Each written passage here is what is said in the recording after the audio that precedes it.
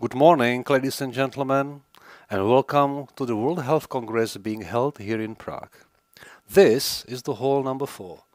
All lectures held in this hall will take place online. We are excited to have participants and speakers from around the world connecting virtually today. Our program is organized into 3 distinct blocks to ensure a smooth and engaging experience. The first block is starting right now. We have 8 specialists from various fields ready to share their expertise. After this block, a lunch break is supposed to start at 1 p.m. of the Central European summertime. The second block starts at 2:10 p.m., featuring 5 experts, followed by a musical performance and a coffee break. Finally, the last block kicks off at 4:05, with 7 lectures presenting before we conclude the day. We hope you will enjoy the sessions and make the most of this virtual gathering. And now let's get started with our first speaker.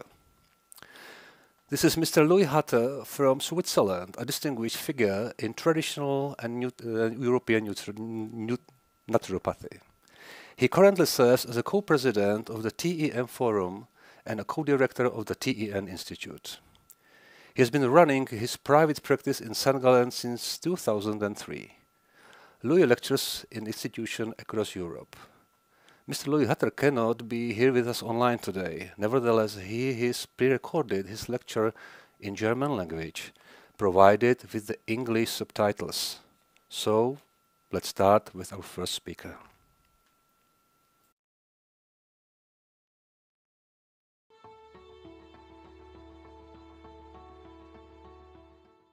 Herzlichen Dank an Thomas Pfeiffer und dem Team für dieses wunderbaren Kongress, den ihr hier haltet in Prag. Leider kann ich nicht persönlich dabei sein, aber sende mit großem Vergnügen diesen Film. Es geht hier darum, die traditionelle Medizin vorzustellen, und zwar in der Historie, den typischen Prinzipien in ihrer ganzen Vielfalt und was die Zukunftsperspektiven anbelangt. Mein Name ist Louis Hutter, ich bin eidgenössisch diplomierter Naturheilpraktiker in der Schweiz, bin auch als Buchautor zum Thema traditionelle europäische Medizin tätig und bin ebenfalls der Vizepräsident des TEM-Forums. TEM, was bedeutet das? Zuerst einmal gibt es unter diesem Begriff der traditionellen europäischen Medizin auch weitere Akronyme wie TZM, TEN, TAM, MTEM und viele weitere Begriffe, die in Europa bekannt sind. TEM scheint uns aber auf internationaler Ebene als Traditional European Medicine am geeignetsten zu sein und möchte alle anderen TEM-Richtungen inkludieren. Was heißt denn eigentlich TEM? T steht für Tradition. Tradition, das bedeutet, es ist eine Medizin, deren Wurzeln sich bis weit in die Antike zurückverfolgen lässt. Europäisch. Europäisch meint einerseits natürlich eine geografische Ausrichtung, mehr aber noch und wichtiger ist es die kulturelle Ausrichtung, die darunter zu verstehen ist. So gibt es auch eine traditionelle europäische Medizin, beispielsweise bei Auswanderern vor langer, langer Zeit, wie das beispielsweise in Nordamerika der Fall ist. Medizin. Die traditionell europäische Medizin ist nicht als ein Subsystem der Schulmedizin zu verstehen, sondern es ist ein eigenständiges medizinisches System mit eigenständiger Logik und Methodik. Wo sind die Ursprünge zu suchen? Einerseits natürlich ist der Ursprung stark verbunden mit den griechischen naturphilosophischen Ärzten wie Hippokrates, aber natürlich auch ein Galen. Es spielt auch ein Avicenna eine ganz wichtige Rolle, eine Gestalt, die ganz sicher auch den östlichen Kulturraum mit dem westlichen Kulturraum in der Philosophie und in der Medizin verbindet. Speziell dann in Europa auch Hildegard von Bingen, die ganz speziell den mystischen, spirituellen Aspekt der europäischen Medizin versinnbildlicht. Paracelsus, der dann die Spagyrik und die Alchemie mit hineinbringt und in neuester Zeit dann ein Sebastian Kneipp, der die volksheilkundliche Richtung in die TEM hineinbringt und Bernhard Aschner, der bekannte und berühmte Arzt aus Österreich, der auch als der Wiederentdecker der humoralmedizinisch wirksamen Verfahren gilt und somit auch eine Verbindung gemacht hat zwischen alter und neuer Medizin. Innerhalb der traditionell europäischen Medizin gibt es, und das hat natürlich mit ihrem Alter zu tun, sie ist ja wahrlich älter als 2000 Jahre, und da gibt es verschiedene Disziplinen. Die wichtigsten Disziplinen sind ganz sicher einerseits mal die Humoralmedizin. Die Humoralmedizin, die auf die alte griechische und römische Medizin basiert, die dann eigentlich die Wurzel darstellt für alle anderen Medizinsysteme Europas. Die Lehre der 4 Elemente und der 4 Säfte steht da im Vordergrund. Dann aber auch die Astromedizin, die weitaus mehr zu bieten hat als nur eine billige Individualhoroskopie, wie man es aus den Heftchen kennt. Denn die Astromedizin wurde auch schon von den alten griechischen Ärzten praktiziert. Ganz wichtig dann aber auch die Klostermedizin, die Humoralmedizin, teilweise aber auch die alchemistische Medizin integriert und verbindet mit dem christlichen Heilverständnis. Dann haben wir die Alchemie, da vor allem die Spagyrik. Als Begründer gilt für die Spagyrik Paracelsus, der ja eine spezielle Art der Arzneimittelherstellung in die traditionell europäische Medizin gebracht hat. Und dann dürfen wir auch etwas anderes nicht vergessen.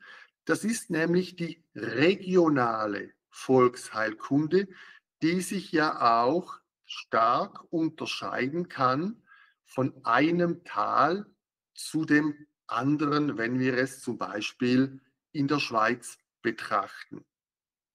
Das sind also alles Disziplinen, worüber man sehr viel reden könnte, die sich in der traditionell europäischen Medizin wiederfinden und verbinden.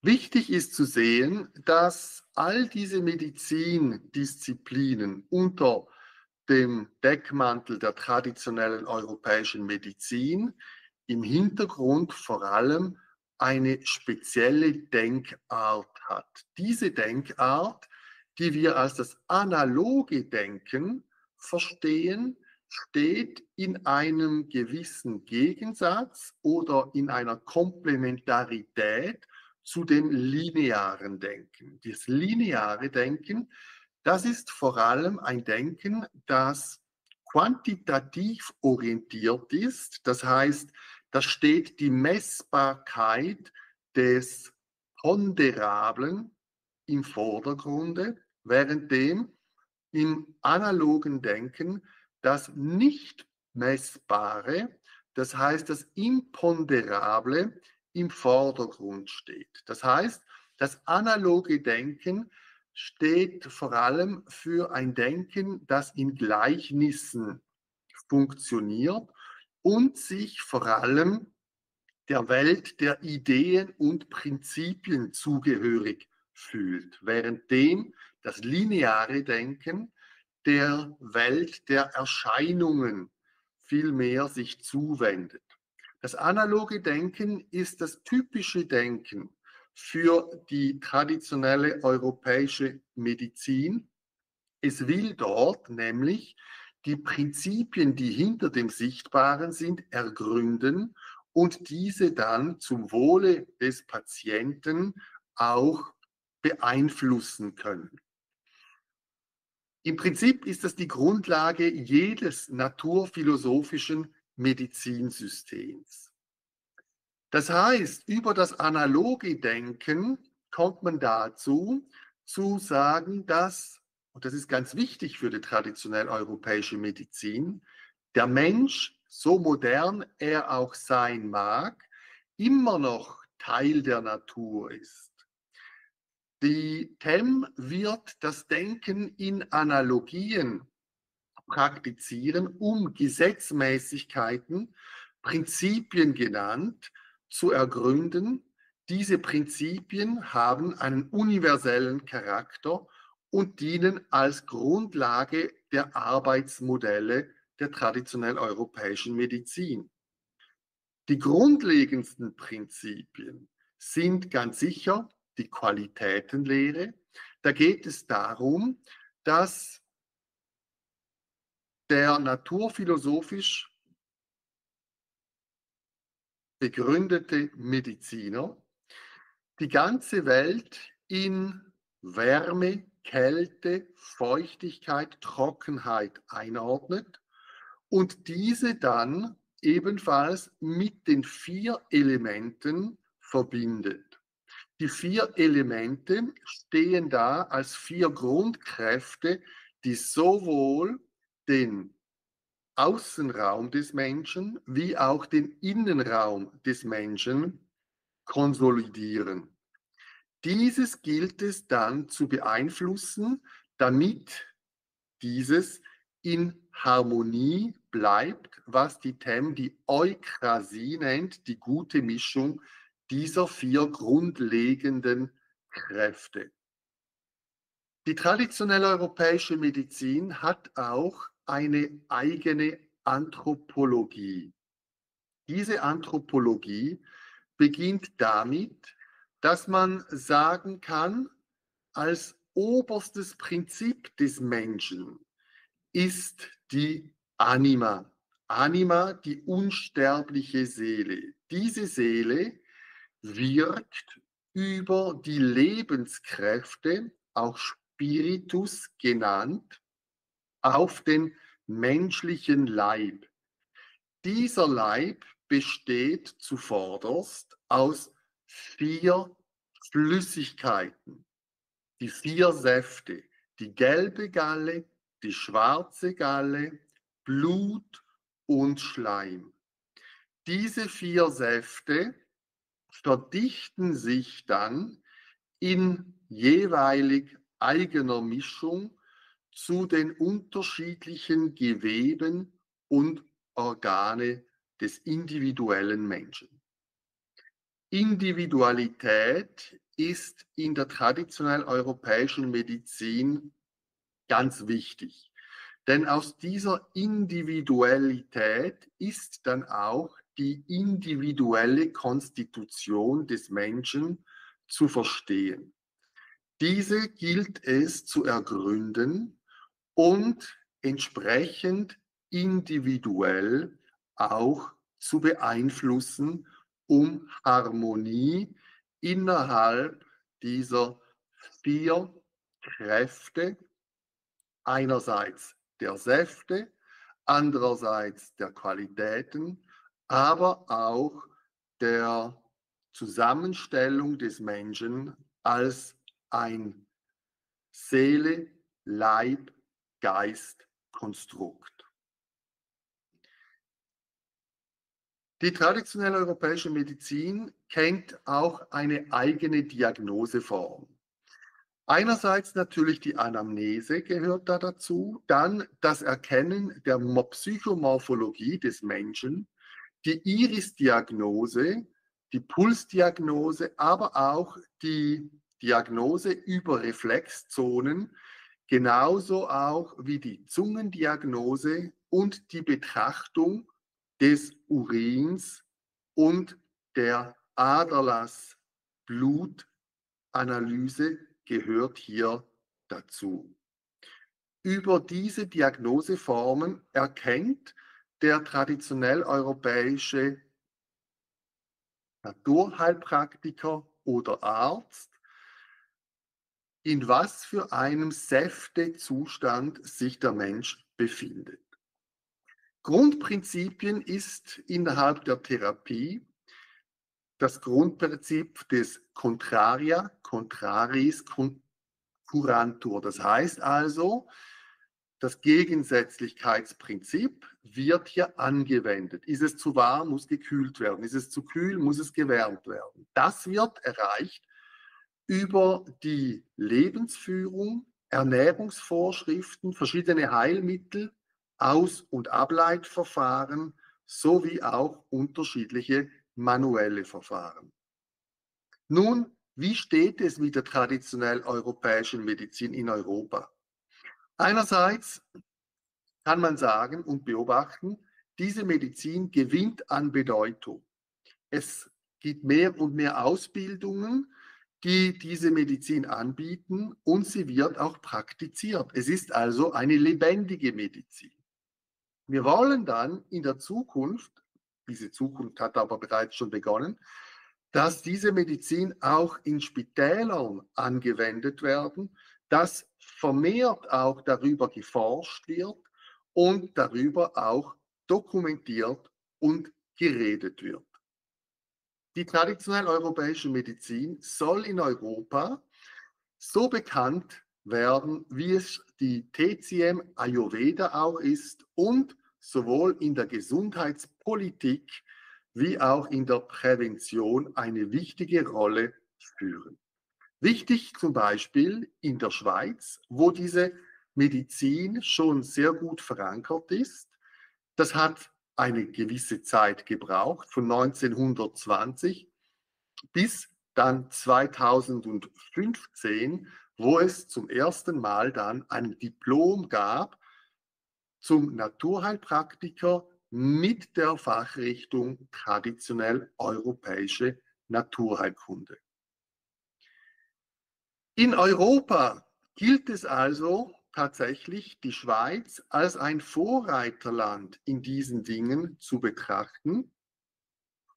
Die traditionell europäische Medizin ist immer mehr Teil der Gesundheitsversorgung, vor allem jetzt, wo immer mehr diese Gesundheitsversorgung in Frage gestellt wird, wegen explosierenden Kosten. Patienten schätzen sehr diese ganzheitlich orientierte und individuell angepasste Therapie. Wir haben eine wachsende Zahl an Forschungen und an Publikationen in diesem Bereich. Das heißt, es soll diese Medizin im 21. Jahrhundert stark verankert werden in der Gesundheitsversorgung Europas, denn die traditionell europäische Medizin ist auch ein europäisches Kulturgut mit Zukunft. Für diese Belange ist die traditionell europäische Medizin zusammengefasst worden im TEM-Forum. TEM-Forum ist die Plattform, wo sich all diejenigen, die sich mit traditionell europäischen Medizin, ob als Laie, ob als Professionalist, treffen, um diese Medizin weiterzubringen. Hier lade ich Sie sehr gerne dazu ein, am 20. und 21. Juni 2026 hier in Prag dabei zu sein, wenn das nächste TEM-Forum-Treffen stattfindet. Wenn Sie mehr wissen wollen zu diesem Thema, so gibt es ein Buch, allerdings erst in deutscher Sprache. Wir hoffen, dass es auch demnächst übersetzt wird ins Englische, wo viele Personen, die in der traditionell europäischen Medizin eine wichtige Rolle spielen, ihre Beiträge geleistet haben in Form von sehr interessanten Artikeln.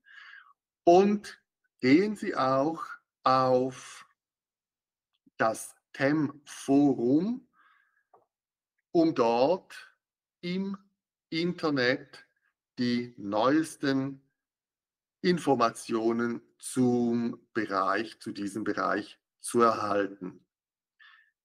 Herzlichen Dank für Ihre Aufmerksamkeit. Ich wünsche Ihnen weiterhin einen sehr interessanten, lehrreichen Aufenthalt hier in Prag.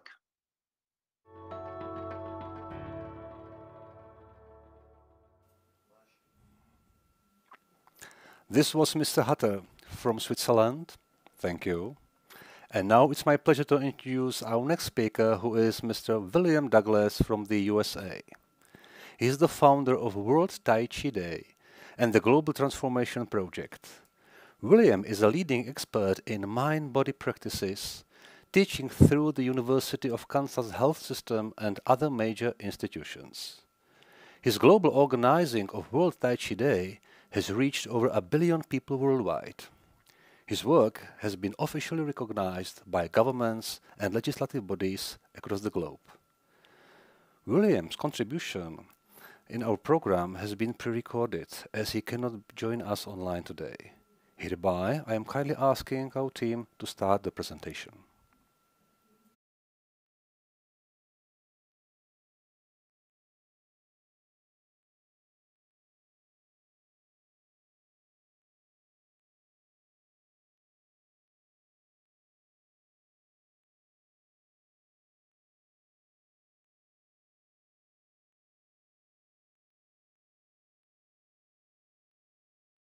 So everything that I'm going to be talking about, all the science is meticulously endnoted in here. So you'll be able to go to the web page if you get the book, and you'll be able to see the source data, the studies, the articles that all this science came from.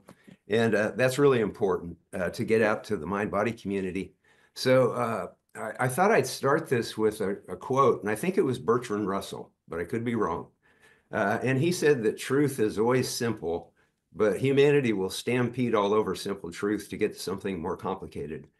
And what this journey, this has been like getting close to a 50-year journey of Tai Chi and Qigong, and also just mind-body practices in general, because like, yeah, I know I'm not the only person, but over these decades practicing Tai Chi and Qigong, you know, I've become aware of yoga and mindfulness and different meditation techniques. And you start to realize very quickly that they're all part of the same family. And what the data shows is that what they all have in common is they're able to bring the brain waves into the alpha brainwave state. And then when we practice it on a regular basis, we tend to operate more in a gamma wave consciousness, which is a higher level of consciousness, which the science seems to show what it does is it plugs us into the internet of existence so that we're open to greater insights and information. And so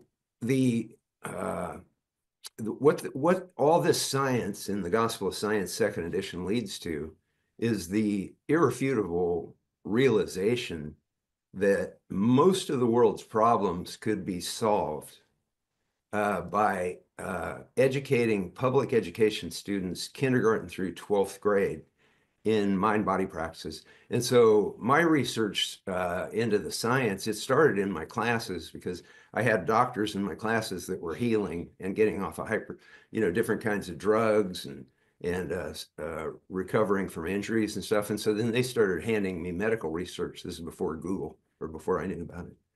And the stack just got bigger and bigger. And so one thing to realize, one thing that's so important for the mind-body community to realize, all of us, Tai Chi, Qigong, yoga, mindfulness, meditation, is the science is already in on this stuff. The idea that we have to have a certain amount more science before we realize that we should be educating public education children in mind-body practices, that's just not real. The reason that it seems like it's real is because our mass media, and in the United States, our government to a large extent as well, the regulatory agencies, they just willfully ignore this because they're pharmaceutical driven. And so let's just look at just one thing that we're all painfully familiar with, the COVID event. What the science showed was that the frontline healthcare workers who had high T cell counts, they were much less likely to contract COVID. And if they contracted it, they were much less likely to suffer severe symptoms from it. Now, what the data shows is that mind-body practices profoundly increase T cell counts on a large scale.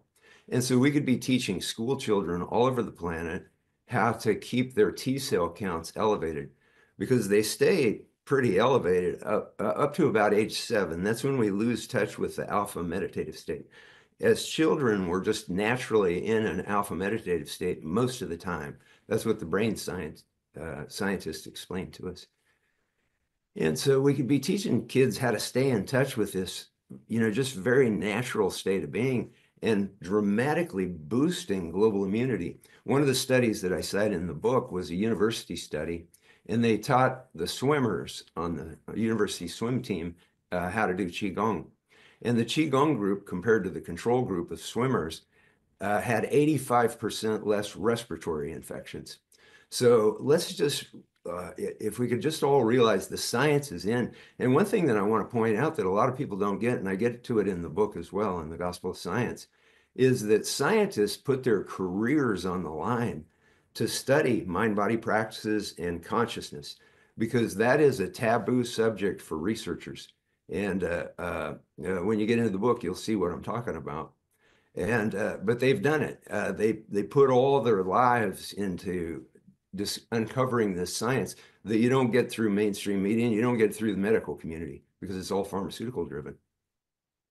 So what we could be doing is we could be, according to Dr. Herbert Benson's research at Harvard, who was kind of a catalyst for me, as well as Ken Cohen's Way of Qigong, where he approached this mind-body as a scientific, on a scientific level. But Dr. Herbert Benson's research showed that between 60 and 90% of the health issues sending people to the doctors are caused by stress and best treated by mind-body practices, Tai Chi, Qigong, yoga, meditation, and mindfulness. And then a Kaiser Permanente 20-year study found that somewhere between 70 and 85% of the health issues sending people to their doctors were caused by stress.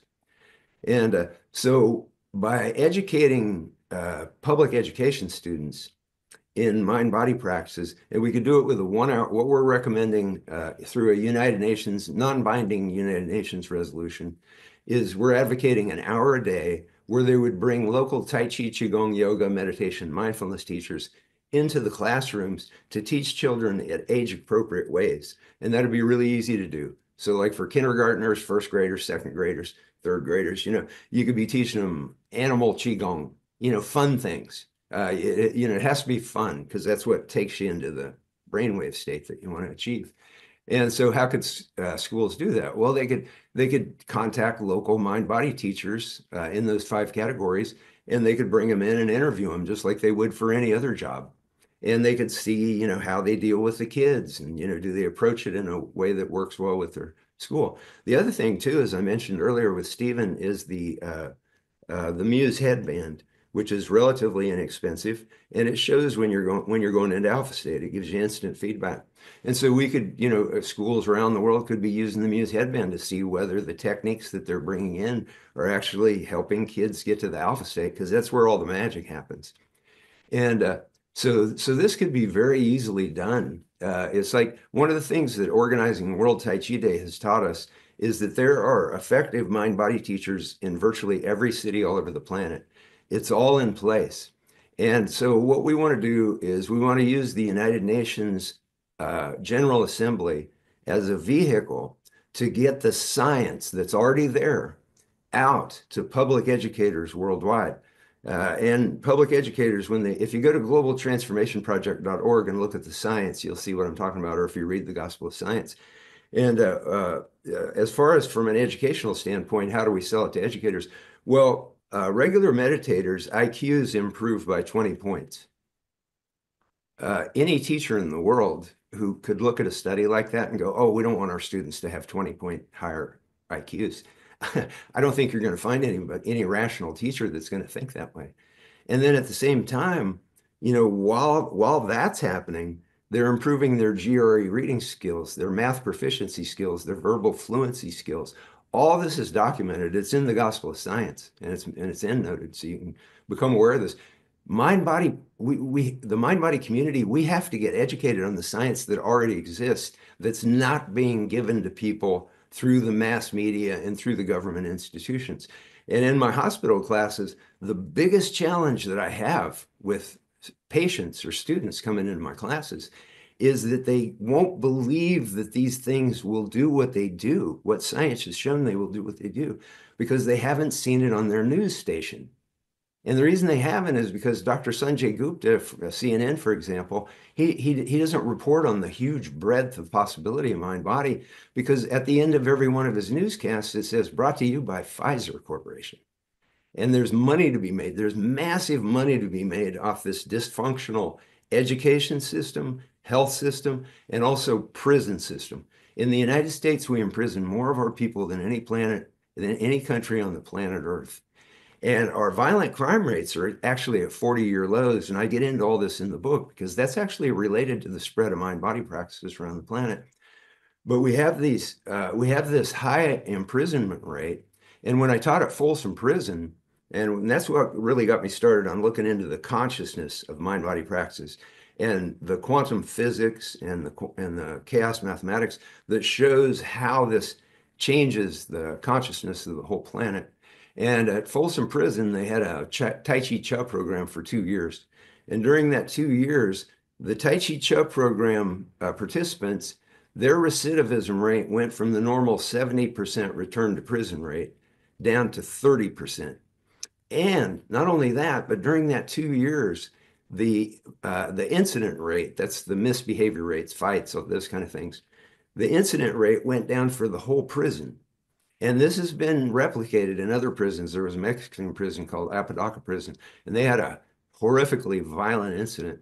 And then they taught the whole prison how to meditate. Everybody, prison guards, administrators, everybody. They haven't had a violent incident since that happened. And so we could be emptying our prisons. We could be cutting trillions of dollars. This is all data driven. It's just that most people don't know about it, and they're not going to know about it if they don't dig for it. Now you can read this, and you can get this for free on World Tai Chi Day, and you can have all this science meticulously endnoted to make it easy for you to get what you're not going to get from the government and what you're not going to get from the mass media.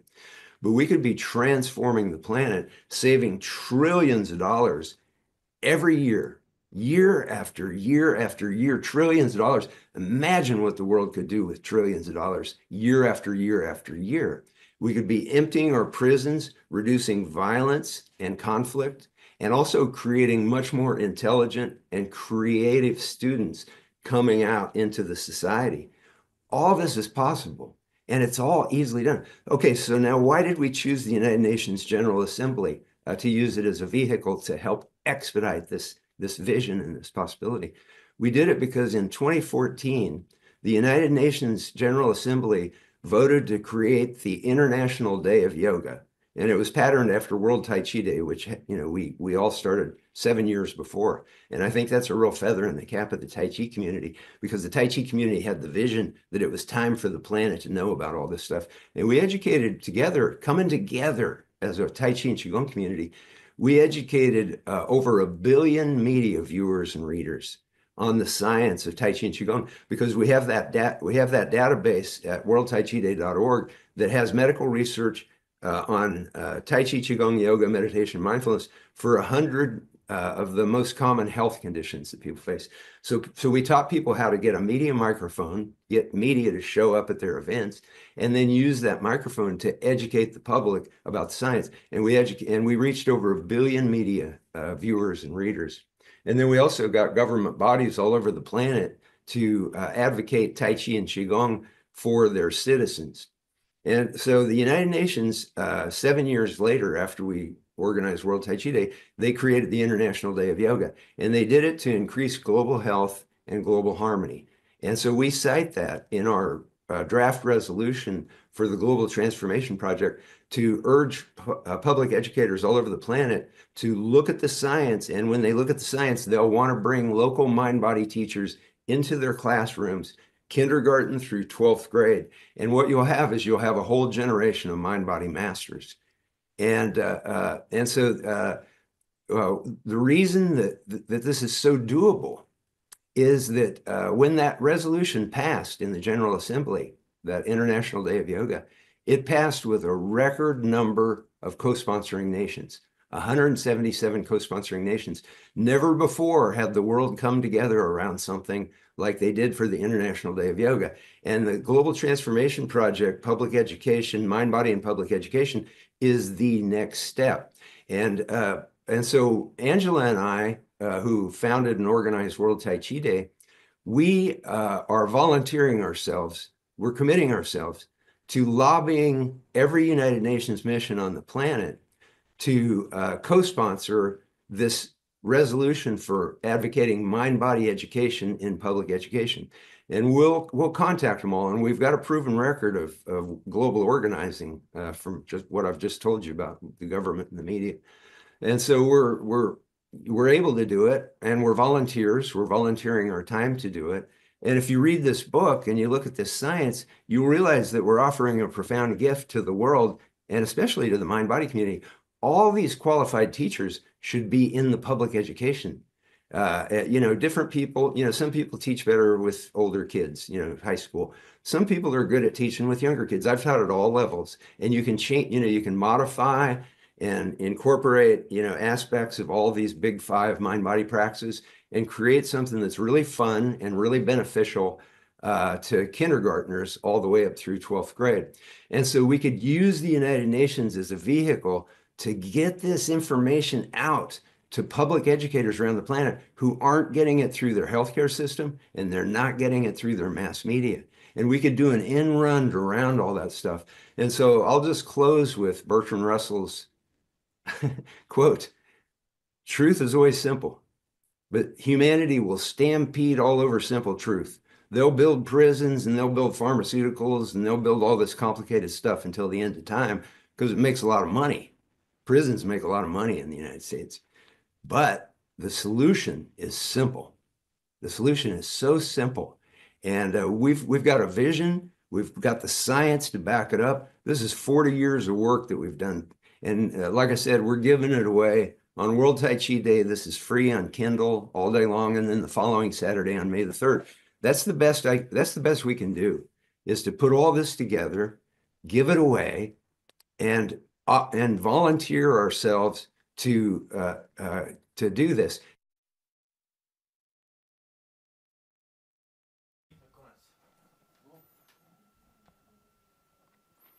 So this was Mr. Kyle Ciulo. I'm sorry, this was Mr. William Douglas and his presentation. And staying in the US, it's my pleasure to turn your attention to our next speaker.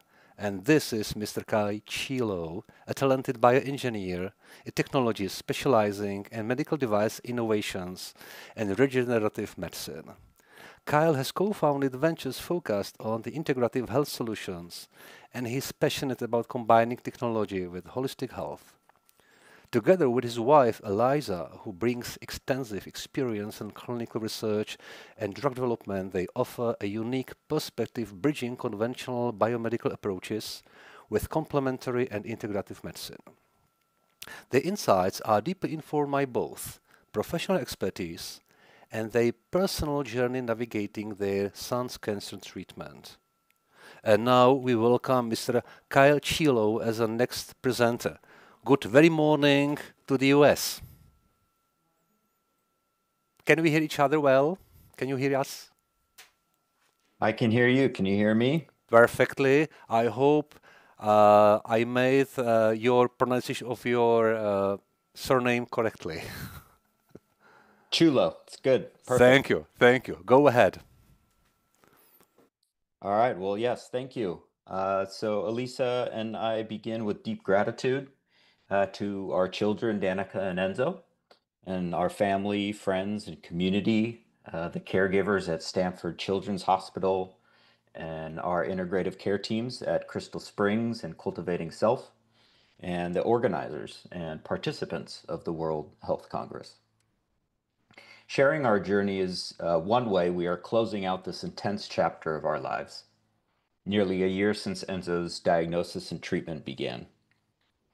We also hope the story supports others, invites collaboration with practitioners, and helps us explore less toxic, more natural and empowering protocols should Enzo's cancer ever return, and for the many children and families navigating similar paths. So Lisa and I met 18 years ago at UC San Diego as bioengineering students. Since then, Elisa led global clinical supply chain and operations in biopharmaceuticals. I worked across medical device engineering, co-founded an enterprise software company, and now building a nature tech venture studio. Together, we've continuously strived for a healthy, conscious lifestyle. We love staying active in nature, eating well, balanced, diverse foods, building a home and community, and stewarding Danica and Enzo into this world. Our experience navigating pediatric cancer became a wake-up call for us, from managing systems built to treat disease to totally reimagine healthcare and our built environments designed around people, nature, and future generations. So this is our transformation story, from professionals inside Western healthcare to humble students of life, energy, and wholeness.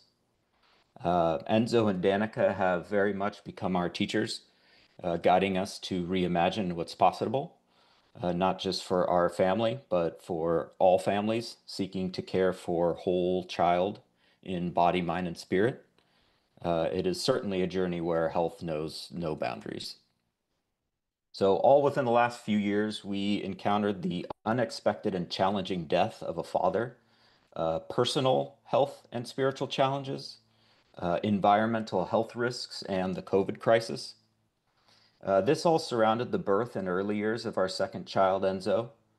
At age 3, he would be diagnosed with stage 4 high-risk neuroblastoma.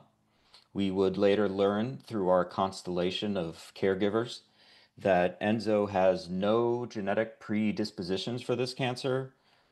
He carries high human sensitivity and potentially past life traumas. Considering all the information we've gathered thus far, we believe a perfect storm of spiritual and environmental stressors affected Enzo deeply. And we continue to wrestle with the reality of these potential root causes and simply how to address them.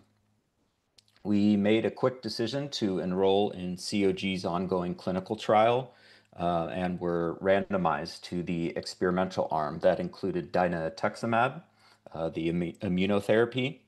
It also included chemotherapy, surgery, stem cell transplant, radiation, all followed by more immunotherapy. Within the first few weeks, we urgently interfaced with experienced parents, studies, and resources around the world, and all of Stanford's world-class pediatric doctors, specialty teams, and resources for which we are extremely grateful.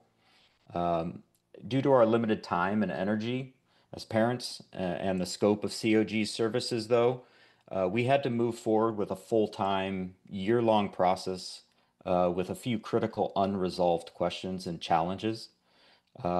One being the lack of root cause analysis and a bias towards treating disease, controlling symptoms, and reliance on conventional pharmaceutical trials. Fragmented access to integrative, less toxic options, and conventional calories nutritional support. And lastly, just simply overwhelming effort, myself and a small team to research, advocate, and present viable options for family-led, low toxicity care. We took full use of Stanford's multidisciplinary and integrative support teams. However, we were still left caring for more. We increased our support network, we continued local nature outings, and significantly reduced our working hours to be present and energized for each other. We are using locally vetted integrative practitioners to integrate the wisdom of biogeometry, Taoist healing, body talk, Ayurveda, TCM. From our home environment, we harmonized electromagnetic radiation sources, installed a central heat pump for continuous clean airflow, replaced all potential toxic household products, and installed regenerative landscaping. We just threw everything at this that we could. For food, the whole family eats well-balanced meals of home-cooked, seasonal, and local organic foods, and we sourced a whole food formula for Enzo when a feeding tube was needed. Enzo's response and recovery is just wholly inspiring. Just another day being a kid, moving through periods of extreme pain, exhaustion, bodily changes, relentless monitoring, new faces and emotions. His tumors and signs of disease reduced by 25 to 50% after just the first 3 chemoimmunocycles. He received remission status and a Curie score of 0 after surgery and 5 cycles of chemoimmunotherapy. Despite remission status, though, he also underwent 1 stem cell transplant and 12 doses of radiation. It's worth noting that we elected not to pursue the recommended 2nd stem cell transplant based on toxicity and cost-benefit concerns. He is on track to complete final immunotherapy in November. Notable toxicities so far include hearing loss, likelihood of infertility, iron overload from blood transfusions, and occasional gut and leg pains. If we had earlier access to truly integrative support within the standard of care, we wonder if Enzo and our whole family could have experienced less suffering. Now, with hope and attention, we invite collaboration with integrative, holistic, and conventional practitioners to co-create more complete, less toxic, and child-centered healing pathways. not only for Enzo, but for future children and families facing neuroblastoma. So in closing, this is also a call, not just for system change, but for heart-centered care. We believe there's wisdom in both advanced science and ancient systems. And when they're in balance, children like Enzo can thrive more fully. We invite researchers, practitioners, policymakers to expand the field of pediatric oncology to include these integrative and natural approaches, holistic health profiling, and community-based healing. Again, we offer our story with humility and hope, not to blame, but to illuminate what's possible when we remember that health begins with wholeness, and that healing is a collective journey. So, in the spirit of the World Health Congress, it's time to cooperate, collaborate, for each other and for our children and for our home, the planet, Earth. Let's seek what unites us. Really appreciate it. Thank you.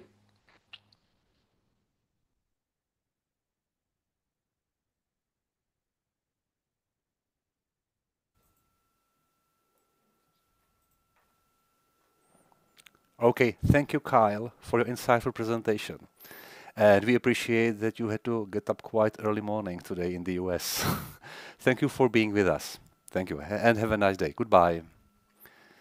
And now it's my pleasure to introduce our next distinguished speaker, who is Mr. Lothar Perz from Germany. He is the CEO and the owner of the award-winning Maharishi Ayurveda Health Center situated in the town of Bad Ems. He is a member of the board of directors of the International Maharishi Ayurveda Foundations. He is also the founder and president of the Foundation for the Promotion of Vedic Cultural Heritage in Nepal. Mr. Perz has been appointed as a professor of practice at the University in Pune in India. Now let me welcome Mr. Lothar Perz in our broadcast. Good morning, sir, to Germany. Good morning to Prague and all the distinguished people there and also those watching online. It's a great honor for me, and I really admire the organizers of this conference for promoting integrative medicine throughout the world and organizing such beautiful conferences every 2 years. It's really a joy for me to connect with you. And I will give you an overview about Maharishi Ayurveda, and for that I will start now to share my screen.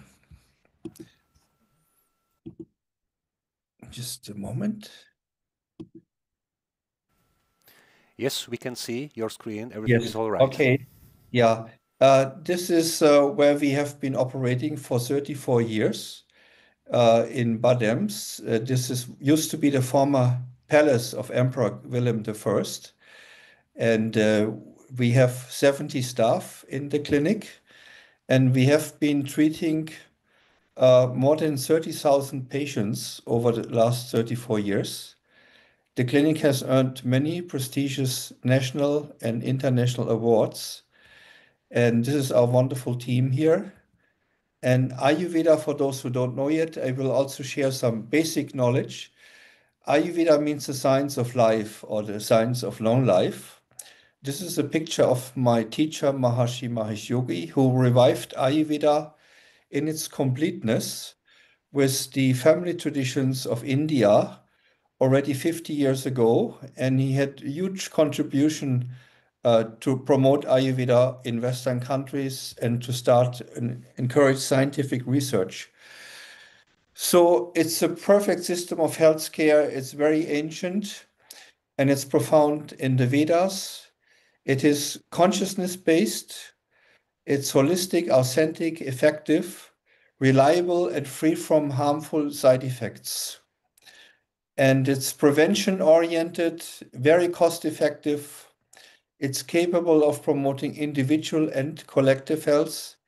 It's universally applicable, and it's easy to implement. The goals of Ayurveda is, first of all, prevention and restoration of health. And then secondly, cure, but also to promote long life and enlightenment, which means to unfold our full potential. And the ultimate goal, is a disease-free society that is already mentioned in the ancient scriptures. Now, when we look how Ayurveda is defined in Sushruta, it says, whose doshas are in balance, I will explain in a moment, whose appetite is good, whose dhatus, that means the tissues, are functional normally, whose malas, excretions, are in balance. And now comes a very important part of the definition of health, whose self, mind, senses remain full of bliss. He is called a healthy person. To be happy inside is really important to define good health. We know from Vedic knowledge there is an underlying field which is called Samhita, and modern physics calls it the unified field of all the laws of nature. And this Samhita gives rise to the 5 elements that we all know: space, air, fire, and water. And out of these 5 elements, the 3 doshas, we can also say metabolic principles, Vata, Pitta, and Kapha, are formed. Vata is responsible for the movement, the transportation, and the communication, and the Shrotas are the body channels. Pitta is responsible for Agni, the digestive fire, the metabolism, and the transformations. And Kapha is giving the structure through the dhatus, the tissues, and is responsible for cohesion and all the water systems in the body. And when they get out of balance, diseases arise in 6 stages.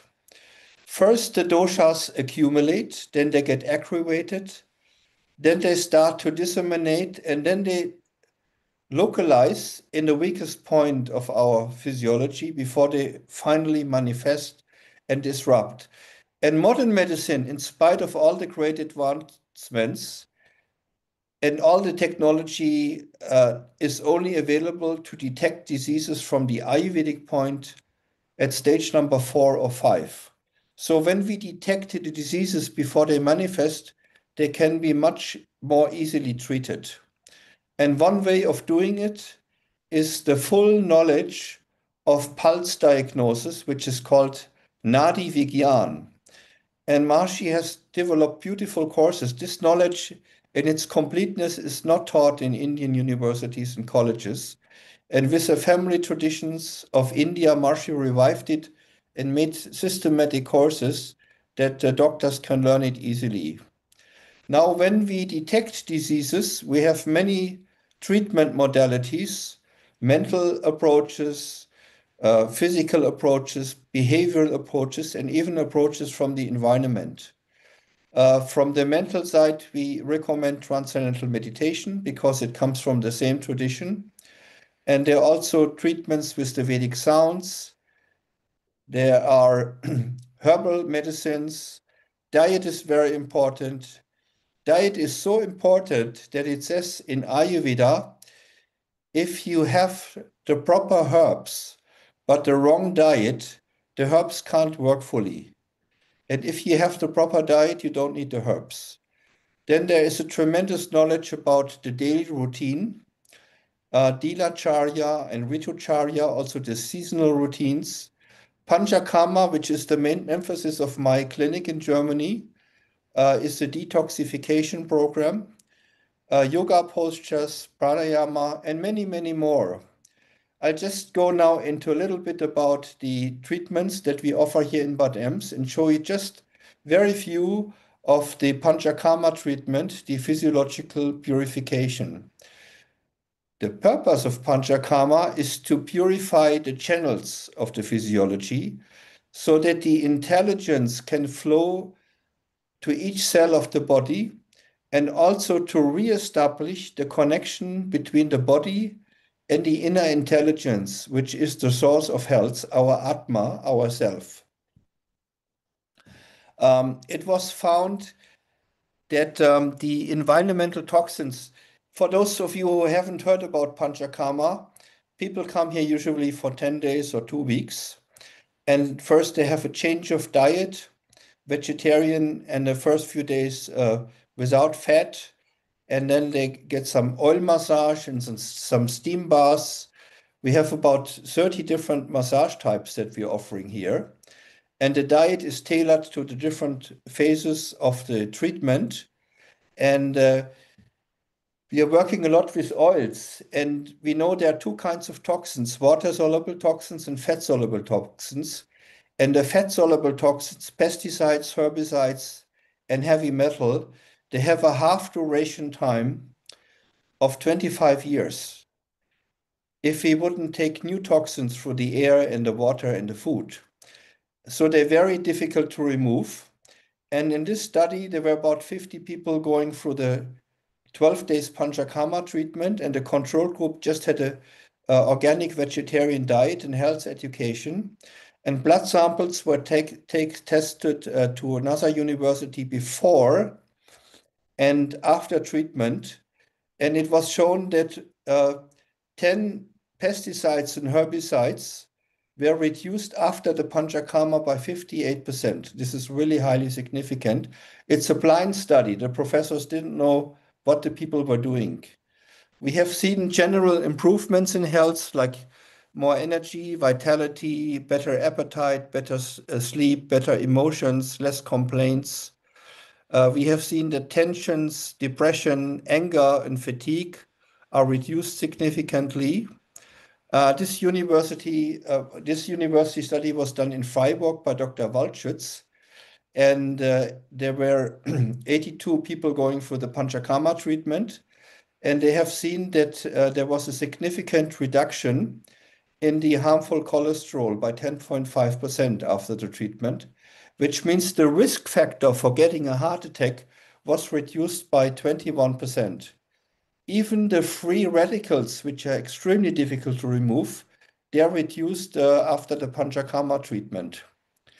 Basically, we can treat all kinds of chronic disorders. We don't have much to offer for acute diseases. If somebody has a heart attack, he needs to go to the doctor, to the hospital.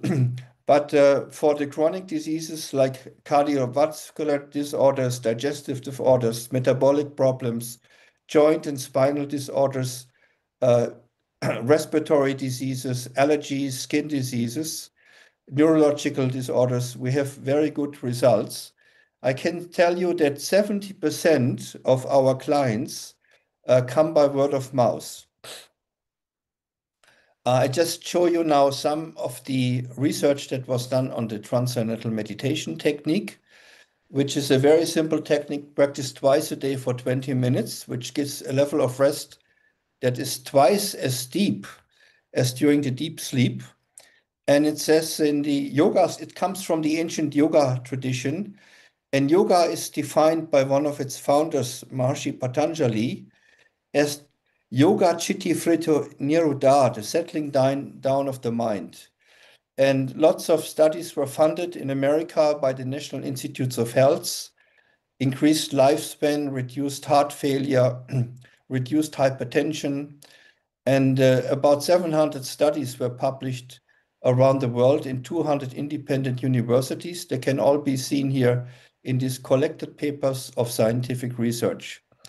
It shows that the meta-analysis here shows the respiration rate, the skin resistance goes down, showing that the rest is twice as deep as during sleep. This study was done by the biggest health insurance company in America, Blue Shield Blue Cross.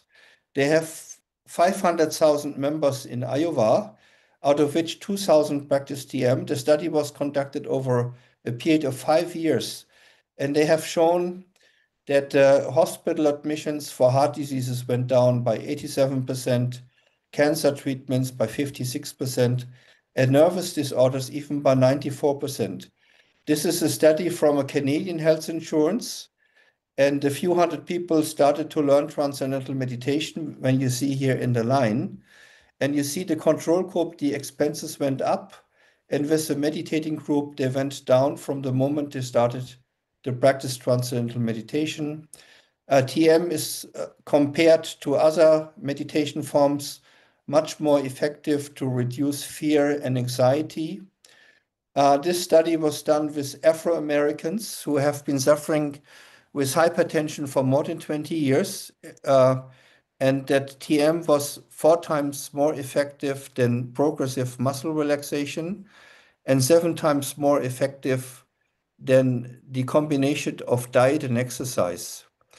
And because of so many studies, the American Heart Association has just recently endorsed to all the cardiologists in America to recommend transcendental meditation.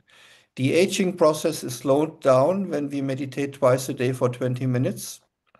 And I just wanted to show you a short video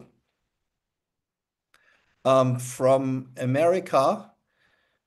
During COVID, they introduced transcendental meditation in more than 100 hospitals around the country, and they did 8 formal research studies on that. And the compliance rate was over 90%, and the people, even at home, they enjoyed this transcendental meditation so much that they continued at home. And they found there was a reduction in burnout, emotional exhaustion, anxiety, and also depression went down and insomnia went down. I have prepared a little video for you, but I just see the time is a little bit short. So I will give you the website at the end that you can watch the video with testimonies from the doctors and nurses. TM is also used in America by the Pentagon for war veterans to reduce PTSD. And TM is really very simple and everybody can learn it. You will get a website where you can get more information. Also, there is a lot of research done on the food supplements, these herbal preparations, like the side effects of chemotherapy, ladies going through chemotherapy after breast cancer. You see here the 6 cycles in the case of vomiting. The side effects for those who took this herbal preparation, Amrit Kalash, was reduced by about 50%. It's very important that these herbal preparations, that they are safe. And Maharishi Ayurveda products have really set a standard for the world with all the certifications. Now, what is the situation in Europe so far? Regarding the recognition of Ayurveda, in Germany, there is an umbrella organization of all the doctors of natural medicine. It's called the Hufeland Society. And they have worked out alternative figures how to reimburse for the private insurances Ayurvedic treatments. In Germany, 90% are mandatory insured, so it's only a very small fraction who can benefit from these insurance policies. And in Germany, we were the first one to start in a hotel. Now there are 1,200 facilities offering these treatments in the German-speaking countries. And in Switzerland, the government has recognized 2 professions, the Ayurveda neuropaths and the Ayurveda therapists. And the Maharishi University, International University in America, has very successful bachelor's and master programs. At the moment, we have more than 600 students enrolled. And there is also a dual degree program, a master in Maharishi Ayurveda and integrative medicine offered by the Slovenia Maribor University. We have a College of Perfect Health in the Netherlands, our capital, where we are offering standardized training for therapists and also for medical doctors. Now for the future, we need much more scientific research that Ayurveda will be recognized. Unfortunately, in Europe, they don't recognize the research done in India and in America. And we would like to see that Ayurveda becomes an inherent part of our modern healthcare system. In Maharishi Ayurveda, we take also into account the architecture. We know that the orientation of a building has a strong influence on the health, and the building has to be aligned to have the best effect perfectly to the natural directions. and only 2 entrances are life-supporting, the east entrance and the north entrance. Others have negative effects. And it says in the Ayurvedic scripture that the doctor should know how the house is oriented of the patients. And also, we have something to offer for the global health. It says in Ayurveda that stress leads to disease in individual and epidemics. And therefore, the reduction of social stress is necessary for complete health. And we know that when many people practice transcendental meditation and enjoy the individual benefits, when people come together to practice in big groups, then it can reduce the crime and negative effects in society. There is a long-term study that was done over 17 years in America. We would need a group of 2,000 advanced meditators. And we had it, as you see here in the blue line, for 6 years. And during that time, all the negative values like murder, rape, assault, robbery, they all went down. So we are trying in India to build groups for the whole world. This is one of our facilities in India. We try to create groups of 10,000 people who create peace for the world. And here you find my website. Maybe you find the website of the Heal the Healers of program. Maybe you'd like to take a screenshot of this one. Also to get more information about transcendental meditation and my clinic in Germany and the International Maharishi Ayurveda Foundation. Thank you so much. It was a great joy to present. I'm sorry that I had to rush a little bit through the research, but this was only a very small fraction of what we have to offer, what Ayurveda can offer for the world. I don't know, dear moderator, if there is time for questions. I'm afraid. Anyway, thank you, first of all, thank you for your contribution to our program. We are quite in time, despite your presentation was a little bit extended. So we didn't have to cutting, do anything like that. Anyway, there is no, unfortunately, time for questions. But we will appreciate if you provide us with the video link which you mentioned in your speech, and we can share it also on our websites. Yeah, if you just share the slide, the previous slide with all the websites, then all the information is there. Okay, we will do that. Thank you very much. Thank you. Thank you. Thank you Wish very you much. continued great success of the conference. Thank you. Bye-bye. Thank you very much, and have a nice day in Bad Ems. Goodbye. Bye-bye. Goodbye. And moving forward, I am happy to invite Ms. Sarah Klascano from the USA. She's an internationally recognized mind-body expert and a master energy medicine practitioner. She is the founder of the Raizen Energy and the creator of the Raizen Lightwork technique. Sarah's expertise has been featured widely in podcast, radio, and print media.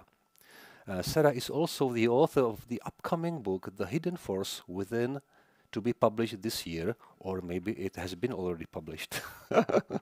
It's an honor to have Ms. Sarah Klascano with us today. Good morning to USA, madam. Good morning. Good afternoon to you as well. Yes, thank you.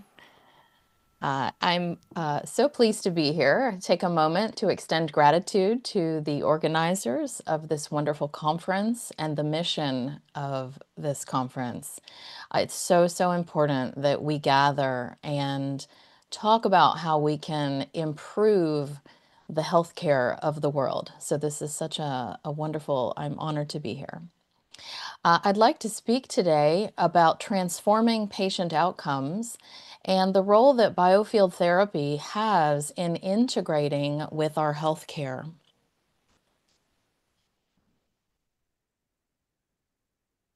Yes. I do routinely work with doctors, both MDs, naturopathic doctors, as well as holistic doctors, to address the gap in our medical care in mind, body, energy, and the biofield. When we incorporate these factors, we find that people get better from things that are not responding to treatment of all kinds. And so this gap is important that we focus upon it. I'd like to take just a moment and talk about some of the successes that we've had in the USA in integrative and holistic care. It is a massive industry that is growing and projected to continue to grow at a 23% growth. 72% of hospitals offer some type of integrative care. That might be meditation, it might be Reiki energy work, it might be offering an acupuncture clinic. This is really an amazing number. We obviously want to grow this number and increase the energy that is given to these centers. Sometimes they are quite small, but this is a wonderful number. I think it's a sign of change. Many people in the United States, consumers, are seeking out integrative treatments. And this number is growing, up from 19% in 2002 to 36% in 2022, and is expected to continue to grow. Meditation and yoga are widely accepted and are, of course, amazing ways to calm the nervous system and improve receptivity to all types of treatment. And even physiological self-help. People are seeking out ways to improve their health. Continuous glucose monitoring is a absolutely booming industry, and even people in their 20s are seeking out, young adults are seeking out this information to try to optimize their health. Drip bars, which are IV therapy, non-prescription IV therapy, are becoming common as well. So there's a real opportunity for providing tools that people can use to boost their healthcare. They are hungry for this information. What I'd like to talk to you today about is some principles of quantum biofield therapy and how we can integrate this into our medical care. We know, the medical system knows that we have an energy system. It's just not trained in our medical training. We've measured the health of the energy system through EKGs for over 100 years. The EEG is measuring the energy system of the brain. Nerve conduction studies are measuring the energy flowing through the nervous system. So it's well acknowledged that we have an energy system and a biofield. Our medical system just doesn't know how to work with it. We can actually use therapeutic frequencies to influence this, which of course has not been very measurable, but the technology is catching up. We now have some quantitative ways to measure the subtle energy in the body, and I think that is going to help our medical system understand the opportunity. At least in the United States, our Western medicine system does not have the time. The doctors do not have time. They are not taught. They don't have the knowledge of the impact of the biofield on health and healing. And they don't have tools, most importantly. So without these resources and with only a 15-minute appointment to address all aspects of care, there's really not a way in the current medical system for doctors to deliver this healing. We know about the mind-body energy link in the medical literature. We have the Kaiser study that proves that traumatic experiences, stress, and experiences in early life lead to the leading causes of death later in life, and that was actually correlated. The more exposure, the more risk. We know of the widowhood effect and the broken heart syndrome, which also prove the importance and the acute impact of the energy field, the mind, the body on our physical health, even to cause death. So we know that this is important. There is much research that proves these links between our physiology and our mind, our body, and our energy state. There's obviously much more than just this, but this is just a sample. So we know that the body stores energy that disrupts its function. We know that experiences earlier in our lives can impact our physiology.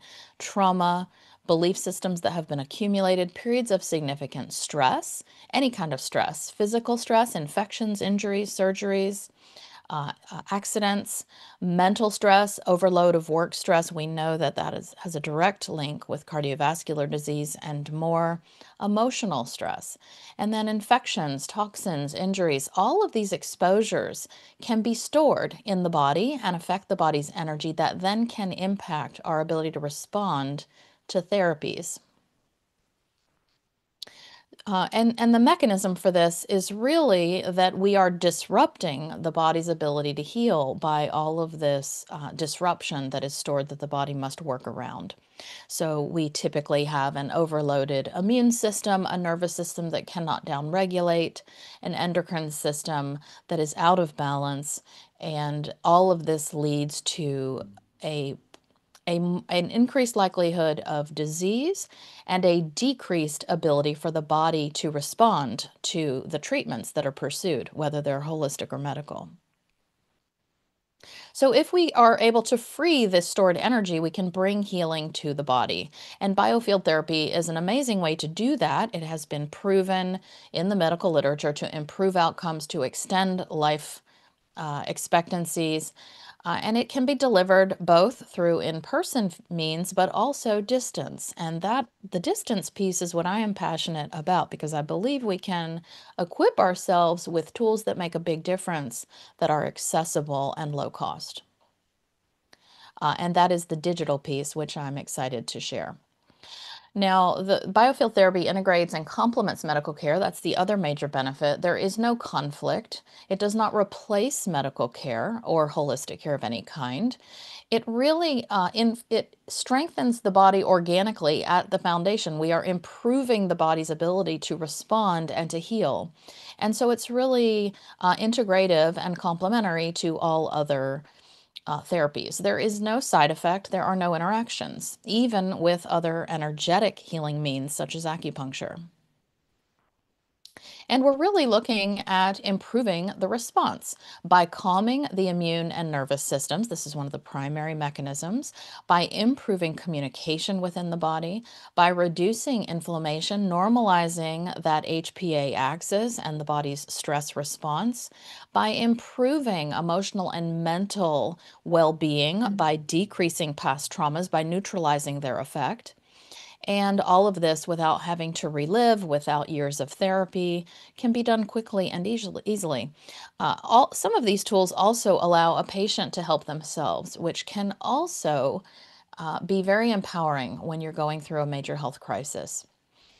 And then, of course, as our energy is shifted, as our nervous system calms, we are able to better follow prescriptive care, whether that be a lifestyle change that we need to make, or whether that be some sort of therapy.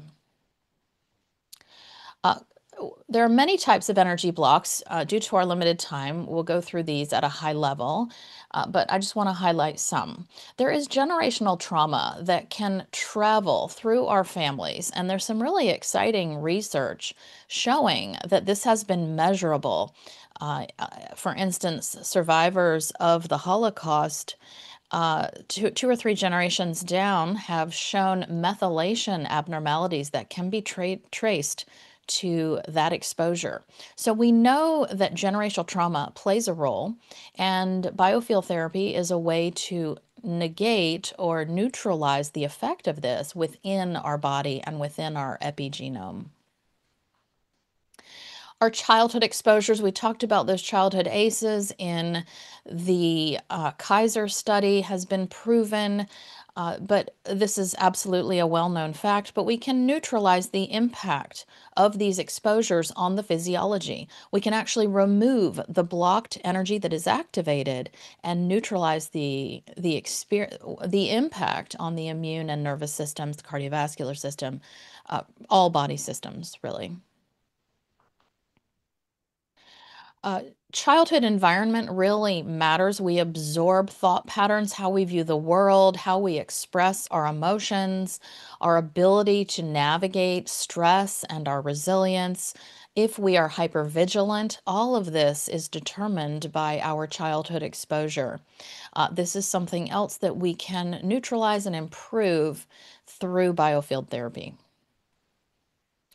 And past injuries and illnesses can leave a mark on the body in the form of biofield disruption, and biofield therapy can repair and help the immune system repair, the nervous system repair, and even the physical tissues to improve based on using biofield therapy to improve the communication within the body and remove blockage. And it really results in pretty immediate results of decreased pain and improved vitality. Many difficult life experiences, trauma play a role in our ability to heal or not heal. Difficult relationship breakups, divorces, victimization. Many of these types of traumas really do affect the body if it was not fully processed at the time. And so biofield therapy offers a unique way to neutralize the energy of these factors that is impacting the physical body, the physiology, and the neurochemistry without years of therapy. We can do this quickly and easily without reliving stress. All right.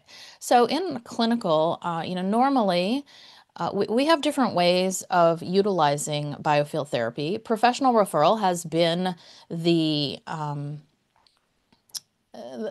most common way to deliver healing, having a session with a professional therapist.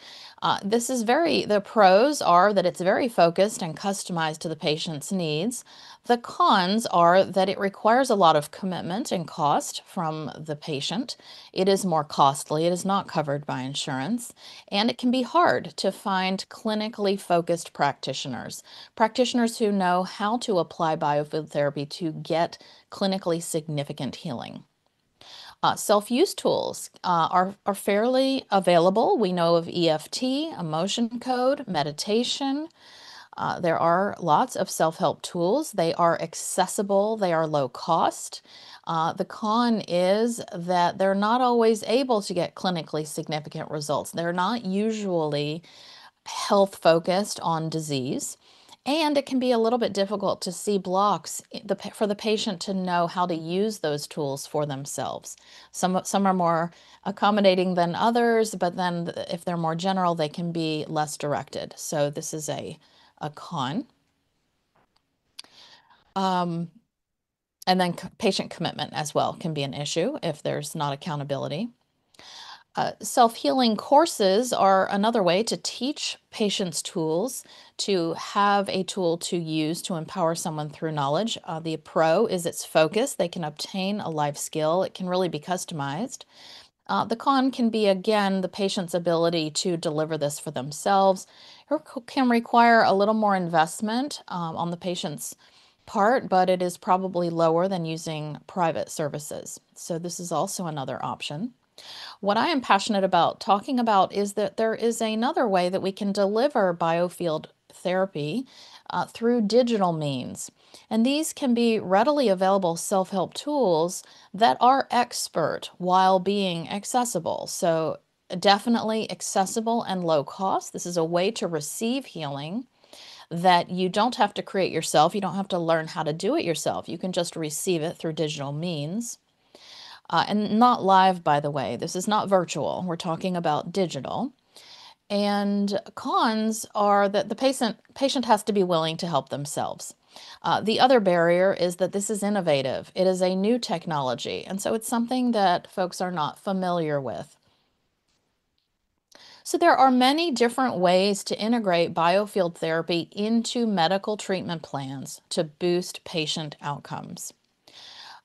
Definitely this in my own practice, we have used this in group and individual healing in my own business.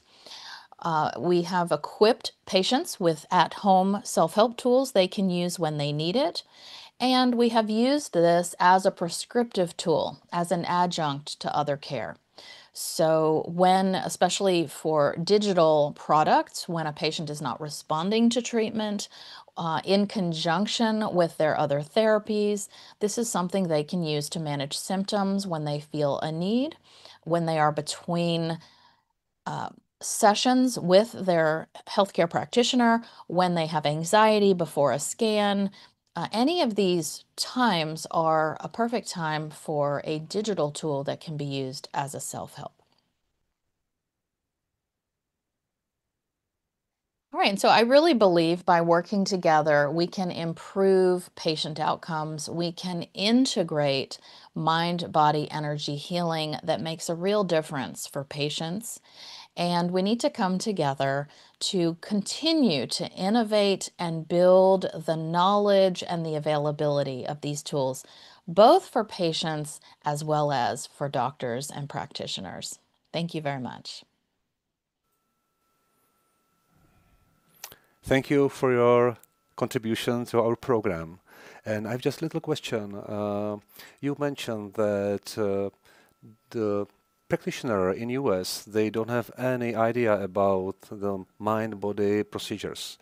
And my question is whether it has been changing within the time during your practice, whether you see some progress in this case.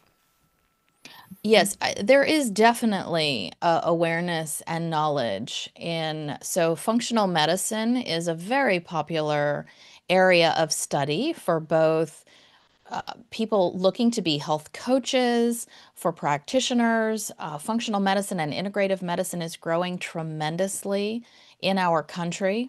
So it's actually, there is more and more awareness. And my goal is to equip doctors and patients with mind-body energy tools they can use that are clinically focused and that get results. So, acupuncture is actually becoming covered by insurance in the United States in some insurance plans. Chiropractic care can be covered by insurance in some medical plans. Integrative centers are popping up all over the country, especially in the Cleveland Clinic, where we have truly integrative care, where all sorts of mind, body, energy tools are used. So for clarity, definitely this is available, but you have to seek it out, and you won't find it if you go to your local community hospital, most likely. So I don't know what the percentage is of physicians and healthcare practitioners that are more holistic and where you can get holistic care, whole body care. But the awareness is increasing, and it's something that I think we have to keep building on. But there's tremendous opportunity and there's tremendous progress. So I think it's something to be very excited about, and something that we want to keep working toward. Perfect. Thank you. Thank you to the USA for your presentation and for sharing your ideas. Thank you and have a nice day. Goodbye. Ladies and gentlemen, our next presenter is facing some technical problems with connections. So I am kindly asking you for your patience, and we will have I believe, a short break, and we will come back in a few moments. Thank you.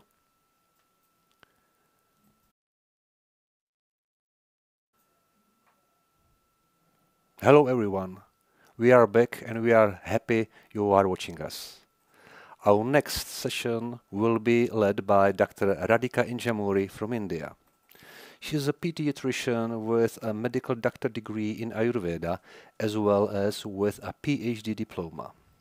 She serves as an associate professor of the Ayurvedic Medical College in Karnataka. Her academic journey also includes specialized training in Yale University and from the University of Colorado system.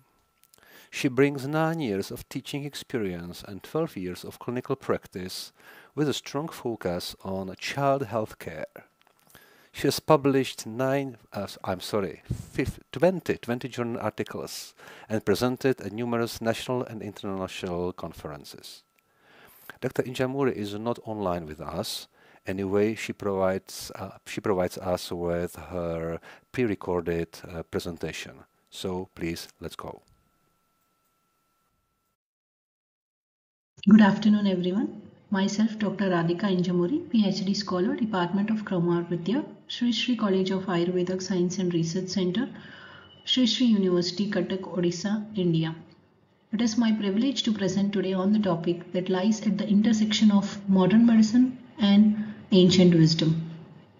Let us begin by understanding the challenges of cognitive impairment in cerebral palsy. The title of my presentation is Enhancing Cognitive Outcomes in Cerebral Palsy, Integrating Traditional Medicine.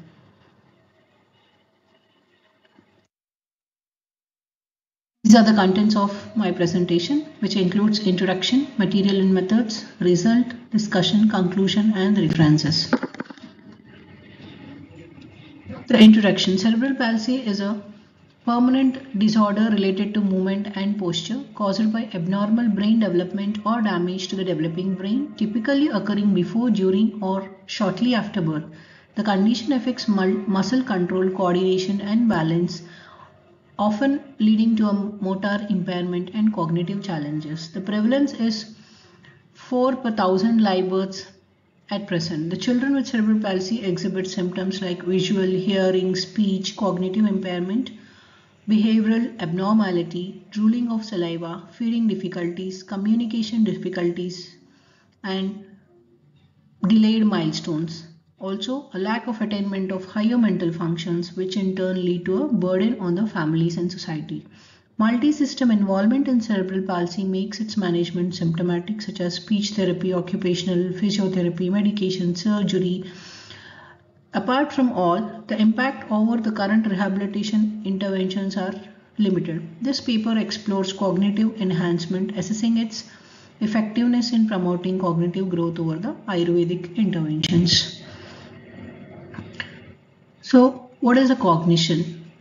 It comprises of mental capabilities involved in perception, memory, attention, language, problem solving, and executive functions.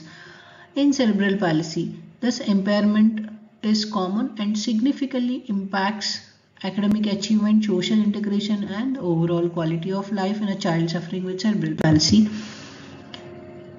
In an Ayurvedic perspective, cognition involves Dhi, which is intellect, Dhriti, retention, Smriti, memory. Imbalances of dosha affects the mana and its functions. Therapies aims at balancing these doshas and improving the intellect of the child. These are the materials and methods used for this study, which includes Panchabhautika Gritha, and given in the form of nasya, that is installation of drops intranasally once in a day with a dosage of 2 drops morning on empty stomach for 30 days. And the assessment is done through May's motor-free compilation. So this is how the result is being seen in the children related to the parameters, taking into the consideration of the awareness, imitation, attention, visual memory, language comprehension, and the communication. So you can see the result in a pie chart representing these different parameters, and these were being assessed on day 1, 30th day, and on the 60th day, which is a follow-up. And these are the parameters which are included in May's motor-free compilation, which include social and communication subscales, language comprehension subscales, cognitive subscales. So coming to the disease, cerebral palsy can be understood as Vata Pradhana Tridoshaja Vyadhi and Shiro Marmamigata Vata Vyadhi. And Panchabhautika Gritha consists of Ushnavirya Dravyas, hence Ushnavirya acts as a Kafahara. And the Madhur Rasa, which works as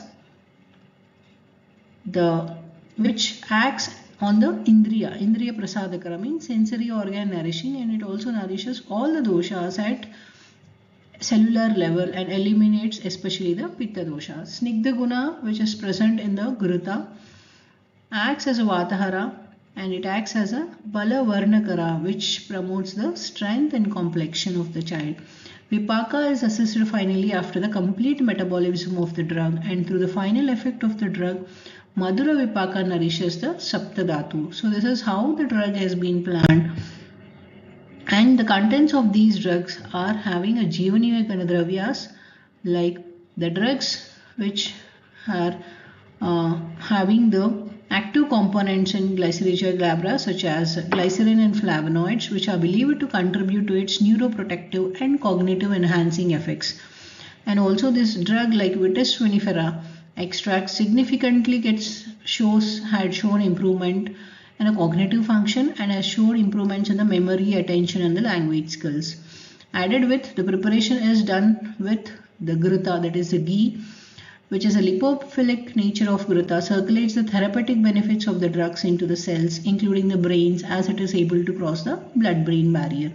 Due to samskarasya anuvartanat and yogavahi property, medicated grita plays a potential role in delivering the drug to the brain. And coming to the mode of action of the nasya, so the pharmacodynamics can be explained by three pathways. One is vascular pathway, neurological pathway and diffusion through the mucosa. The vascular pathway. The nasal mucosa is richly supplied with the blood vessels, particularly venous plexuses and the capillaries. The active phytochemical present in the drug gets absorbed through this vascular bed and directly enters the systemic circulation. And coming to this neurological pathway, the nasal cavity is closely associated with the cranial nerves, especially the olfactory and the trigeminal. Molecules present in the drug can reach the brain via axonal transport along the olfactory neurons. And the final path, which is a diffusion through mucosa, the nasal epithelium has a thin mucosal layer and it's highly permeable to lipophilic medications, which can diffuse across cell membranes of the mucosa and thereby reaching the lymphatic circulation. The therapy cleanses and opens the channels of the head, which is acting on kapha avarana, thereby removing the process of oxygenation, improving the oxygenation, that is pranavayu improvement happens, which has a direct influence on the functions of the brain. And as this comes as a snehananasya and brahmanasya, which is said as best for vatavyadi, and especially shiromarmabhigata vatavyadi, which is what cerebral palsy is. Coming to the conclusion, early cognitive intervention enhances the social interaction of the child and brings the child into a emotional are thought to enhance the cognitive function through the properties of the ingredients acting as a neuroprotective, improving neurotransmittory function and enhancing the brain plasticity. This case report reflects that an early interference of therapy can revitalize the functions of sense organs, which in turn enhances cognition. Cognitive impairments can have a negative impact on motor development in cerebral palsy by affecting the ability to learn, to adapt to the different situations, and to follow the instructions or the feedback which are being given to the child to make them learn different activities. So hence cognitive impairment can also limit the exposure of diverse and stimulating experiences that can promote the motor learning and skill acquisition. Therefore, it is essential to understand the impact of cognition in relation with development in cerebral palsy. So this is how and this comes to the end of the presentation. So these are the references of the presentation. And I thank the organizers for giving me this opportunity. Thank you.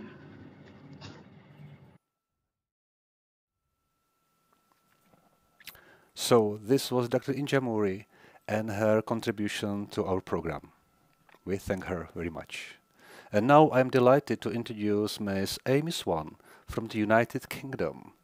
With her Master of Science degree in Nutrition and Lifestyle from the University of Worcester, she is a registered nutritional therapist specializing in fertility and hormone health.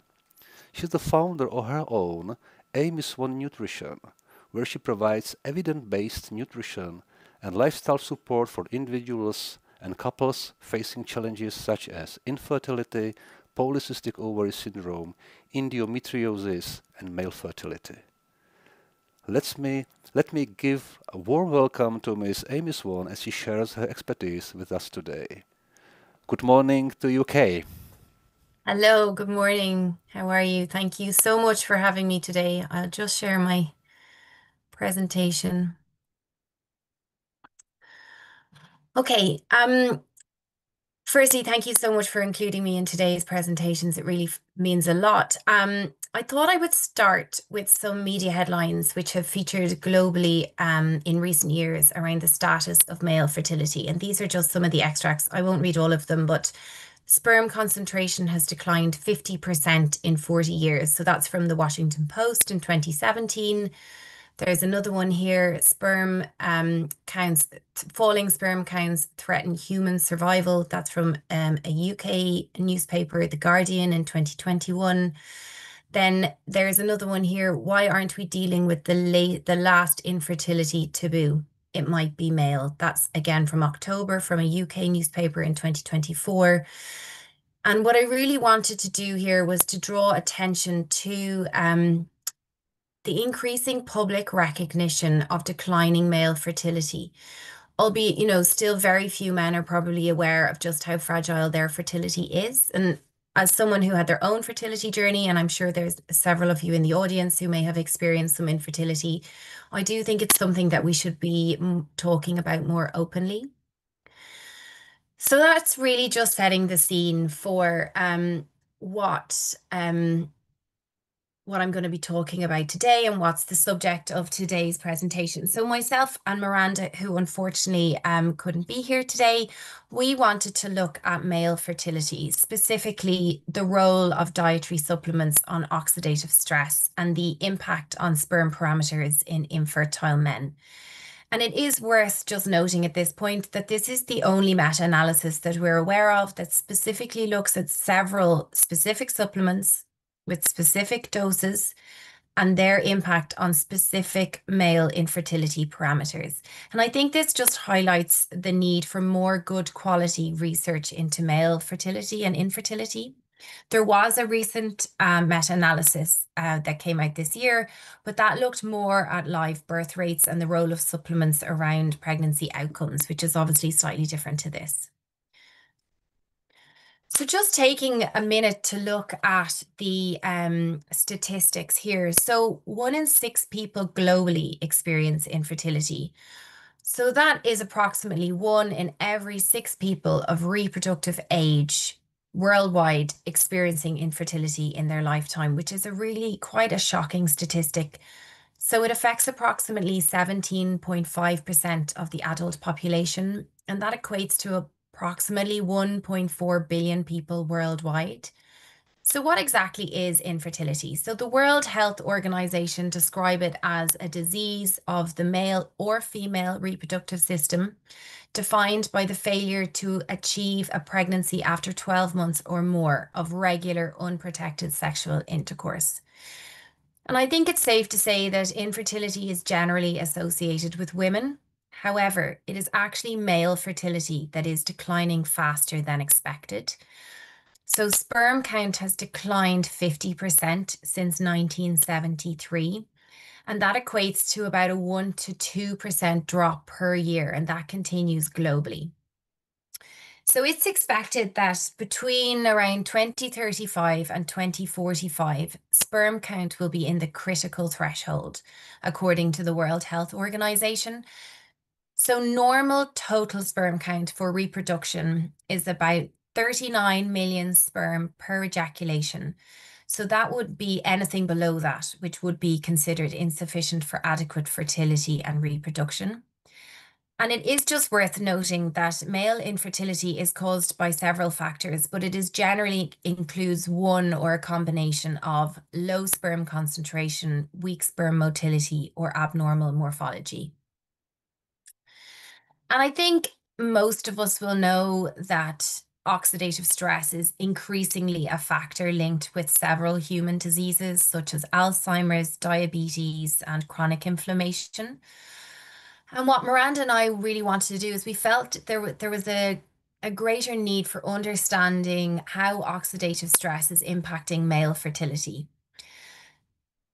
So what we wanted to do was to look at how supplements can support optimal sperm health in those experiencing infertility, because there is existing evidence that suggests dietary supplements may improve sperm oxidative stability.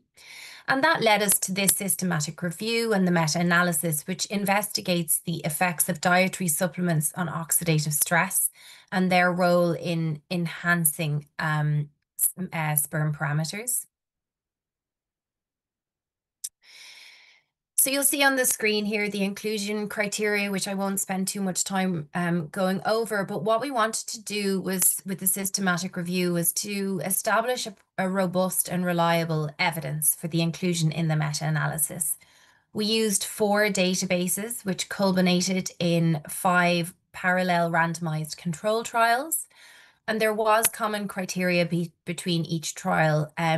For example, each participant partaking, they undertook regular intercourse with a partner who had undergone their own fertility checks without any known issues, but who had resulted in no pregnancy outcomes. There also was a minimum of 3 days of abstinence from intercourse or ejaculation prior to starting the trial. And importantly, each participant had a healthy body mass index. And there was the inclusion of a control group who also consumed an identical looking placebo. So what came out of that systematic review were 9 outcomes to process through the meta-analysis. So these were sperm concentration, forward progressive motility, total motility, morphology, semen volume, total sperm count, reactive oxygen species levels, total antioxidant capacity in semen, MDA levels in semen. So it really was a very good broad spectrum.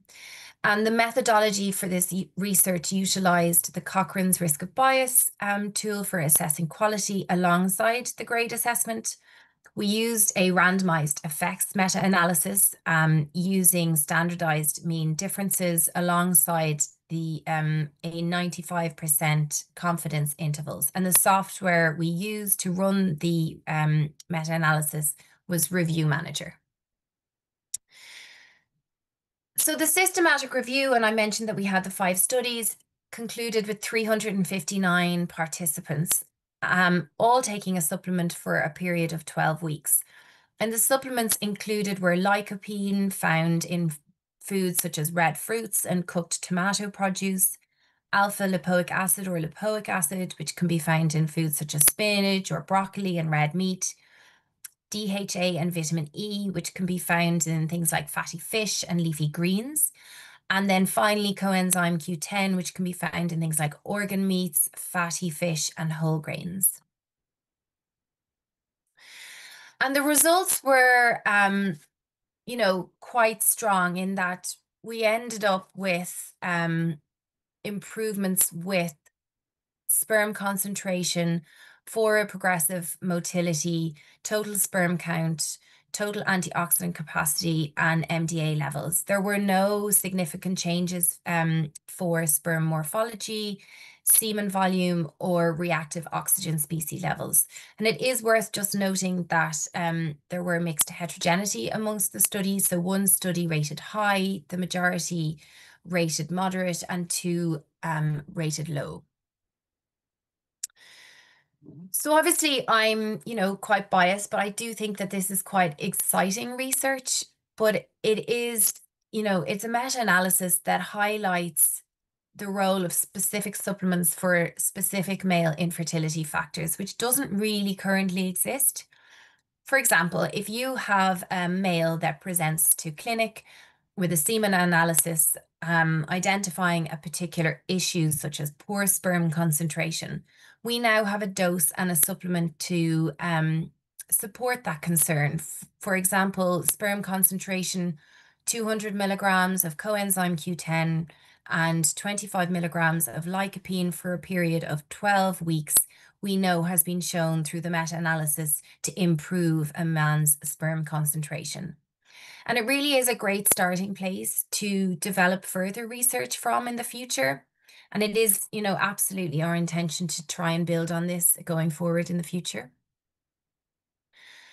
So just looking lastly at where that leaves us, and to summarize, I think in the context of practitioners, the research shows that rather than relying on generic male fertility supplements, we now have targeted evidence-based doses of specific nutrients supported by the meta-analysis, which can meaningfully improve sperm parameters for someone who's facing male infertility.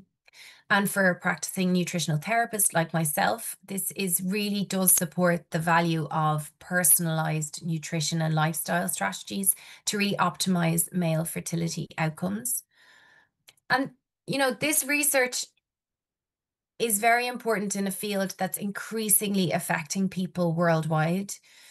And if we look at the statistics that we ran through and the potential decrease in male fertility, I do think there will be a greater role for a personalized approach. And to date, there is no other meta-analysis that's really examined this issue in this detail. And, the studies are exciting, but they are still only based on 5 studies. So they remain preliminary, and we hope that this provides a foundation for future studies to build upon going forward. So that actually brings me to the end of my presentation. I'd like to say thank you for listening, and I've put myself and Miranda's email details in the bottom if you have any questions. And thank you very much for having me today. Thank you very much. On behalf of our men here in our hall, we thank you for a very insightful and interesting presentation. No question at the moment, so we wish you a nice day in UK. And you can, if you want, you can watch our program on YouTube or something like that. Thank you very much. I will. Goodbye. Thank you for having me. Goodbye. Thank you. And now that is the time for lunch break. The next block of presentation starts at 2:10 p.m., which means this is about 70 minutes from now. And we believe the afternoon program will be inspiring for you as well. For the time being, thank you for watching and see you at 2:10 p.m.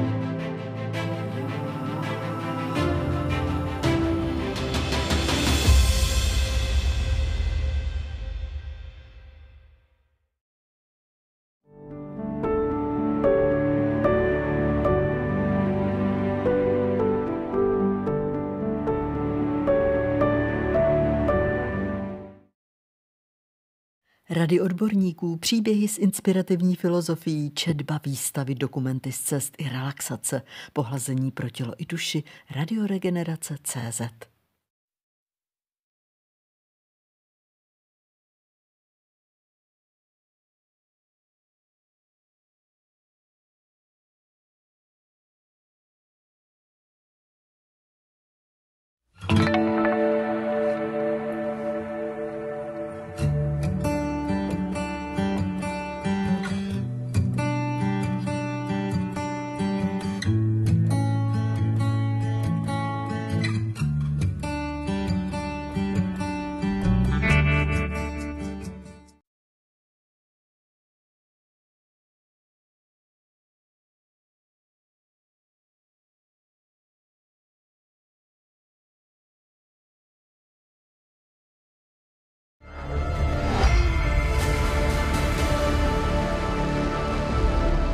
Záhady života. Časopis o mystériích zdraví a duši.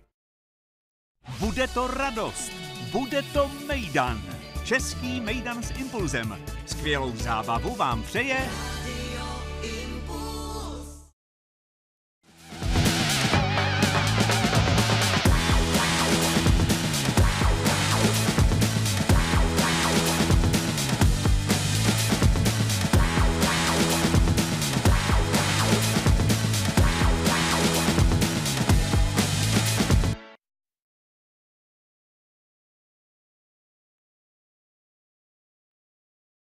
Zdraví nezná hranic. Hledejme, co nás spojuje. Je čas začít spolupracovat.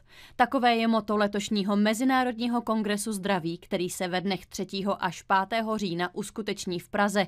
Je určený pro profesionály i laiky, kteří si chtějí rozšířit obzory v oblasti tradiční, komplementární i integrativní medicíny i medicíny založené na důkazech. Zapojit se lze osobně i zdarma online. Loni tak Mezinárodní kongres zdraví sledovali 2000 lidí z 55 zemí.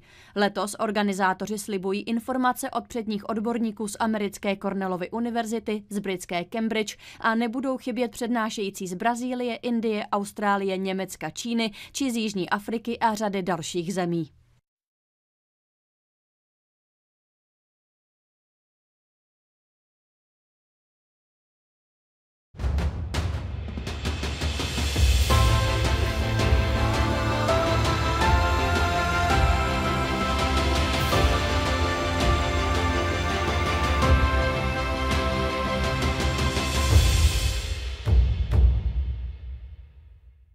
Afternoon, ladies and gentlemen, and welcome back to our broadcast after the lunch break. This is the hall number 4 of the World Health Congress taking place in Prague. During the second today's block, there are 5 experts to share their expertise with all of us. So, here we go. Our first afternoon speaker is Dr. Suresh Swarnapuri, a distinguished Ayurvedic physician, educator and leader. He is the president of the Europe Ayurveda Academy in France, the executive director of the Association Ayurveda Academy in London, and the president of the Croatian Ayurveda Association. Dr. Swarnapuri earned his medical doctor degree in Ayurveda with special focus on Panchakarma detox procedure and the subjects of head and neck and neurology. He has extensive clinical, teaching and leadership experience, having worked in Ayurvedic clinics across Europe and India. He received multiple international awards for excellence. Dr. Swarnapuri is not here with us online today. However, he has provided us with his pre-recorded presentation. So, let's start the recording. Namaste. First of all, I'm very thankful to Dr. Thomas for inviting me to speak for the international conference, which is going to be held in October 2025 in Prague. Unfortunately, I could not travel to Prague due to my earlier fixed schedules in Paris. So, but still I would like to speak on some topic which is very interesting for us to know. The topic is the power of the mind. So the power of the mind is very essential for us to understand. And let's go through the PowerPoint presentations which I prepared. And it's very essential these days about to know your own mind. You know, most of us, we do not know where is our mind, isn't it? So let's explore the power of the mind today.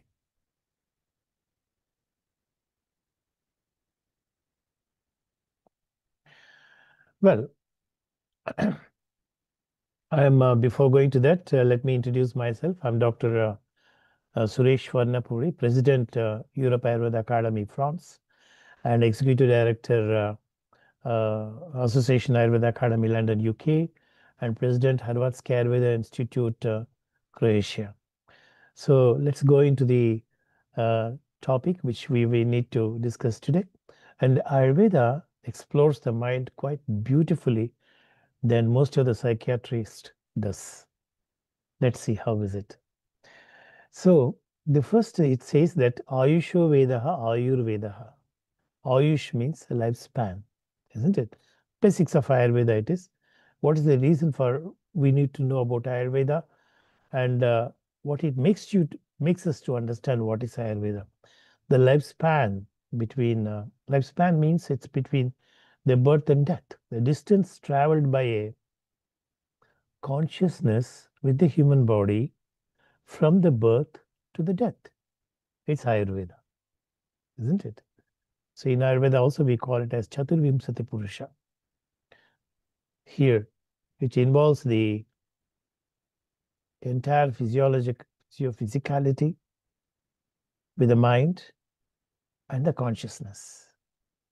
Together it's called as Chaturvimsati Purusha. But where does the mind stands in the body? That's the big question. Today there is no measurement which can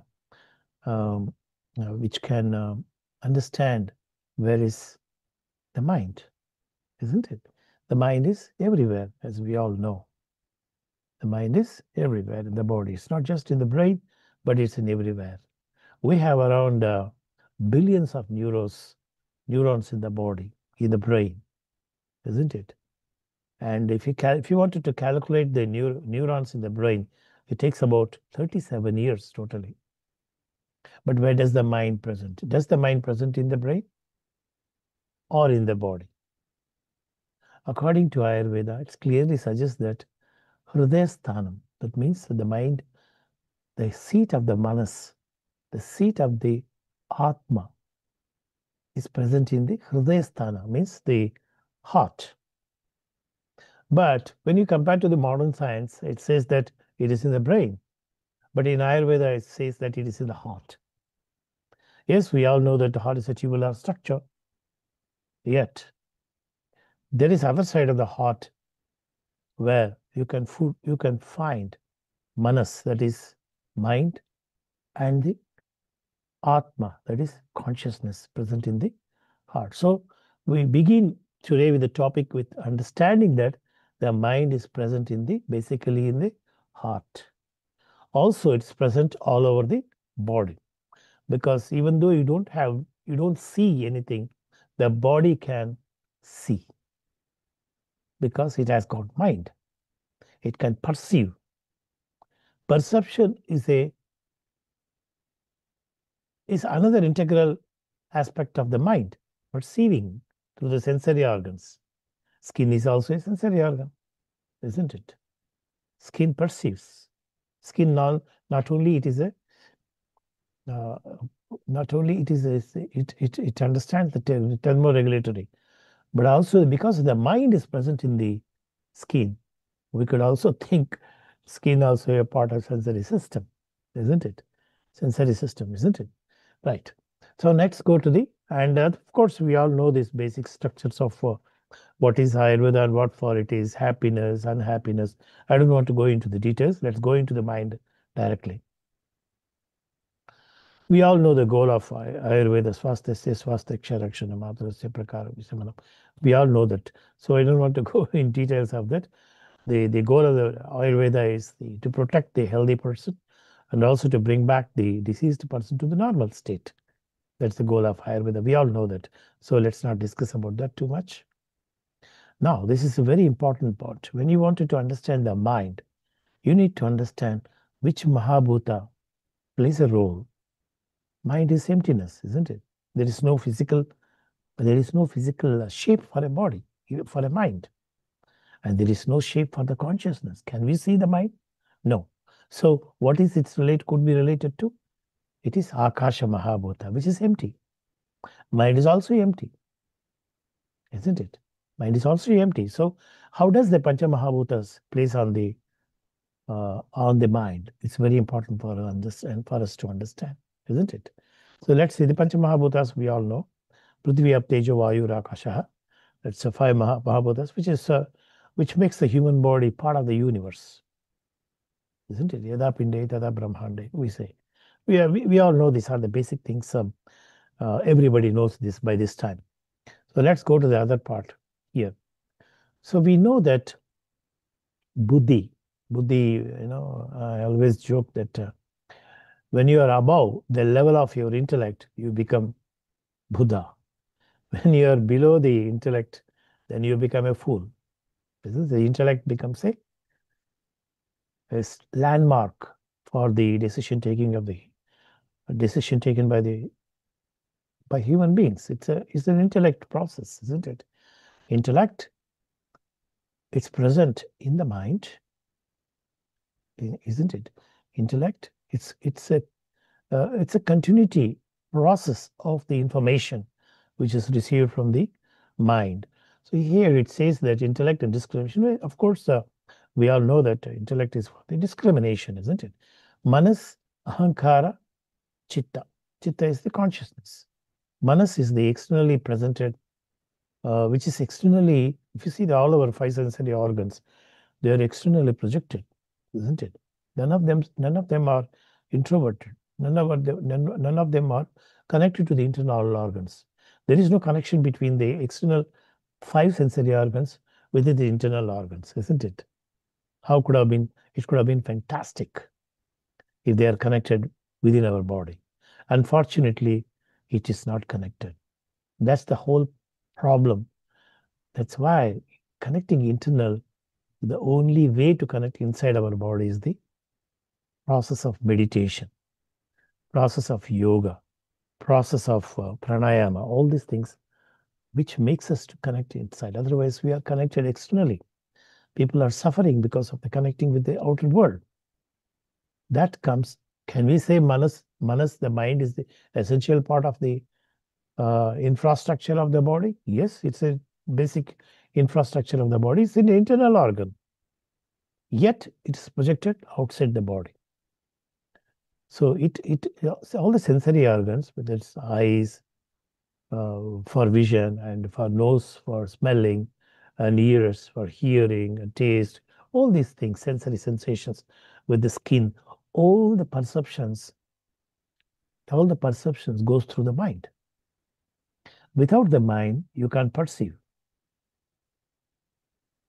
Okay, structurally, physiologically, we may think when you see an object, the visual process goes into the brain. In the brain, it will become transformation. But who does this? Who does these things? It is the mind which discriminates the perceptions of whatever we have perception outside the body, isn't it? So let's see the Manas. This is an important. Manas is an important. It brings all the information from the outside to the body. Then if there is no mind, we cannot do any activities at all. All the physiological activities will get stopped. It doesn't matter. You have a consciousness. You have all the heart, brain, everything. If there is no mind, do you function? No, we cannot function because all the things, happiness, unhappiness, sorrow, making these things, families, attachments, everything is coming of the mental construct, it is called as. It's a construction of the mind. So the entire lifestyle process is the construction of the mind. So the mind plays an important role. Does the mind makes you happy? Not necessary. Does the mind makes you unhappy? Most likely, isn't it? So we need to understand the role of the mind actually, isn't it? Now we'll go to the next part. There are two types of, I told you the mind is it's a kind of dual organ, it is, isn't it? Dual organ. Of course, dual organ, Ubhayendriya, it's called as Ubhaya means two. It plays a two role. One is, it connects it for the external world and connects with the internal world. So it is like a kind of, it plays a balancing act between the external world and the internal world, isn't it? Externally, can you see the, yes, externally there is a consciousness is present, but mind cannot perceive the consciousness. But mind works with the consciousness internally. Mind works with the sensory organs externally. Mind works with the consciousness internally. That's why it is both Ubhayendriya. Also, mind is very important for the physical movement of the body. Every action of the body is supported by mind. So all the reflexes takes place in the physical body. It's because of the mind. Suppose I see my mobile here. I say this is my mind goes. My mind says. My mind perceives it is a visual object, right? But my intellect says what it is, what not it is. Can I touch it or not? This discrimination is done by intellect. So then the process of the information goes to the next level is the identity. We call it as ahankara. It's a human body. It is. Ahankara means it's not ego. It's a human body, the identity of a human being, isn't it? Then, because of the mind, we are able to understand the physical process in the body, the movement of the body, locomotion of the body, everything we understand through the mind. So this is very important. For you have an injury, suppose you have an injury to the joint or a hand, anywhere in the body. Without the mind, you cannot understand where is the pain. Isn't it? What does it mean? So the mind is present all over the body. If it is only in the brain, then you will not feel any pain in the joints. Isn't it? So like that it is. So Jnanendriya, mind is responsible for analyzing the information received. We already discussed about that. That's why it's called as dual role. It works with the motor system. It works with the sensory system. Isn't it? So the mind plays an important role between the nervous system and other physical process in the body. But yet, can we see the mind? Physically not possible. But can you observe the mind? Yes. By its actions, we can observe where is the mind. What does it do? I'm speaking to you now. It's my mind which is making me to understand that I need to speak at this level and I need to record this. It is my intellect which makes me to talk today, isn't it? That's how the mind functions. And there's the most important here, that's what here again they mention, the connectivity, the connectivity between the mind, intellect, manas, buddhi, ahankara, chitta. Manas, mind, buddhi, intellect, ahankara, identification of a human being. I am Dr. Suresh. This is my identity. Without my identity, I cannot explore the functions of my body. I cannot understand. Nobody can understand what I am. Isn't it? Identification. If I identify I am a Dr. Suresh, still I am identifying who I am, then there is no end for that. Like our Ramana Maharshi says, isn't it? Who I am. That's, of course, spiritual way of understanding. We'll come to the psychophysiological process of the influence of the mind, isn't it? So manas, buddhi, ahankara, chitta. And what is the beauty of mind is it stores the memory, isn't it? Memory is very, very important content in the mind. Outer mind, middle mind, internal mind. Manas, mind, contains the memory, and the intellect can also stores the memory. Also, the identity of a human being stores the memory. But where is the mind is not the present. The area is called as consciousness. It's completely devoid of the memory. That's why we do meditation, to reach the highest state of consciousness where nothing is there, completely emptiness. Absolute state of peace. Whenever you have a memory, there is always a problem.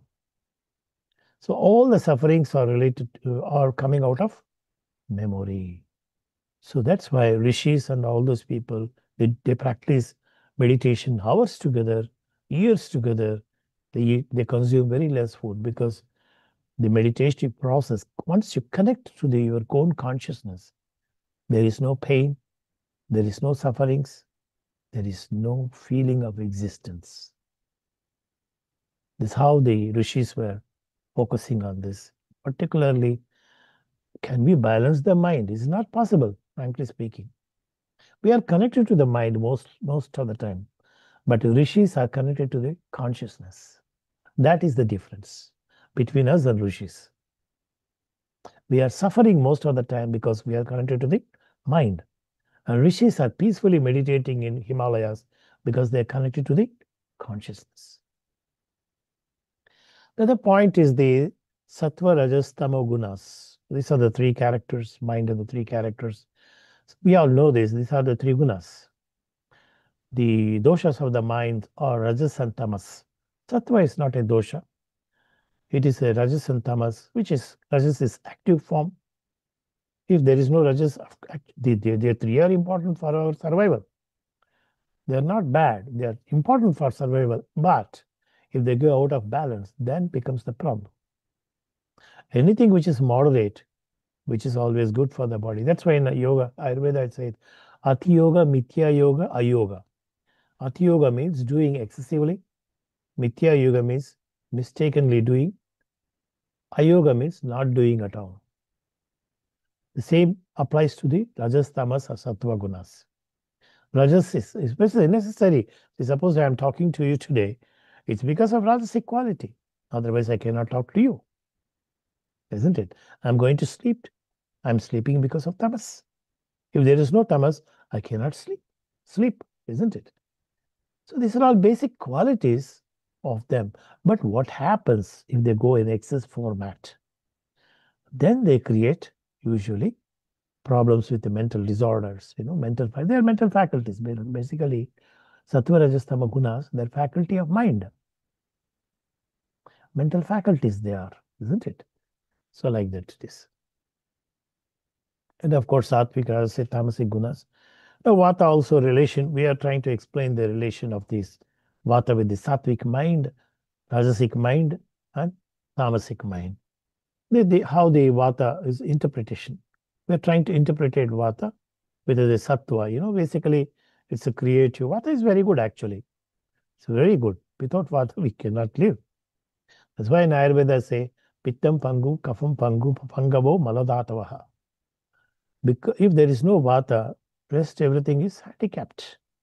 They will not function anymore without Vata. That's why this relationship with the Sattva and Vata is a creative impact, enthusiastic, genuine, all these things. Rajasic, very nervous, anxious, maniac, hyper, all the time worrying.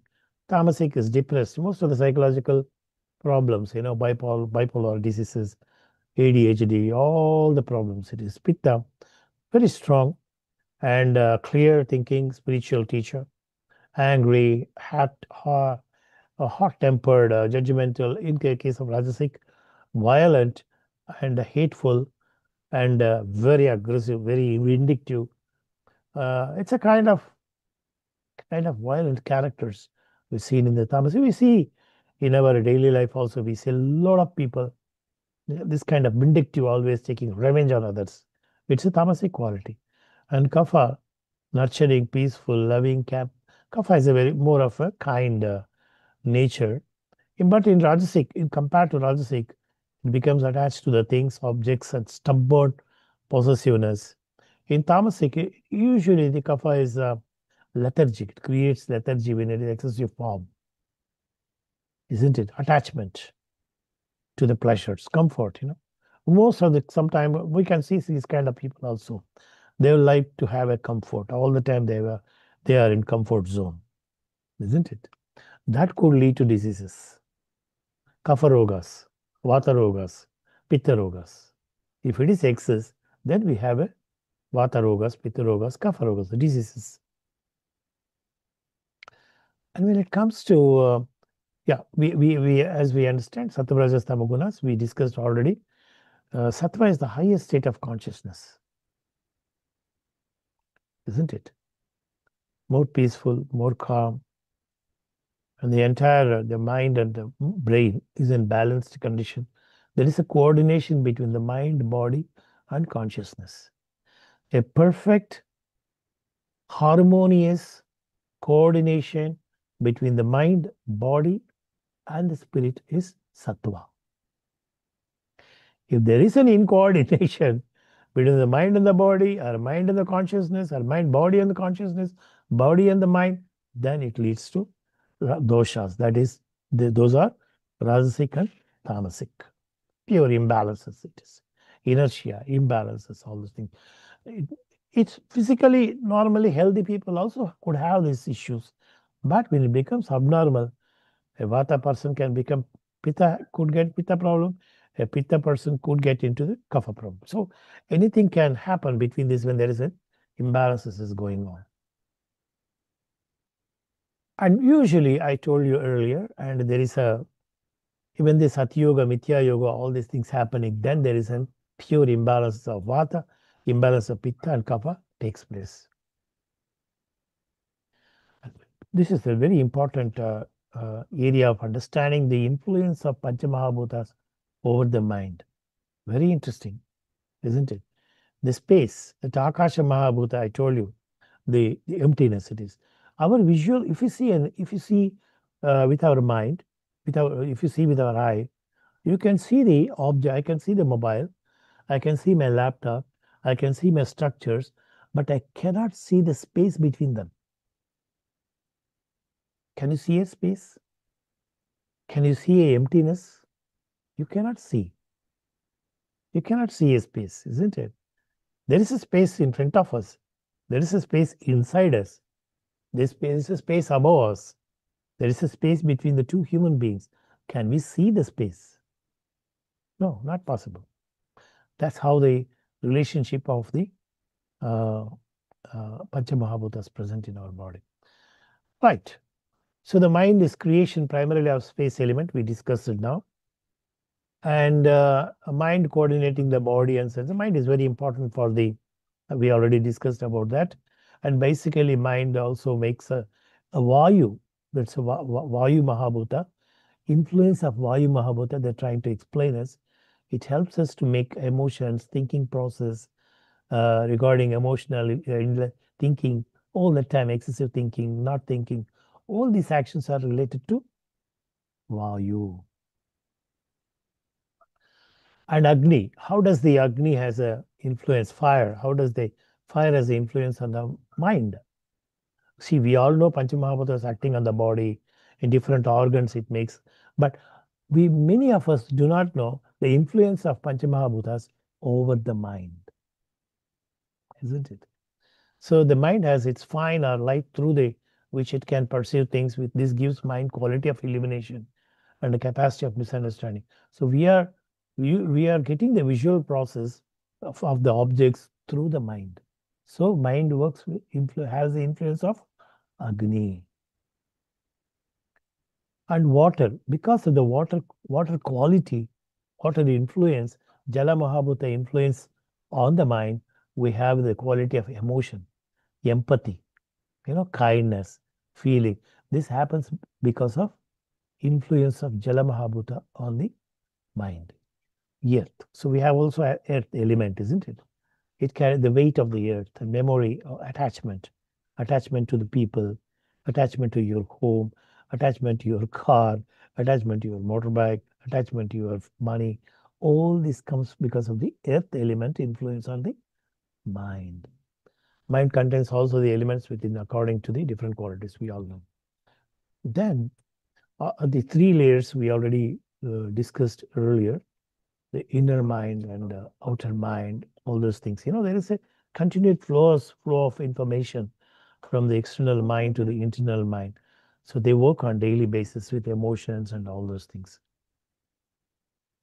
So we understand this, and intermediate mind. There is an intermediate mind. What is it? Mind is, it tries to take the information from outside and transfers into the inner mind. That is exactly to the consciousness. The information goes to the consciousness.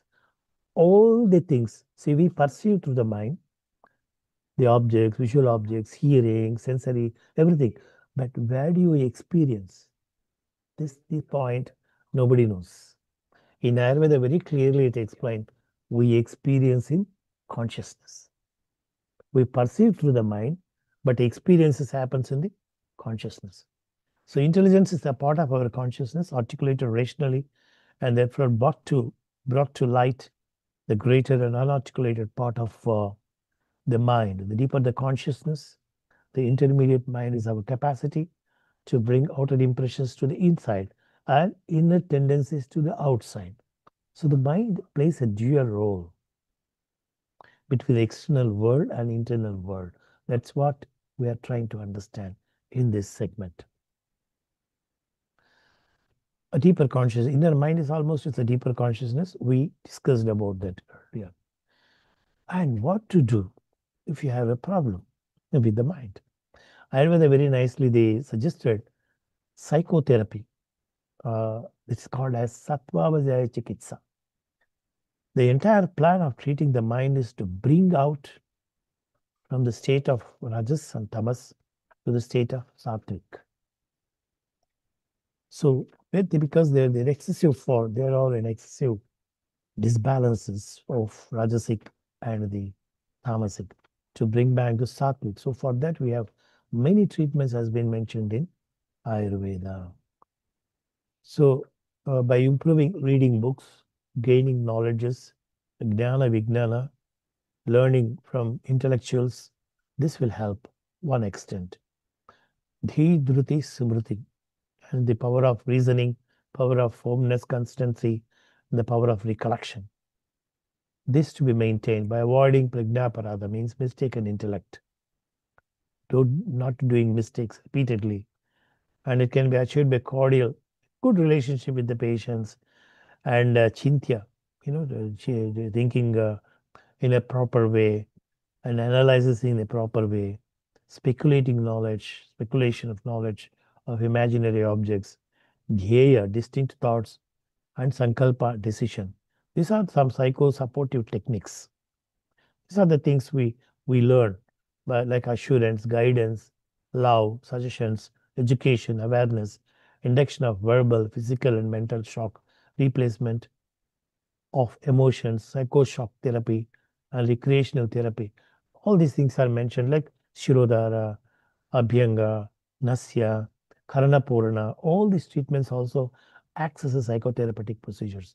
Also, it's mentioned in Bhagavad Gita, Abhyasa Vairagyam.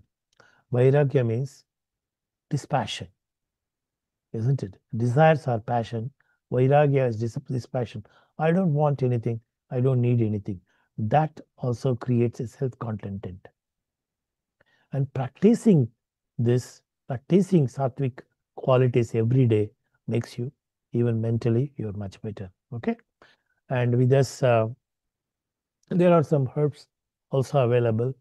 Brahmi, Sankapushpi, Ashwagandha, all these Jatamamsi, all these herbs makes your mind much more calmer and peaceful. The difference between a psychiatry and psychotherapy in Ayurveda is simple. In psychiatry, they treat the brain for the mind. But in Ayurveda Sattva Chikitsa, we treat only mind and the brain. So we don't disturb the brain cellular structure. But in modern science, the chemicals destroy the brain cells to treat the mind. With this, I would like to once again thank you to Dr. Thomas for giving me this opportunity to present the power of the mind today. And thank you very much from Europe Ayurveda Academy, Association Ayurveda Academy London, and Ayurvedic Ayurveda Association in Croatia. Thank you very much. Namaste.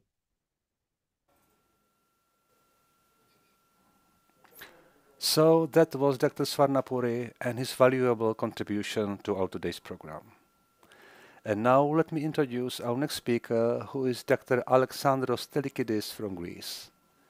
As a Western medical doctor, he specialized in physical medicine and in rehabilitation.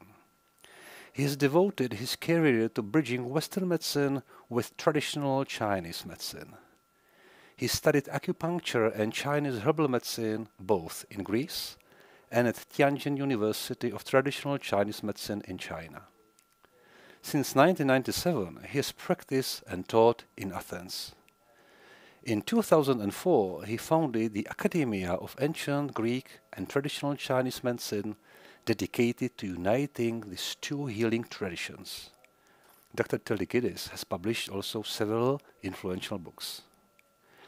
His presentation has been pre-recorded as well today, so here we go.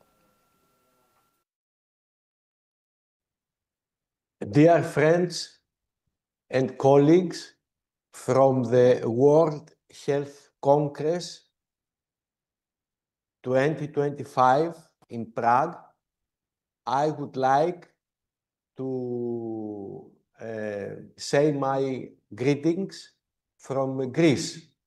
My name is Alexandros Telikidis, and I will present you the book, some very small parts from the book of Plato, Timaeus.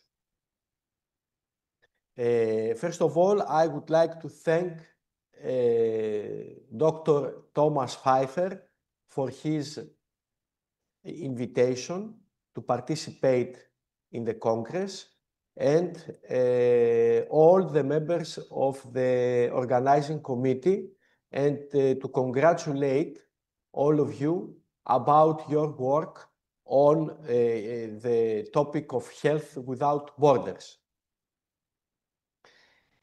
So we have the book of Plato, Timaeus or Timeo. In this book,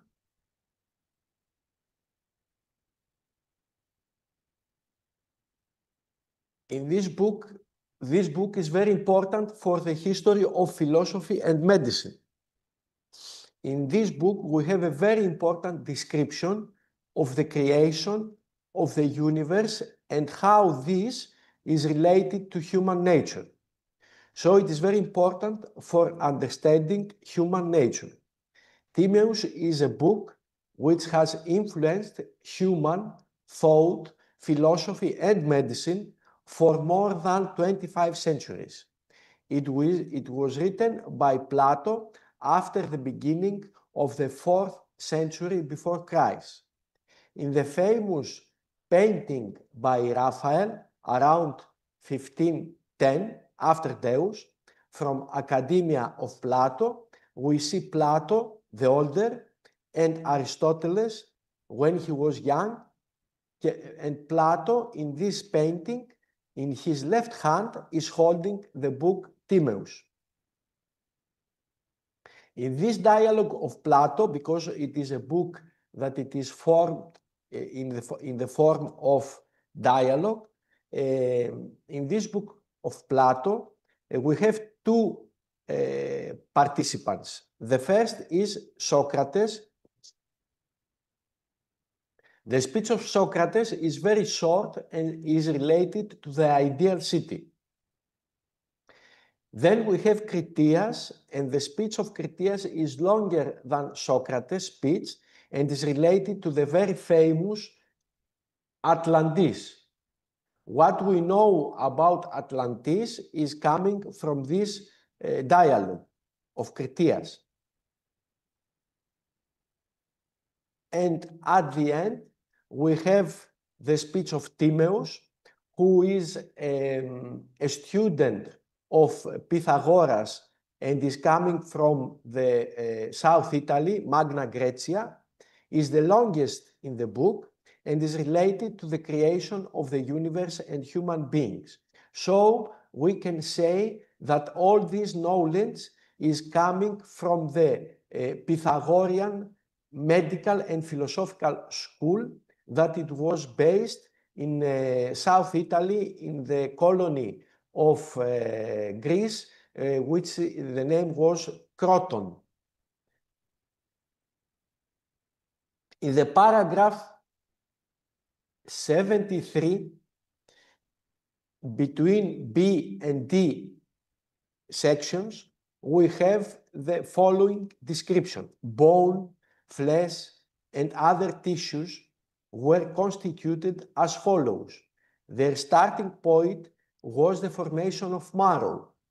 For the bonds of life by which the soul is tied together with the body, being the roots of the mortal creature, are made fast in the marrow, which has itself been formed of other materials.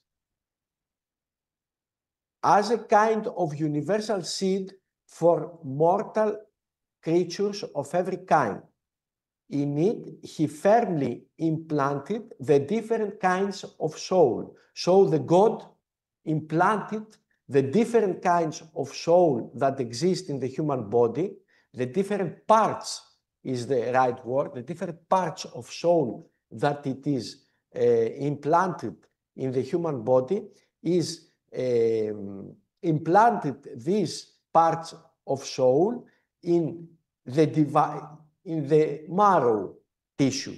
So the first part of the human soul is related with the marrow tissue. dividing the marrow in its initial distribution into as many different varieties and the particular forms as it was destined to bear. And Plato continues, and he molded the marrow in a spherical shape, because the spherical shape of the human brain is related with the spherical shape of the universe, because the sun is like a round sphere, and also moon is the same, and also atmosphere is the same, and also water is the same, and also everything is formed in a form of circle in the human body. So we have the spherical shape of the brain and the spherical shape of the scalp that it is around the brain. So they made the marrow, the gods that they create the human being, they made the marrow in a spherical shape that was to contain the divine seed. What is the divine seed? The divine seed is the part of the soul that it is related with not longevity, it is related with the immortal being, because there is a part, according to Plato, in our soul that it comes from the gods and from the creation of the universe, and this immortal part of the soul is the divine part of the soul, and is related and is implanted in the first substance of the body, which is marrow, and especially the marrow that it is located in the head. An immortal principle of soul, and imitating him, and him is the God, encased it in a mortal physical globe with the body as a whole for vehicle, and they built on to it another mortal part containing terrible and necessary affections.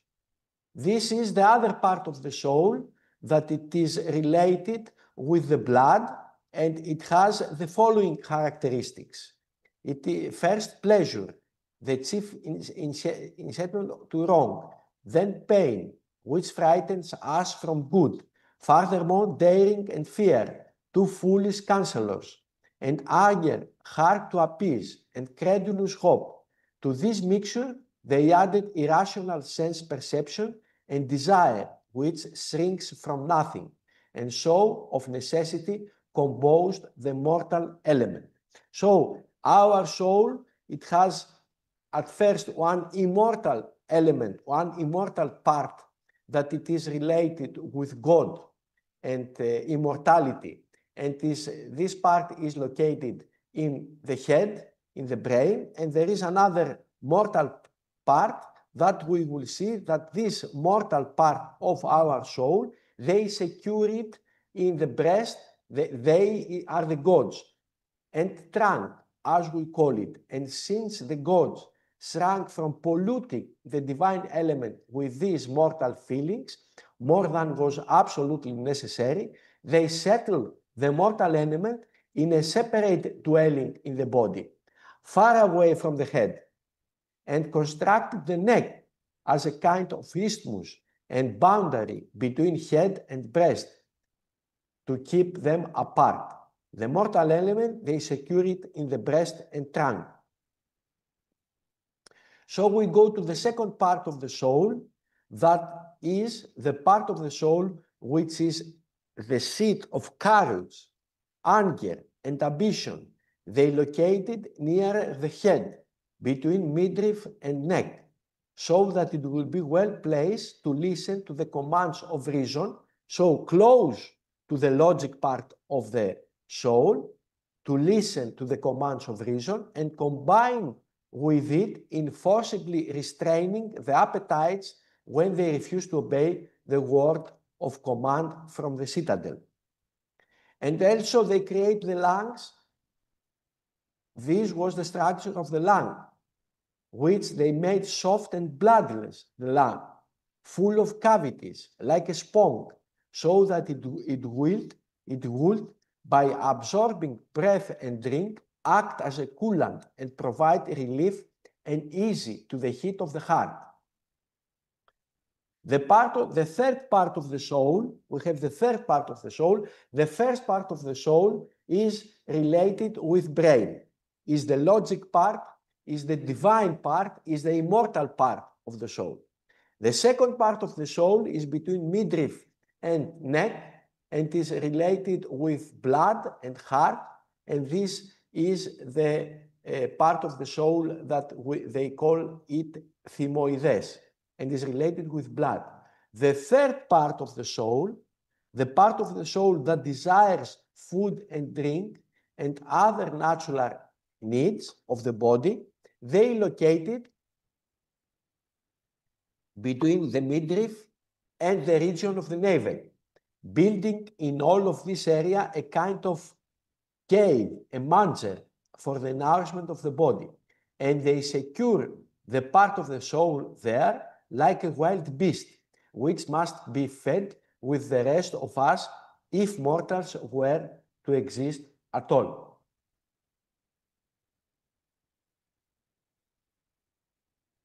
So we have the three parts of the soul. The first is the logical part of the soul and is related to the brain.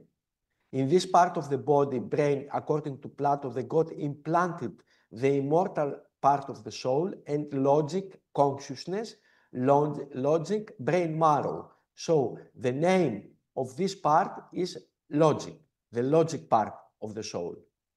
And it has the before mentioned characteristics. The second part is the emotional part, love, fear, sorrow, anger, braveness. This part is implanted in the heart and related to blood, emotion, heart, blood, and the name is thymoides. And the third part is the part that is related to desires. This part is implanted in the area between the diaphragm and umbilicus. This part is related to intestine, desires, intestine. And the name of this part is epithymeticon. The correlation between the three parts of the soul and the three parts and the three substances that constitute the human body is the first part of the soul, the logic, is related to marrow that formed in the form of a spherical brain. The second part is related with emotions and is related with blood as a substance in the body, and the heart as the main organ of blood, brain as the main organ of marrow, and finally the desires that are related to intestine. And when we say intestine, we mean not only the peptic tube, we mean also the lungs, and we mean also the skin, because skin, lungs, and peptic tube are absorbing the energy from the outside. And this is the main function of the third part of the soul and the third substance that constitute the human body. So these are the main ideas and the very important ideas that exist in this book of Plato. And here I finish my presentation. I would like to remind you that I am the writer of 2 books on ancient Greek medicine. Also, I would like to remind you that I give lectures in the schedule for the academic year 25-26, and you can informed by our website. And I would like finally to close my speech with some words about alternative medicine in Greece. In Greece, we have no recognition of alternative medicine. In the country of Hippocrates, we have no recognition of traditional Hellenic medicine and ancient Greek medicine, and of course Hippocratic medicine. In Greece, there are 9 medical schools, and in no one of them we have the teaching of the Hippocratic ideas and the Hippocratic corpus. That's why I feel myself responsible to inform all of you about these very wonderful ideas about the human body that exist in the ancient Greek philosophy and medicine. Thank you very much, and have a nice Congress.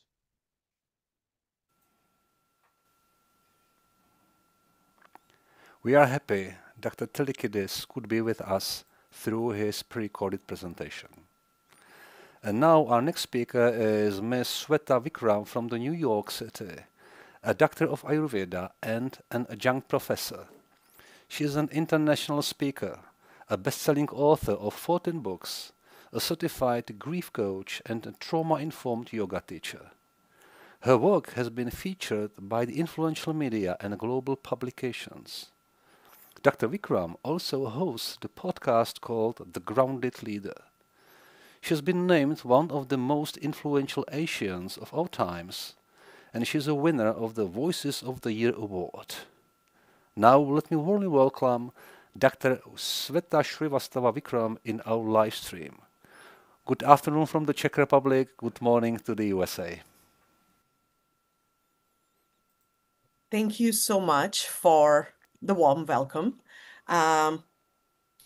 Thank you to Dr. Pfeiffer, his entire team, the World Health Congress, and everyone who's joining us to make global wellness a movement, a phenomenon, not something that we do when we are unwell, but something that we focus on proactively. So my talk today is on Ayurvedic tips for anxiety. And I just wanted to say that, just a disclaimer, that this talk, my talk, is not a replacement for therapy or your medications. Ayurveda is a beautiful complementary healing science, but always talk to your medical doctor before you make any changes. So understanding anxiety, anxiety is a natural stress response. I personally feel a little bit of anxiety, keeps us on our toes. It reminds us what needs to be done. It becomes really unmanageable and chronic and debilitating at a certain stage. And people oftentimes think, oh, anxiety means it's panic attack. No, there are different kinds of anxieties. And I think after the pandemic, most of us have some level of low-lying, low-grade generalized anxiety. In fact, in the US, there are 40 million people who are impacted by anxiety. And as you can see, it could look like sleep issues, fatigue, restlessness, racing thoughts. So anxiety doesn't always mean an extreme condition, but there are these signs and symptoms. And Ayurveda is beautiful because it helps us navigate by addressing anxiety in a very wholesome way. So what is Ayurveda? For those of you new to this beautiful over 5,000-year-old medical system from India, Ayurveda focuses on natural and holistic approaches to keeping our mind, body, and consciousness healthy, right? Even Western science now acknowledges that the mind and body are connected. So what we eat will impact how we think, and how we think will impact how we feel, the gut biome connection, right? So Ayurveda has been talking about this for thousands of years. And the core of Ayurveda is we focus on prevention and maintenance, not just, treatment of diseases, right? So Ayurveda is based on this concept that each person has certain life forces, which are called doshas, and everything in the universe is connected. So one imbalance in one area can affect the other. And when we don't correct these imbalances, diseases and illnesses can occur. So stay with me, I'll explain in details. Like I was saying, from an Ayurvedic perspective, the mind, the body, the consciousness, some people say the spirit, it's all connected. Have you noticed, and going back to the pandemic when a lot of people perhaps developed generalized anxiety, if you were sitting with a pint of ice cream or processed foods or junk foods thinking, I don't know what's going to happen. And it was a time of uncertainty, right? So I also am not judging where that feeling comes from. But notice if you would nosedive deep into that pint of ice cream or those bag of potato chips, how did that make you feel? Once or twice was okay, but if that's what you ate 5 days in a row, I've worked with clients who developed certain not just physical issues, but also mental health issues, right? Because of the gut biome connection.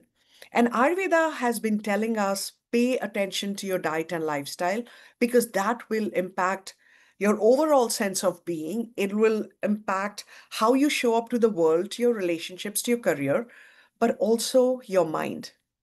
So in Ayurvedic medicine, we look at much like traditional Chinese medicine, it's an elemental system, right? There are 5 elements, ether, which is also called space, air, fire, water, and earth.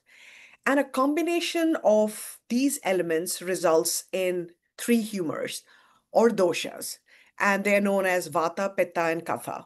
And these doshas are supposed to be, let's think of them as your blueprint. At the time of conception, the predominant dosha in the biological mother and the biological father, that combination is what a baby has, an embryo has, depending on the language you want to refer to. So there could be 2 pitta kaphas in the room or 5 vata pittas in the room, but you won't be the same person because DNA is unique, your constitution is unique. Each of these doshas have 10 pairs of opposite qualities. So in a vata person, because we're talking about anxiety, which is a vata imbalance, simply put, and we are in vata season, which is autumn, one person, if they have more mobility, the other has the cold trait more, that quality, their vata will show up differently. So I don't want you to go out there and start taking online quizzes and self-diagnosis and saying, oh, I have vata imbalance. No, we are working on those imbalances, but also those gunas, those qualities, right? All of these doshas, vata, pitta, kapha, we all have all 3 of them in some quantity or the other. Most people are dual doshic. Some people have all 3 doshas. Very few people are monodoshic, right? And these doshas, they can, the imbalances can fluctuate over time. So your core, your DNA doesn't change. But if we are in vata season, and I might have very little vata, right? But if I keep an irregular lifestyle, if I eat irregularly, I'm out in the cold without like covering my ears, and I'm doing everything that increases my vata, I will go into an imbalance. So why doshas matter? Like I said earlier, every person has a unique ratio of each dosha, usually with one standing out more than the others, right? So it's important to talk to an Ayurvedic practitioner. I know the allure of online quizzes, I've done them too, right? But they don't always help you determine your dosha. And we all like to think many things about ourselves, including if I were to fill out a form, do you like coffee? Do you like, no, it's just the past 2 weeks. And you might not even realize that you might have been drinking that extra cup or 4 extra cups of caffeine for the past 6 months. So you think, oh, typically I am like this, but right now these are the symptoms. So there's a fine line between those balances and imbalances, which a trained Ayurvedic practitioner or doctor can help you determine, right? And like I was saying, this blueprint is what you need to achieve optimal health. So vata, let's focus on vata. It's a combination of ether and air, right? It governs your movement, it governs your creativity, spirituality, nervous system when in balance, right? And like this, your spontaneous friend who will just say, I'm buying a ticket and let's go so and so. That's your vata in balance. But when it goes out of balance, it can create fear, insomnia, sleeplessness, constipation, this muscle twitchiness, and the core of this talk today, anxiety, right? A balanced pitta is very ambitious, very loyal, very driven. A lot of the world leaders are pittas, but out of balance, a lot of world leaders are also pitta imbalanced. I'll leave it at that because there's irritability, self-indulgence, judgment, burnout. When we think of kapha, so kapha dosha in balance is your 2 a.m. friend, like who won't judge you, very loving. But kapha out of balance can be very possessive, not wanting to let go. And, so let's talk about anxiety and Ayurveda. When we look at anxiety and Ayurveda from an Ayurvedic lens, simply put, anxiety is vata imbalance. It's light. Some of the qualities are light, cold, mobile, dry. These are the dominant qualities, right? And from an Ayurvedic perspective, unlike homeopathy, Ayurveda will tell you like increases like. So if you already are in vata season, which we are right now, the qualities of cold, mobile, dry are always higher. Great hair days. Autumn is great for hair days, right? Because the air is dry, no humidity or minimal humidity, so the hair stands out really well. That's a simple example, right? But if you have a diet and a lifestyle where you eating did you have anything, room manager too? Were you trying to say something? Okay, so I'll continue with my presentation then. Everything is all right. You can continue. No problem. We can also see your presentation. Okay, excellent. Thank you. So coming back to anxiety and Ayurveda, right? So when we're looking at these qualities, now if you start with the diet and lifestyle, which increases these, or enhance these qualities increases. So I'll give you a simple example. Think of popcorn. Think of potato chips. Think of raw foods. Think of cold foods. All of them are very vata aggravating. And if you already have a lot of vata in you, you are in vata season right now, and you eat this vata aggravating foods, and then you realize I have to do a 10K on a cold morning and I'm not going to wear any earmuffs. What will it do? Ayurveda tells us like increases like. So your vata will go out of balance. Other reasons for vata imbalance is overstimulation, lack of routine. The people who are like, oh, I forgot to eat. Oh, I ate 4 meals today. Or lack of routine. I did yoga at 5 a.m. Oh, I did weight training at 6 p.m. So cold foods we talked about, and then trauma. And I think this is what Ayurveda will tell you, that with vata, one of the easiest way to get it back to balance, and we'll talk more about this as we proceed in my presentation, regular routine, right? Having a schedule, having predictability. Because vata will trick you into saying, oh, don't eat lunch at 12 p.m. today. You can eat it at 3 p.m., but it won't work for you. And how do we express this outwardly if somebody's vata is out of balance? Think of it as excessive worrying, this lack of focus. Typically, you might be that person who's very productive, very focused, getting stuff done. And you're like, no, I have this nervous energy. I woke up multiple times at night. I'm not able to sleep. And I have these digestive issues where a lot of my clients this season navigate gas, bloating, and constipation.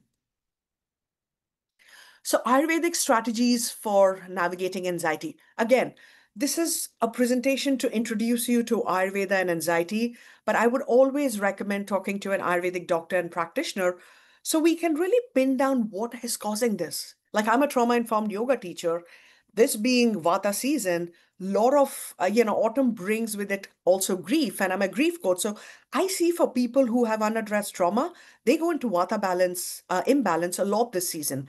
Hence the need of talking to a person who works with this versus just taking an online quiz, right? So have a routine in place, whether what you eat, when you wake up, when you go to bed, having rituals in the morning. So one of my favorite things is drinking warm water in the morning. You don't need to add anything to it, right? Don't make it too acidic, because for someone who has high pitta, oh, they're going to grow horns. I know, I'm kidding. But excessive citrus can really aggravate pitta. So just a mug of warm water in the morning, pausing, slowing down, abhyanga, which is massaging yourself with warm oil, even at the end of the day when you go to bed, and then taking a shower. Of course, you massage yourself with warm oil, you let it be for 20 minutes. If you want to meditate at that time, do it. And then take a hot shower. It's incredibly nourishing for the nervous system, and Ayurveda reveres sesame oil, so that's my favorite for the season. But if you're allergic to it, there's always other oils like coconut oil. Over winter might not be my highest recommendation, but figure out an oil that works for you, right? At the end of the day, massage your feet with warm oil and then wear socks because we don't want anyone to slip and fall. It's incredible how the skin absorbs. Like, I've applied oil before my talk today and you don't see a drop, like, because the skin wants that warm nourishment. In terms of food, avoid cold foods, avoid raw foods, avoid stale foods. You want prana, life force. So warm food, spice it. And by spice, I don't mean spicy. I can't handle spicy, but I will add spices, add digestive spices, add cumin, coriander, fennel, cinnamon, these delicious spices to your meals, whether you want to eat khichdi or, if you enjoy animal protein, make sure to cook things well, to eat warm foods. Don't just open the refrigerator and pop something in your mouth. Listen to Mother Nature. Root veggies are in abundance this season. There's a reason they are. Eat them, put them in the oven, add some spice, add some ghee or some olive oil or coconut oil. Cook your foods. Don't think of it as a just chore. Think of cooking as self-care. The love that we share for others, share it for yourself as well. Avoid excessive. We all enjoy, most of us enjoy a cup of tea or coffee, but don't make it excessive. Avoid raw salads, anything which is cold. I mentioned the names of a few herbs here, but with herbs, always, always, always, just because it's available in a health food store, I would advise you to not buy it. Please talk to an Ayurvedic practitioner before you start taking any herbs, because, for instance, ashwagandha might calm someone's nerves, but if you have high pitta, it'll backfire, right? For someone who's already slow, and the brain, and by slow, I mean like you feel like, I don't feel motivated. You take something like Brahmi, it might not be best match for you, right? Tulsi is great for the lungs, but if it can be also very heating. So you need to know what imbalances are causing your anxiety, and not every Ayurvedic herb would be for you. In terms of pranayam, which is breath work, one of my favorite is Anulom Vilom, which is alternate nostril breathing. It balances both the hemispheres of the brain. So think of anxiety and how it brings it down. But it also doesn't have contraindications, because some breath work, you need to know you should be doing it on an empty stomach. We want to know what your health conditions are. But alternate nostril breathing, I in fact tell my leadership clientele to do alternate nostril breathing just before a big speaking event. The college students who are my clients, I tell them to do that before an exam. So it's really simple, easily accessible, and very, very helpful. We've already talked about Abhyanga, which is warm oil massage to calm the nervous system. Om chanting, I don't think of it as anything religious, but if Om doesn't speak to you, figure out a chant that speaks to you. Nasya is medicated oil that we put up in the nostrils. Again, an Ayurvedic doctor will be able to help you with this. This is really great. I carry a bottle of Nasya oil when I travel, because in the airplane, Vata increases when you travel, especially when you fly. And Nasya can be beautifully oleating. And it also really calms the brain. So the reason I share these testimonials is, a lot of time we've been told, and I learned this language as a in my trauma-informed yoga teacher training, the language that we speak really matters, right? The world feels very cruel right now. So stop telling people, why can't you be calm? Or why you're so anxious? Why won't your mind shut down? Trust me, I've been doing this for a very long time. If someone could be calm, they would want to be calm.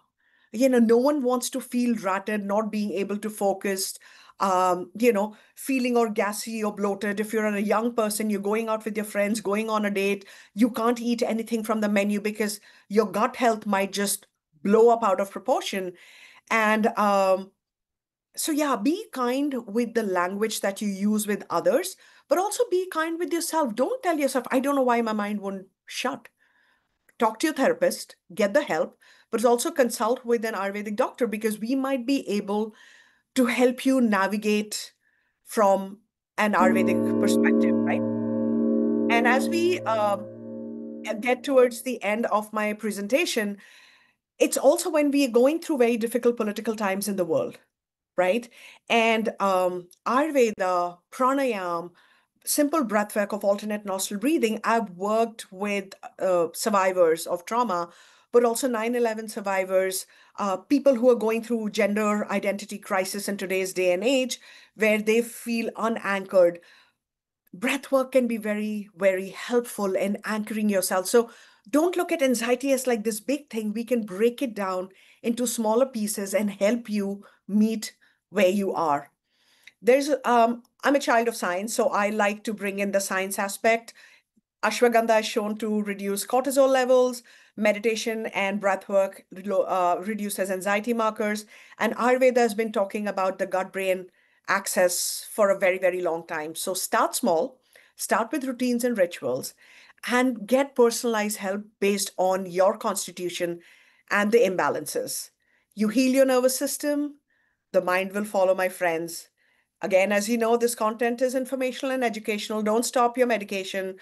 Don't stop talking to your therapist, but just know that help is available. So thank you so much for having me here. Great to meet everyone. Great to connect with this beautiful community of integrative medicine practitioners. Wishing you good health and healing. Dear Sweta, thank you for your excellent talk, for your energetic talk and your clear talk. It helps us better understanding to the topic. Thank you and have a nice day in New York. Thank you. Bye-bye. Thank you. Bye-bye. And we are moving back to Greece, where I am delighted to introduce Dr. Maria Leoni Georgopoulou as our next speaker. She is a naturopath with an extensive experience as a flower essence counselor, a family constellation facilitator, and an energy healer. She serves as a board member of the Association for Natural Medicine in Europe, and she is an ambassador of ancient Greek medicine dedicated to preserving and promoting its wisdom in modern times. Now let me warmly welcome Dr. Georgopoulou to be with us today. Good afternoon to Greece. Thank you very much. Good afternoon to Prague. And thank you all of you for the very nice organization and Congress. And let me start my presentation. Today I'm going to talk about flower essences for depression. But I'm working lately, the latest years, with flower essences from orchid. So I'm going to show orchid essences. Let's start with the symptoms of depression. And my next, yes. So we all know that the most of the symptoms, we have the symptoms that they are emotional, that they are physical, and that is an issue about how we are going to face it, okay? So depression is a mood disorder that causes persistent symptoms of sadness, emptiness, and loss of joy. It differs from the mood fluctuations that people regularly experience in life. Symptoms must be there for more than 2 weeks to be considered as depression.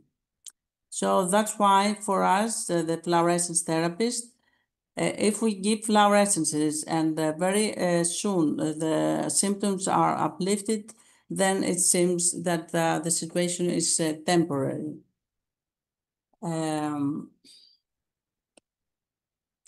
The emotional symptoms, the most of the times, is it has to do with low mood. You may feel sad, anxious, or have an empty feeling for long periods. Loss of interest. You may lose interest or pleasure in activities you once enjoyed. Then there may be feelings of worthlessness or guilt. You might feel guilty, worthless, or helpless, often blaming yourself for things that are not your fault. Irritability also is another sign. You may become irritable, frustrated, or restless, even over small matters. Then we have the behavioral symptoms. One of the symptoms is difficulty in concentrating. You might have trouble thinking, concentrating on doing your job or studying, remembering things or making decisions. Another symptom is fatigue. You may feel constantly tired, have a lack of energy, or feel slowed down, or even after a good sleep. Another sign is social withdrawal. You may find it difficult to engage in social activities or maintain relationships. That means that you want to stay alone all the time. You don't want to go out and visit friends or any events. And another, the worst sign is thoughts of death and suicide.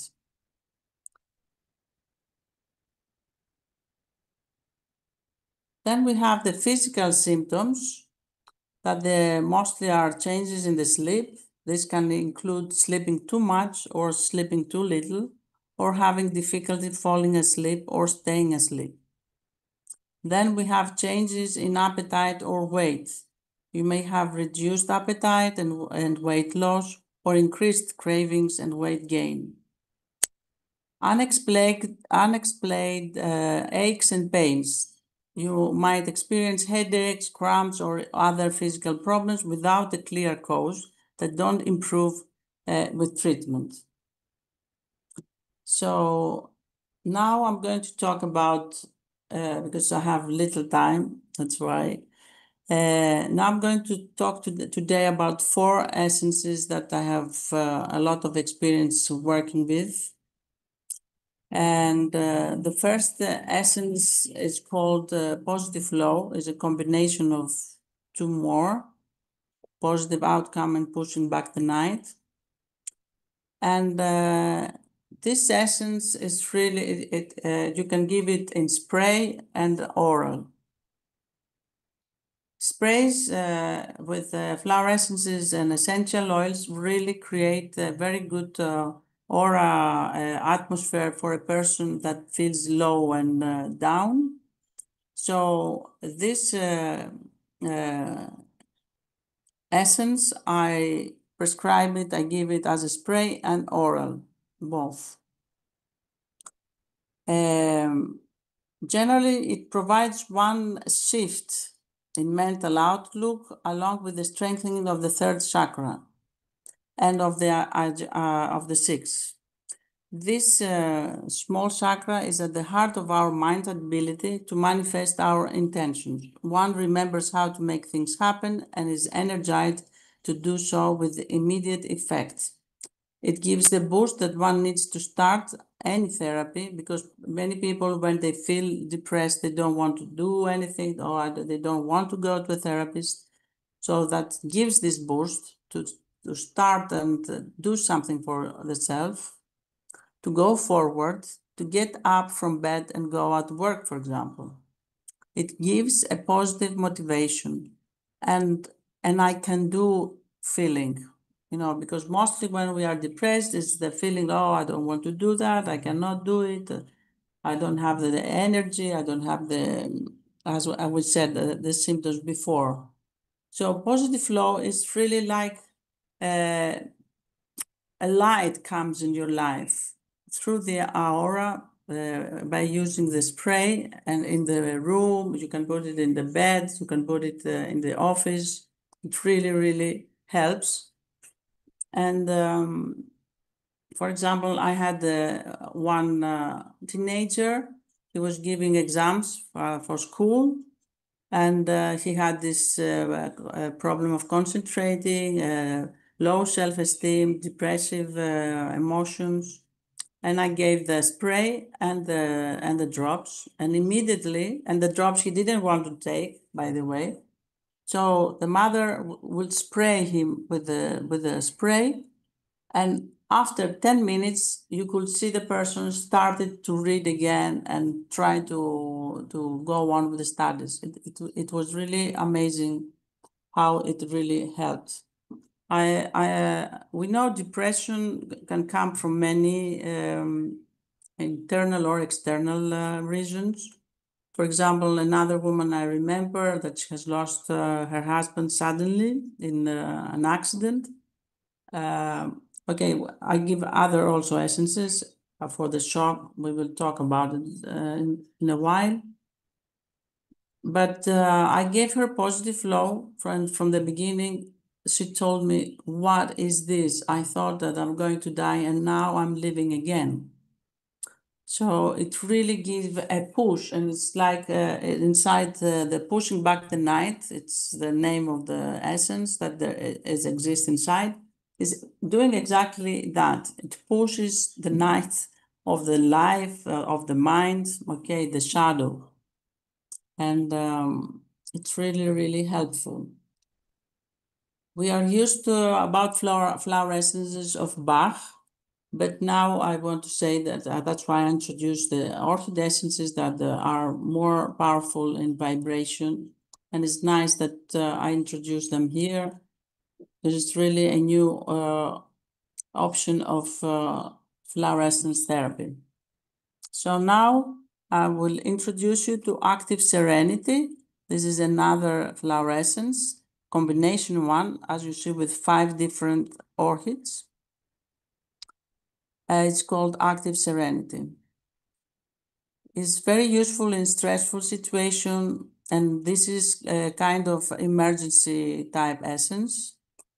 Aids critical thinking and decision making, something that is very important because when you have depression, it's like the mind doesn't really work well. You cannot have a clear mind.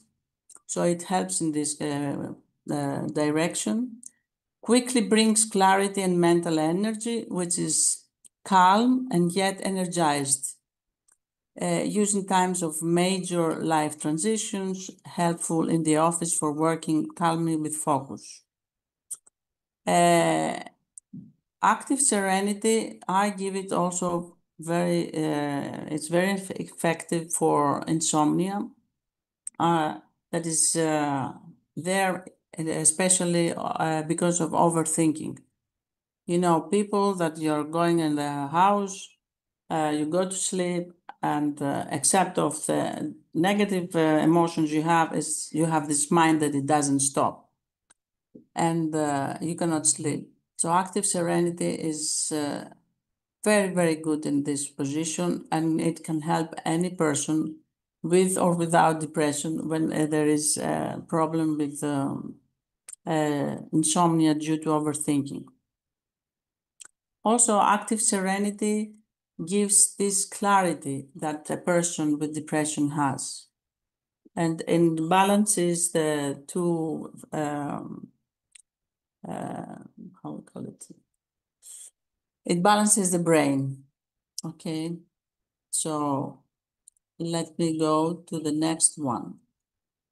The next one is Immediate Relief. Immediate Relief is really a wonderful essence. It helps in so many levels. It has 8 essences inside. It's a very powerful composition.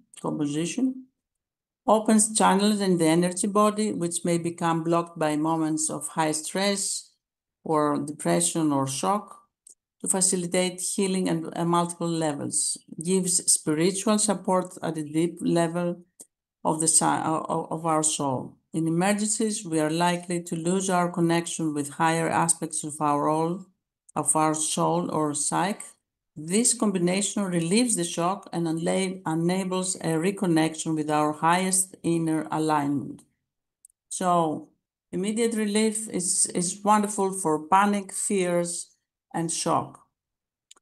Anytime you have depression because of a shock, something happened to you or something happened to another person, you have lost a beloved, you have lost your job, you have separated with your partner. This is a shock moment for the soul, and it's very important to balance the trauma inside. It's like a hug in your soul. Also immediate relief as a spray, and now I create it as a body cream, as a cream. You can put it everywhere the body aches. As I said before, one of the symptoms of depression is physical aches and pains without really cause. So like we say, psychosomatic aches and pains. So this essence, immediate relief, in spray and in cream, it is wonderful to put it on the body wherever it hurts. It really gives a relief. And I usually give it to people for 15 days every day, so that the body and mind, soul starts to get in balance. Of course, each person has its own needs, and we have to make a personal interview to know really the person. But these essences I show you now are the most most appropriate after all these years of my experience. That's why I introduced them here. And the fourth one is Love Beyond Love. It's an essence that I love very much. Actually, it's the essence of love. It's the essence of self-love, and the person with depression most of the times feels empty without no love for him, herself, or the others. This essence is for those who may have been unloved while in the womb, for energetic and emotional impact that can be very challenging for the child that has not been loved. Okay, so it nurtures our soul in deep levels, and it helps also the person start to love him herself, and start to do some healing for depression or the trauma that they are on. So I have to finish. I just want to introduce you. These essences are the Living Tree Orchid essences from Scotland. Don Dennis is the producer. And I thank you very much. I send you love and light to everyone, and blessings to all. Thank you very much. Thank you, Doctor, for your inspiring presentation and being with us today in our program. Thank you very much, and have a nice day in Greece. And now let me introduce our next speaker, who is Dr. Nikhil Dongankar, an experienced Ayurveda specialist currently practicing at the Santulan Om Health Resort in the German federal state of Baden-Württemberg. After completing his medical studies in India, he trained with renowned physicians, later running his own Ayurveda practice and bringing his expertise to Europe. Dr. Dongankar is highly valued by his patients and spa guests for his precise assessment and his warm, approachable manner, making complex Ayurvedic concepts clear and accessible to all. We are pleased to have Dr. Nikhil Dongankar with us online. Good afternoon to Germany, sir. Thank you so much. Thank you so much. And good afternoon to you too. Is it audible from my side? Yes, we can hear you perfectly and see you perfectly as well. The floor is yours. Thank you so much. Thank you so much. So first of all, I would like to thank the organizers, Dr. Thomas and his team, the organizers of the World Health Congress, for giving the opportunity to speak on the topic what we are presenting today on migraine. As well as I would like to thank my co-authors, Mr. Sanjay Tambe and Brigitta Heinrich, for contributing to this study. So I will just share my presentation and start to begin with. So today I'm going to present the topic on migraine, that is the effectiveness of Ayurveda Panchakarma therapy in the management of migraine. So as we all know, migraine is one of the leading factor right now in global where almost 16.6% of the global population is continuously getting affected, and it is one of the seventh leading cause of the disability. So most of the women specifically, I would say, that is, women affects 3 times more than the men, and as woman is a part, one of the most important integral part of our society, where they take care of uh, many aspects, I would say, household aspects as well as in the professional aspects also. They are a leading workforce also. So it definitely creates a disturbance in their life, as well as it creates disturbance in the surrounding people around them. So considering this, one of the point where uh, majority of the population is getting affected, we thought that Ayurveda can give a better result, as well as Ayurveda can definitely help to mitigate this problem from its root cause. And that's the reason why we are now focusing, especially in our center in Germany, for migraine specialized treatments. So as we all know that migraine is one of the disease which is associated with the neurological condition, where the characteristics are nothing but there will be a unilateral throbbing pain, nausea, photophobia, and sound sensitivity. And many times we see that people are unable to work and they have to be in the dark room, isolate themselves for relieving those problems, those symptoms. And in the conventional treatment, if we see that there are not completely any kind of cure, but most of the medicines what are prescribed are basically as a nerve blocker or pain blocker, as well as some kind of painkillers. And they are having a tremendous side effects also, where due to the treatment, sometimes the intensity gets slowly, the medicine becomes slowly more accustomed, as well as the symptoms starts getting more and more stronger, and the frequency also eventually increases. So in Ayurveda, this migraine has been actually dealt in a perspective of Ardhava Bedaka, that is half half side of the brain is or the head is getting affected, which is more kind of an similar kind of a disease mentioned in Ayurveda. So basically in Ardhava Bedaka, the three dosha predominating, it is a disease which is more impacting because of the vata and pitta imbalance from the three doshas. So it also explains the same symptoms, where there is a unilateral head pain, dizziness, discomfort, photophobia, and sound intolerance.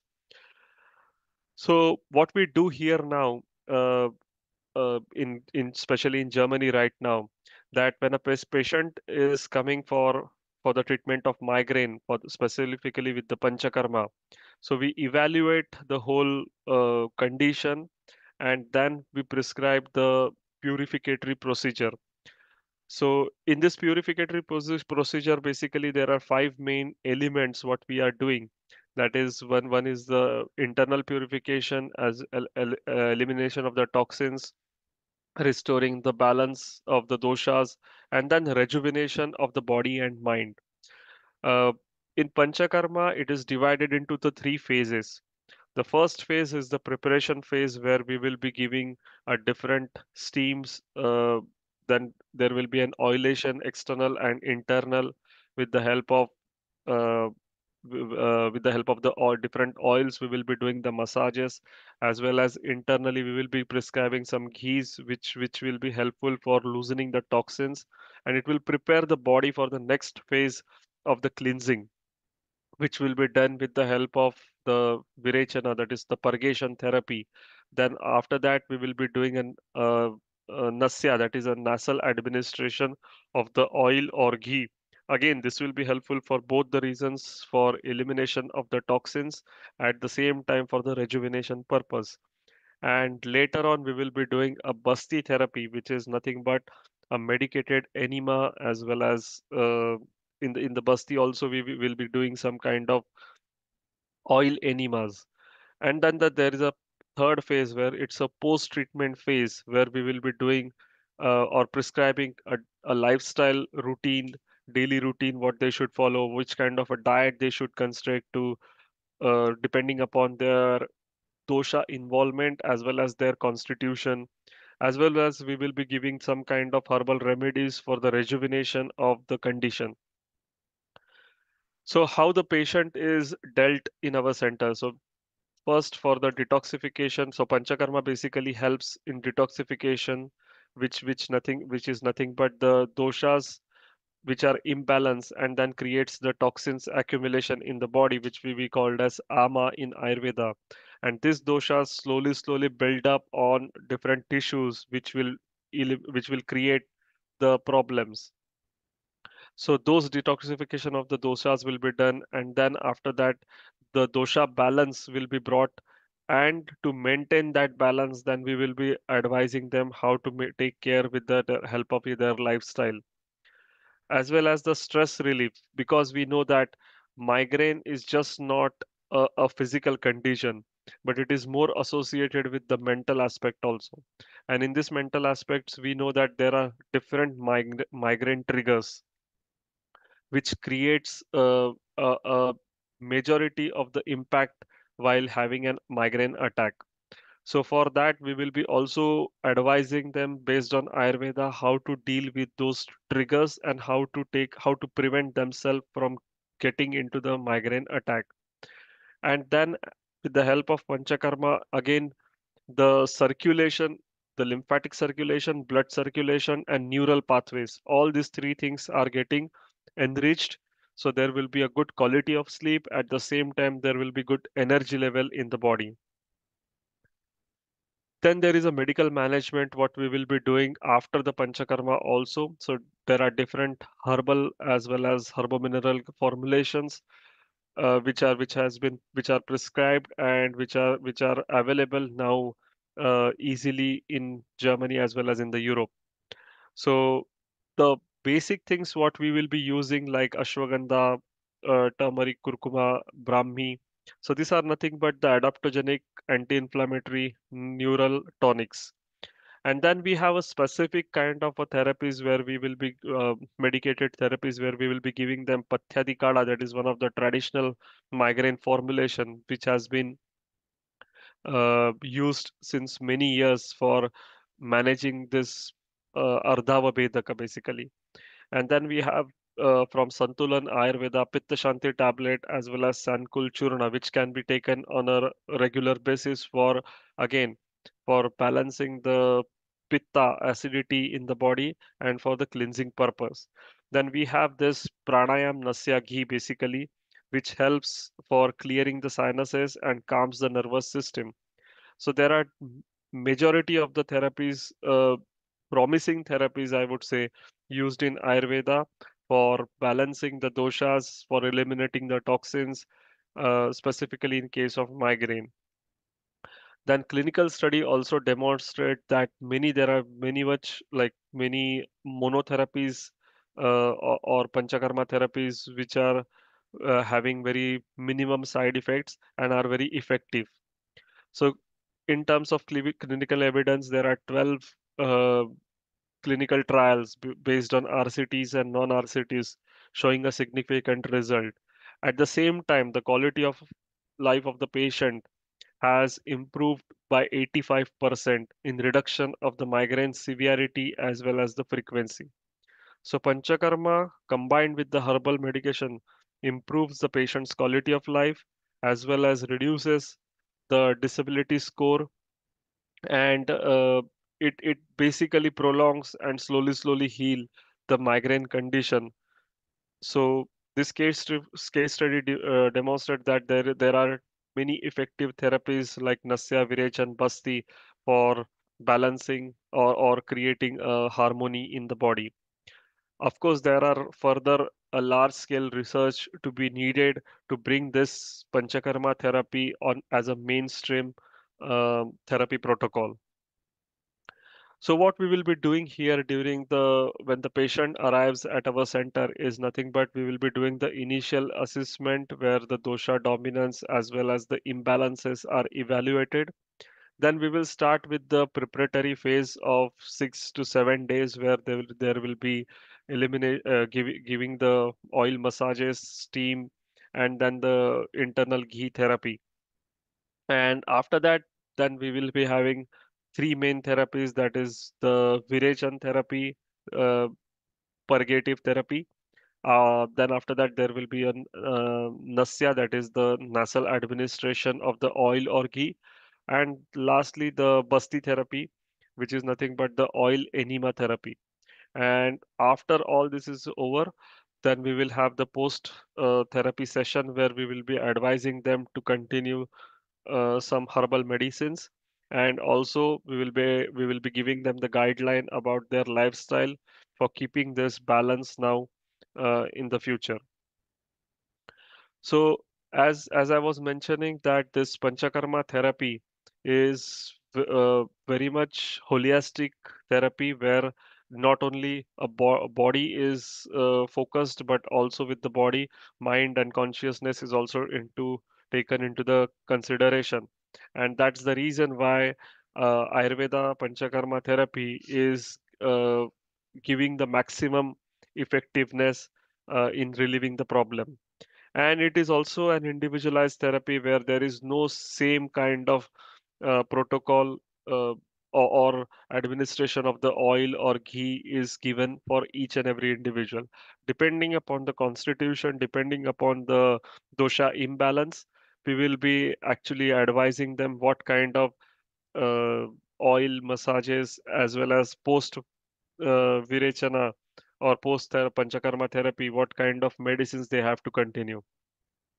And after that, the preventive aspect is also one of the main objective in Ayurveda. So for the preventive aspect, it's nothing but your stress management, your diet, your lifestyle, your daily routine, what needs to be taken care, and those all the things will be advised, recommended after complete understanding of the individual constitution and the imbalances. Then when you basically cure your imbalances and you bring your body into the harmony, your dependency comes down from any kind of the pharmaceutical uh, medicine, or you can say a pharmaceutical drug intake. And this is one of the key factor what you have to understand, that you are not going to be on any kind of medication for the lifelong. You can eliminate that, or you can come out of the whole cycle by just bringing the harmony in your body. So this is what I would like to conclude the presentation with, where the evidence-based efficacy, clinical evidences which supports the reduction of migraine frequency, intensity, and disability through the detoxification and dosha balance. And the holistic wellness, personalized care extends beyond the symptom control to enhance overall patient well-being and the quality of life. As well as this whole therapy is one of the safest modulation, we can say, where the Ayurveda doctor takes care of that the whole examination of the patient is done, and then the effective therapy is advised. So this is how we can empower the health with the Ayurveda wisdom in the modern migraine management. Thank you. Dear Nikhil, thank you for your clear and nice presentation. Thank you so much. Nice to hear, and we wish you a nice day to Germany. And thank you. You too. Thank you. Have a nice day. Thank you so much. Goodbye. Goodbye. This is the end of the second today's block of presentations. Let's have a short break now, and we are going to be back promptly at 4:05 p.m. For our third and last block, which is about 15 minutes. Thank you for watching, and see you again.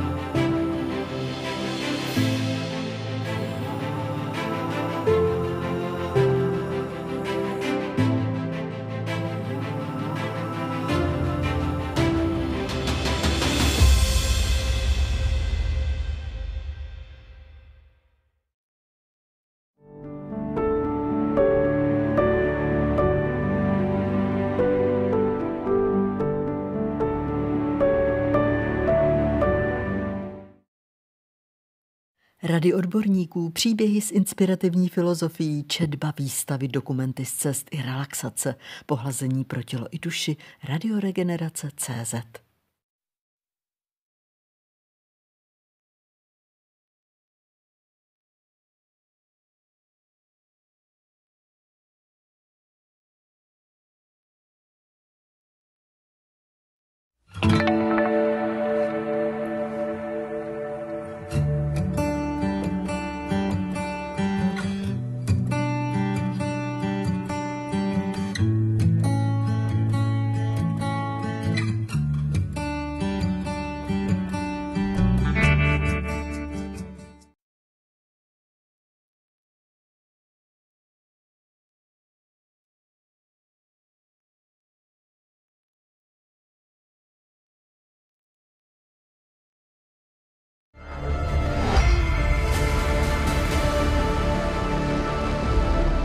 Záhady života. Časopis o mystériích zdraví a duši. Bude to radost, bude to mejdan. Český mejdan s impulzem. Skvělou zábavu vám přeje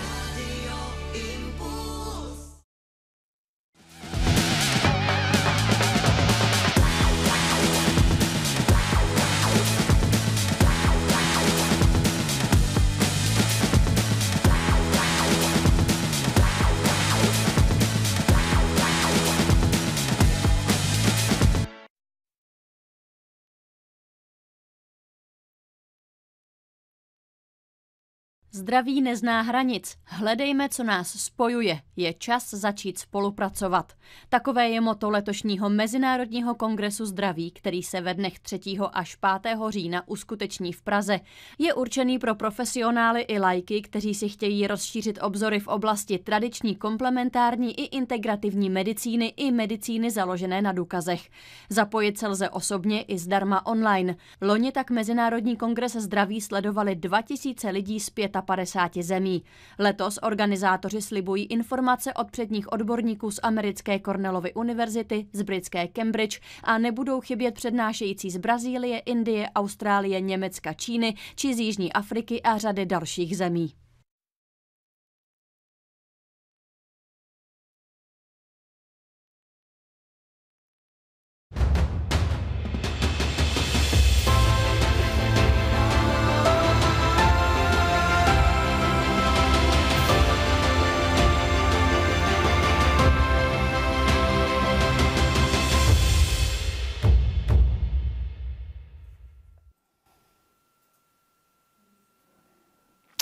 Good afternoon, ladies and gentlemen, and welcome to our final today blocks of presentation.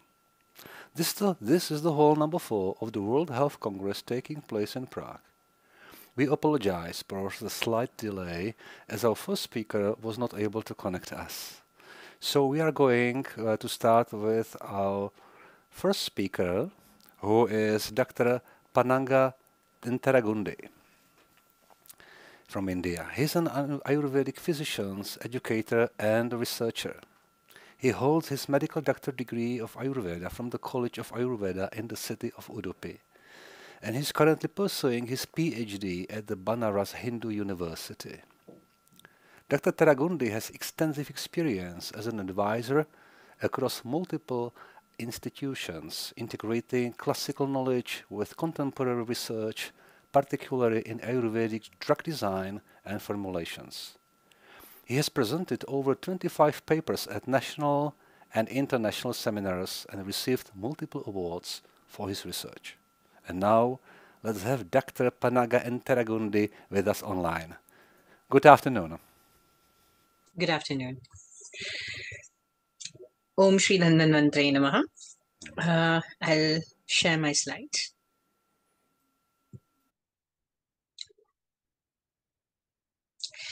So my topic today for this conference is based on the utility of mercury in medicine. So today I'll be discussing about the use of mercury in medicine. And for a long time, since eons. Mercury is the only metal which is in liquid room temperature, and this was thought to be a metal which was used for various things. It was like a core material for rest of the things to align itself for medicine. We hear stories in China, the first emperor was also buried with copious amounts of mercury. Even the pyramids also had mercury. So mercury is known throughout eons for having some specific properties. In today's presentation, I want to divert your attention to the basic 3 types of mercury which are available. The first one is the organic mercury. Organic mercury is the one which is binded along with the organic groups of carbon and its whole family of carbon. The inorganic mercury is the one which has the ionic bondage, and the Rasha-Shastric mercury is completely a different type of mercury where it is mixed along with herbs, like it is potentiated or having a herbo-mineral complex. That is Rasha-Shastric mercury. So when we see in the absorption, organic mercury is the one which is having the highest absorption rate in the gut, where it is lipid soluble and crosses the gut rapidly. Whereas in inorganic, it's very poor GI absorption, moderate and moderate absorption via inhalation or when we apply or through the skin. Whereas Rasha-Shastric mercury is having a low sulfide, it's in the insoluble sulfide form. It has low GI absorption, but it stays longer in the gut. Distribution, again, blood-brain barrier, placenta accumulates in the CNS and the fetus, and that's the main reason why the whole Minamata disease came to be. In the organic mercury, whereas in inorganic, it accumulates in the kidneys, limited to the CNS entry. And in Rasha-Shastric mercury, it's the nano HGS, distributed very, very slowly and bounded by the herb matrices. Metabolism, it converts into organic form in the tissues and bonds with the proteins. In inorganic, it undergoes series of redox cycles and binds with the renal proteins, either accumulates in the kidneys or it's thrown out from the kidneys. And whereas in Rasha-Shastric mercury, it is stable compound and it is buffered through an herbal media. So these herbal media acts as a chelating agent, and they cover this mercury in a very big complex bonds, which will make it bigger in size so that they can easily be thrown out through the renal channel. Excretion, mainly fecal and minor renal, and it has a very long shelf life. The half-life period is very high inside the body, which causes biomagnification. Renal route is via urine in inorganic mercury. Half-life is shorter than organic. And Rasha-Shastric mercury is excreted unchanged. So it's not reacting much with the body's internal organs. And it is having a very low systemic burden. So it doesn't bioaccumulate.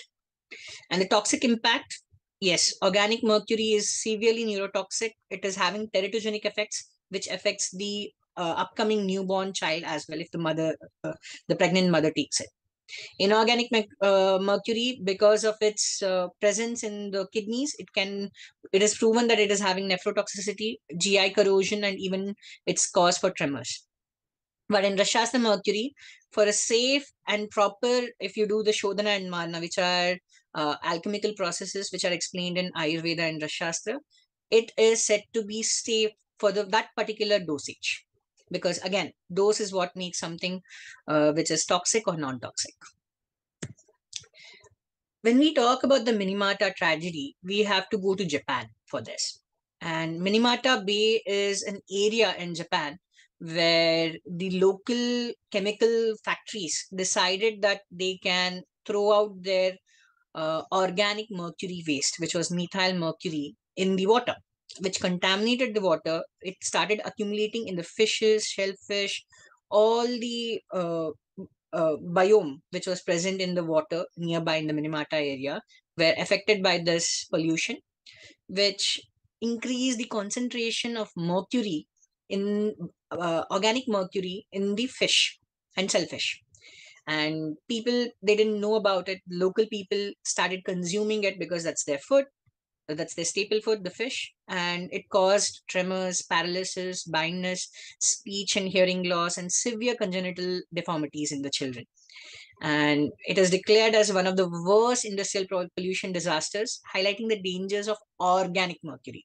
Point to be noted is organic mercury. So what did what were the consequences of this convention?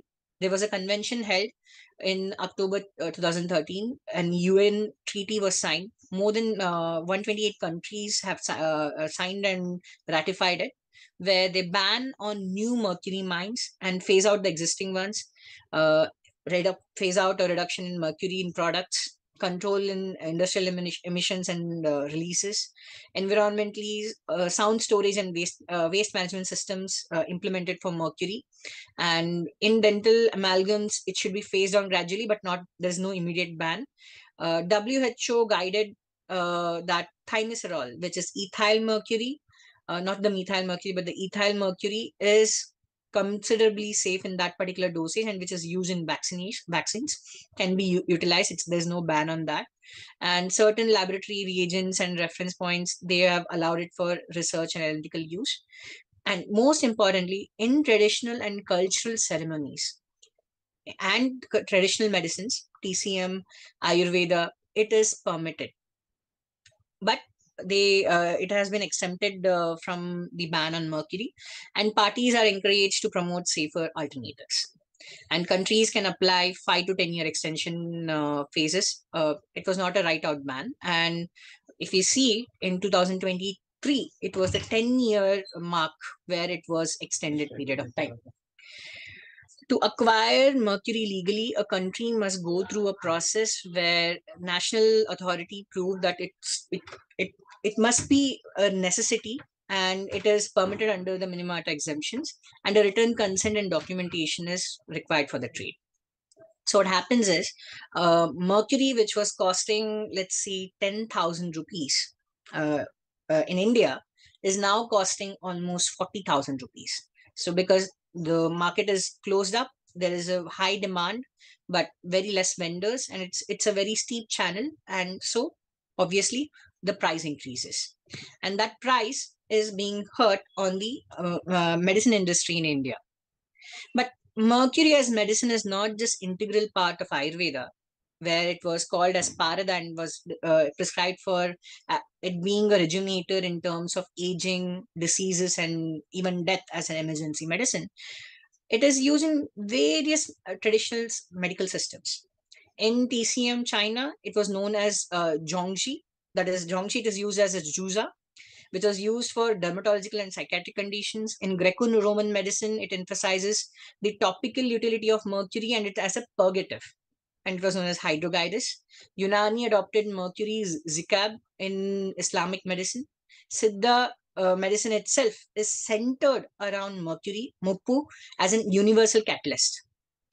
Sawa Rigpa, the Tibetan medicine, promoted mercury as a black powder, sotal, which was called as the king of elixirs. And that black powder is nothing but mercury sulfide, black mercury sulfide. Afro-Caribbean Yoruba healing system, mercury was used as a folk remedy and as well as a spiritual practices. Native American cultures in Mesoamerica used mercury as a sacred pigment for healing and ceremonial application for warding off infections and skin lesions. Medieval European alchemy used this as a folk medicine for ringworms as well as skin infections and venereal diseases. There was no cure for syphilis in the early 1700s and the 1800s, and mercury was the prime ingredient which was used to stop the spread of syphilis or to have a control on syphilis, because that was the only thing which can cure it. And since Europe kind of spread around the syphilis to all different parts of the world, in India it was known as Firanga Roga, Firanga meaning a foreigner's disease.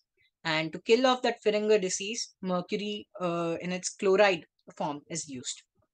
And even in Campo medicine, Japan themselves, who have banned this mercury right now, was using sujin for sedative effects and in epilepsy and convulsions. So mercury has its use in medicine for a long, long period of time. And we can see that it's not just Ayurveda, which is carrying on the legacy, but there were many other things. The only difference being most of these were using mercury in a specific form, but Ayurveda, it talks about how mercury is also poisonous. It called mercury a poison, but we can do processing towards the mercury to make it into a stable enough form for the body to metabolize it and give us the medicinal properties. So key to making, how do we do that? The key here to stabilize mercury is sulfur. And sulfur, when it binds with mercury, it is called HGS or Kajali in Sanskrit. And it's a stable, insoluble compound preventing free mercury absorption. Because free mercury, it goes to the liver and it attaches the methyl groups and methyl mercury is formed. We don't want that, because that is what is causing most of the diseases. Bioavailability of free mercury is reactively, it's very less soluble, minimal GI absorption, as I told before, and it reduces systemic toxicity. And there is an antioxidant role of sulfur as well, because sulfur compounds act like scavengers for free radicals. Even if there is free mercury available by the fish or any pescatarian diet people follow, because it has high mercury in it, that also is taken away with the use of sulfur. There's a hepatoprotective, nephroprotective effect of sulfur that shields vital organs where mercury is binding to the cellular proteins.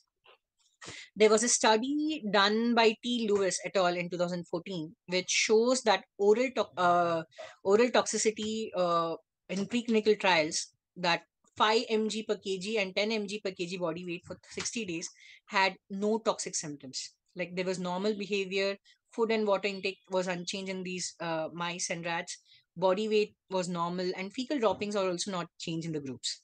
So in conclusion, they said that Kajali showed no acute or subacute toxicity at tested doses. Again, a key point, a tested doses. Like we use mercury in a Ratti Pramana, and a Ratti refers to 125 milligrams, and that's the highest dose. So when you divide that, you're basically giving them 5 mg to 10 mg a day, or a per dose time. So the impact on Minamata on the Rasashastra medicine industry, there is global treaty obligations have to be met. So there is restriction of production, trade and export. Challenges for Ayurvedic pharmacies for sourcing purified mercury for their Rasaushadis. Import and export license are required, and which raises cost and paperwork. International trade for mercurical Ayurvedic medicine faces scrutiny, bans in some countries. EU has completely banned Rasashastra medicines. They cannot be permitted in EU and even in the US. So it's a very uphill battle. Mostly it is taken, you can get medicines in India itself. It's not sold outside. There is a need for toxicology, pharmacology, and safety data to justify the continuous use. Push for modern analytical studies, XRD, SAM, ICP-MS, proving the stability of Kajali, because most people are not ready to believe that mercury has such good properties. And it presents an opportunity for the present Rasashastra people to show something, because there is no modern safety protocols. We can add the Shodhana and Marana in the medicines, and it limits the global Ayurveda market expansion for Parda-based formulations. But since it's a policy, the only way to move ahead is adaptation. India, a party to Minamata, must balance protecting Ayurveda's heritage versus global mercury ban compliance. So it has to have a balancing act. So what are the suggested things which we can do forward is talk about promoting restricted medicinal use only, like it should only be used for medicinal purposes. Strict GMP quality control, standardization for mercury compounds must be taken care of. Industrial training for the handling of mercury is needed. So the workers who are actually doing the medicine preparation in the pharma level have the right information and the protocol to follow when they're handling mercury. Data documentation of acquisition, utility, sale, consumption, and disposal of mercury is a must. That has to be implemented throughout the India as well as the globe. Implementation of a mercury certification news for pharmaceutical companies, like how we have GMP certification, I think it's a high time we also demand a mercury use certificate, which is going to certify that this particular pharmacy is following all the protocols and giving us the right products. And again, it's the duty of the government to regulate the distribution system for mercury. Since a common person or a private company, it's having difficulty to source mercury, I think if the government is undertaking the job of acquiring the mercury and distributing it in India, then that would be a godsend. So in conclusion, there is a dual legacy of mercury, one as a medicine and one as a poison. And Ayurveda has a very beautiful shloka which describes this: yoga dapi visham tikshnam. So in a formulation, a medicine can turn poison and a poison can turn medicine. And all of that is dependent on the dose, the delivery, and what purpose it is used for. So if we control that, then poison can also be a medicine, and in small quantities again. There is a need to differentiate organic, inorganic, and Rashastra mercury, because at large, everyone thinks it's one and the same, but it's not. Minamata tragedy highlights the devastating impact of methyl mercury policy. So pollution, so that has to be taken care of. The treaty restricts mercury mining, trade and use, but exempts for traditional medicine, which again, Ayurveda is a part of. And sulfur is a key to control mercury and its toxicity. Future direction should incorporate needed research, safety evidence, and by adapting potential regulatory shifts. So this is a popular quotation from Nagarjuna, who is known as the father of alchemy in India.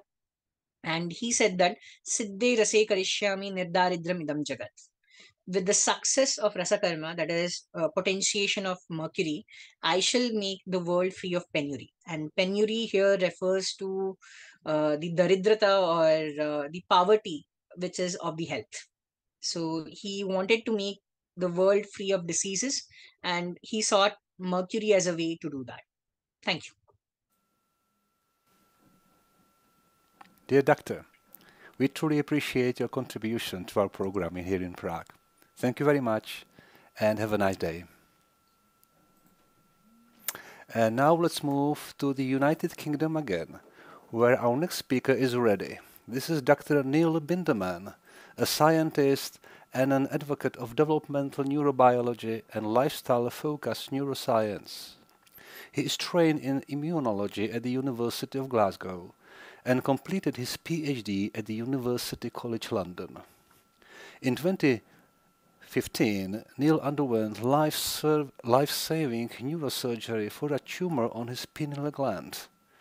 He describes his experience as a life reset button that inspired him to focus on the person-centered, trauma-informed approaches to emotional and mental well-being. Over the past decade, he has developed innovative tools and services designed to help individuals to rebalance their emotional health. Please join me in welcoming Dr. Neil Binderman in our online session. Good afternoon. Hello, it's very nice to be here.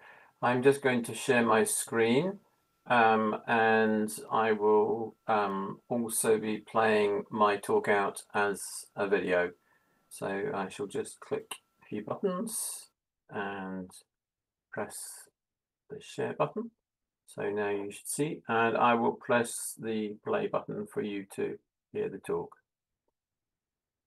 Hello, my name is Neil Binderman, and I'm absolutely thrilled to be here with you today and to have this opportunity to talk to you about some of the evidence to explore how correcting an imbalance in emotional health can help us in rebalancing our immune system. But for some of us, we may not have heard of this term emotional health before. And so I think it's important to explore what it actually is. And to do that, let's look at what emotions are. Emotions, as defined in this slide, are just a complex experience of consciousness, bodily sensation, and behavior. And actually, it was back in 1997 when Dr. Candace Pert, neuroscientist in America, who discovered the opioid receptor, really brought the significance of emotions to the fore in terms of the nature of emotions being chemical. And here she talks about the fact that it's about releasing molecules that produce from body cells across the brain and spine, and that this can lead to changes in the person's feeling of well-being. But what triggers that release? What triggers their release, I should say? Well, that has got to come down to the experiences that we can have through our development and childhood, and also through later life, and maybe work-related experiences and other experiences that we have. But those emotions, we need to explore how we perceive those experiences. And generally, we tend to group them into positive and negative emotions. But they have a purpose as well, and I think that can often get forgotten. Those emotions, they can drive our actions, and they tell others that we may be dealing with stressors, and they obviously tell others how we're generally feeling in terms of whether we've got smiles on our faces, etc.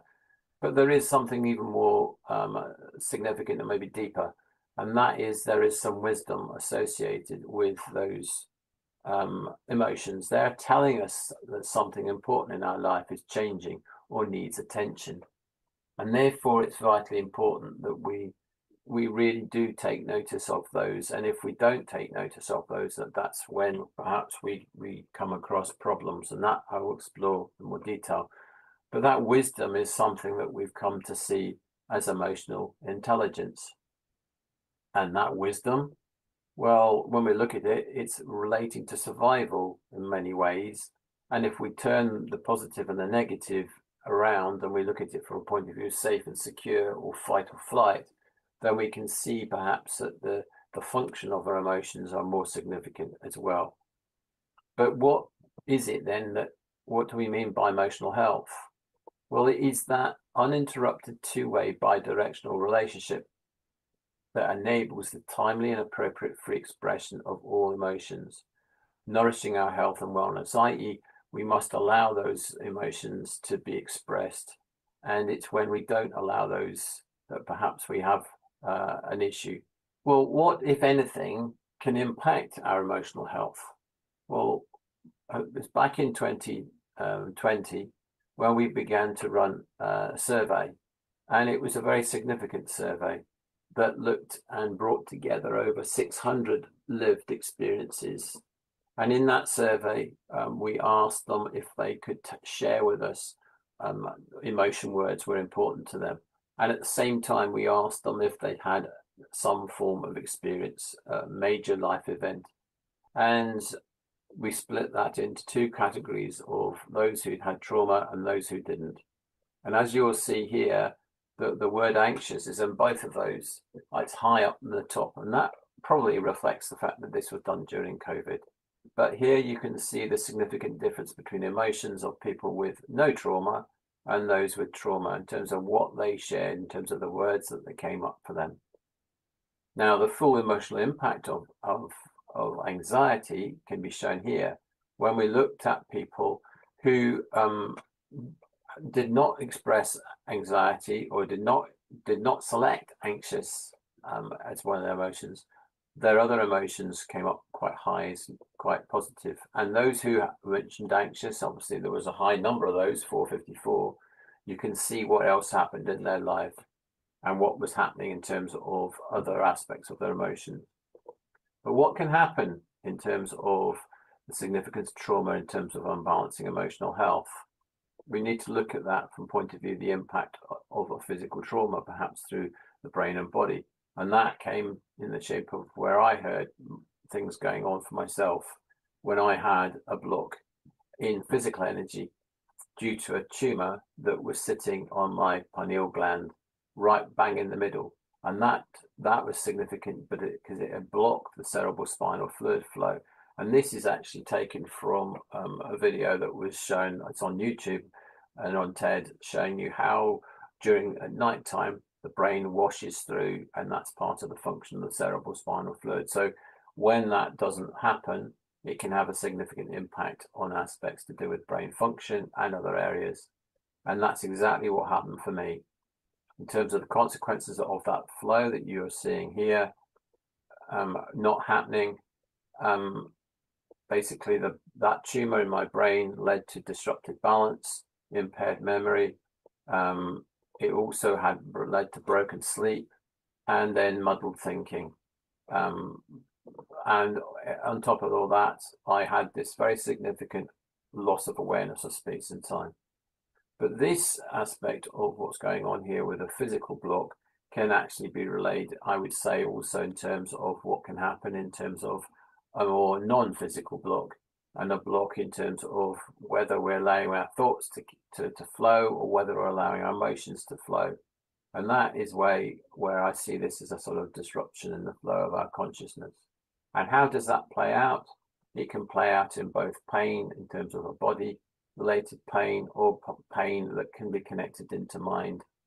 And those two pain, the pain that from that is very much in connection with migraine and fibromyalgia. How does the science tell us this about migraine and fibromyalgia? Well, this is where the research has come in from point of view of CGRP and the work that's been going on in that for quite a few years now. And you will see in this graph that CGRP is a very, very major vasodilating peptide. It binds to cells across the body, and it also is related to the release into the body in terms of stress and anxiety. What I'm going to quickly go through here is to show you that I've been involved in some research with CGRP in my PhD, showing that it actually binds to cells in the immune system and also cells of the central nervous system as well. And then earlier in 97, we know that the link with migraine has started when Michael Moscovitz was looking at the link between the migraine and the trigeminal nerve. And as I said earlier, my PhD showing you here is some illustrations of CGRP flowing through the axons in the nerves, in the sciatic nerve, and also where it binds to the cell receptors of macrophages. Now, how does this tell us about the significance in terms of emotional health and also in the immune system? Well, it actually starts from point of view of the dental bite plate, which again does connect into the trigeminal nerve, because the dental bite plate is something that's used a lot for stress and anxiety in terms of teeth grinding. And as you'll see here, some papers highlighting the link between bruxism and PTSD, and obviously then the emotional issues related to PTSD in terms of childhood and in migraine. And here you can see problems in terms of connection between emotional health and the history of migraine as well. So emotional problems in terms of childhood issues, adverse childhood events, and then the risk of migraine in future life. But this was the biggest breakthrough in 21, when Peter Goadsby worked on the research that Michael Moscovitz had uncovered, and eventually through working with the pharmaceutical industry, they developed a new drug. And this is a drug that binds to CGRP. Now, the significance of all that comes in this aspect of how CGRP levels can increase in the body at the wrong times. And when something goes up, as we all know, Newton's laws, it also has to come down. So we need to get back down to that balance point. But if CGRP is getting released at certain times due to stress, etc., it's getting circulated around the body. Now, if let's say that person is not wishing to express certain emotions because, as we said earlier on, they're suppressing them, very uncomfortable, don't wish to have those, well, the tissue cells that are involved in certain emotions like anger, etc., which would involve CGRP, they are no longer able to show their receptors. And therefore, that means CGRP increases. And as that increases up, that means that we're going to see a large volume.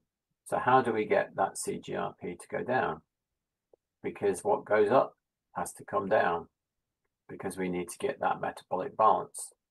So this is where we can see, for example, if it is up high and there are cells in the immune system that are actually got receptors for it, that CGRP gets metabolized away, reduced, but it binds to the mast cells, for example.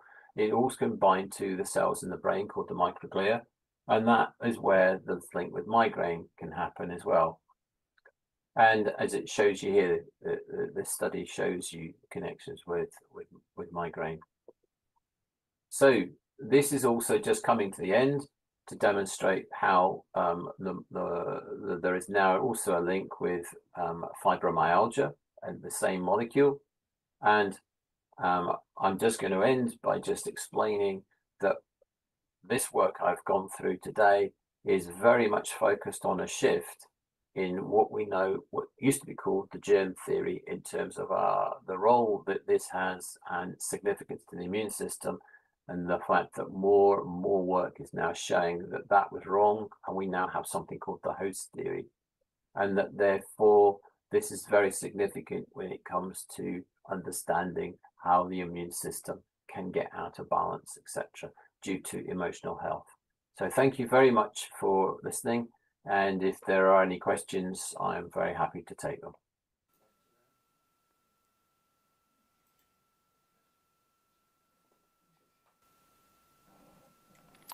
Dear Neil, we thank you for sharing your presentation with us. We appreciate that very much. And for the time being, we thank you and wish you a nice day in the UK. Goodbye. Thank you very much. Bye-bye. Thank you. And now we are coming back to the USA, where Ms. Diana Cantorena is ready.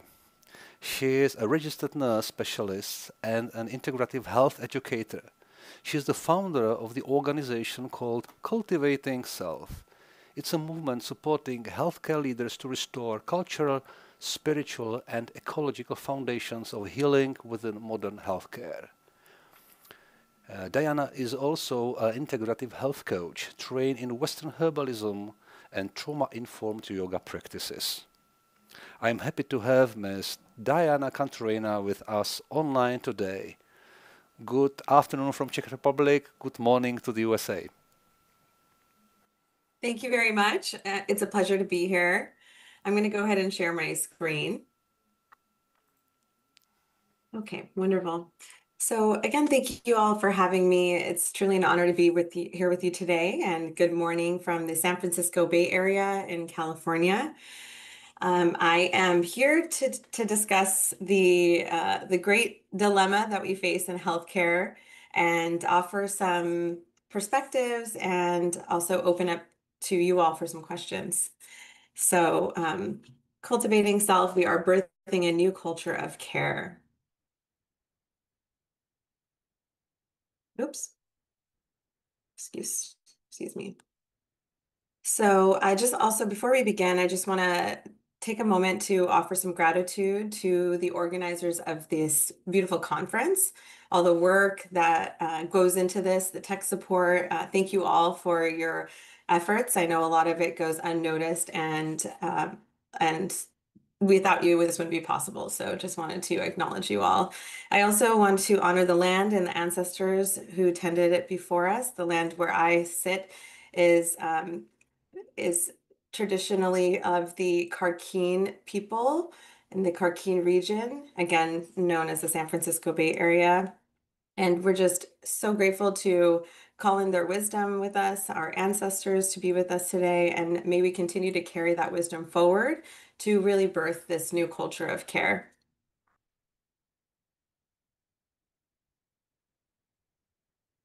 So who am I? Thank you for the introductions.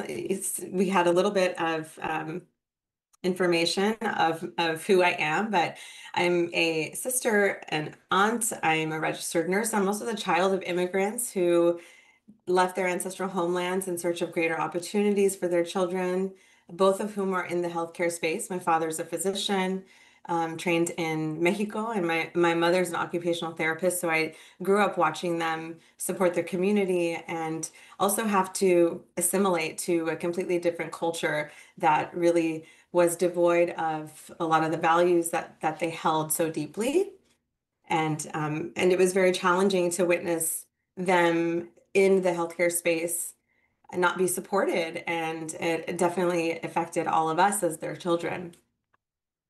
I am also a patient advocate, an herbalist. I have clinical experience across various settings, including the pediatric trauma ICU is where I started my nursing career, public health, rural health, a nurse case management. I worked on the street doing wound care with our homeless population, primary care, and as well as concierge medicine. So after experiencing burnout myself and feeling the impact of the healthcare system, which led to moral injury, I founded Cultivating Self, which is a nonprofit that was set out to restore the spirit of healers and reconnect us all to healthcare from the lens of culture and spirit, as well as ecological wisdom.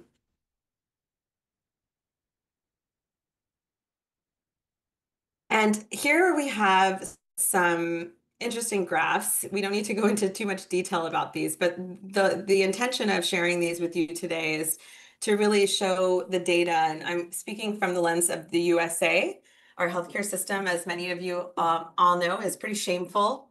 And so we can see this reflected in the numbers here. This is the Mirror 2024 study, which is demonstrating the failed US healthcare system in comparison to 10 other countries.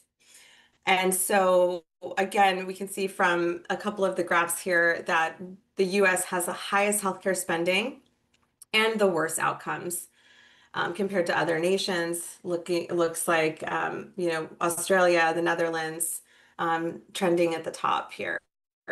And this is just really interesting because when we ask this question of spirituality, and the talk today is, integrating ecology and spirit and culture to heal the healer so that we can build new systems, we really have to look at the economics behind what's driving the outcomes. And so we can see here again that we have horrible outcomes and we are spending the most. Again, here, the US trail peers for equity and healthcare access.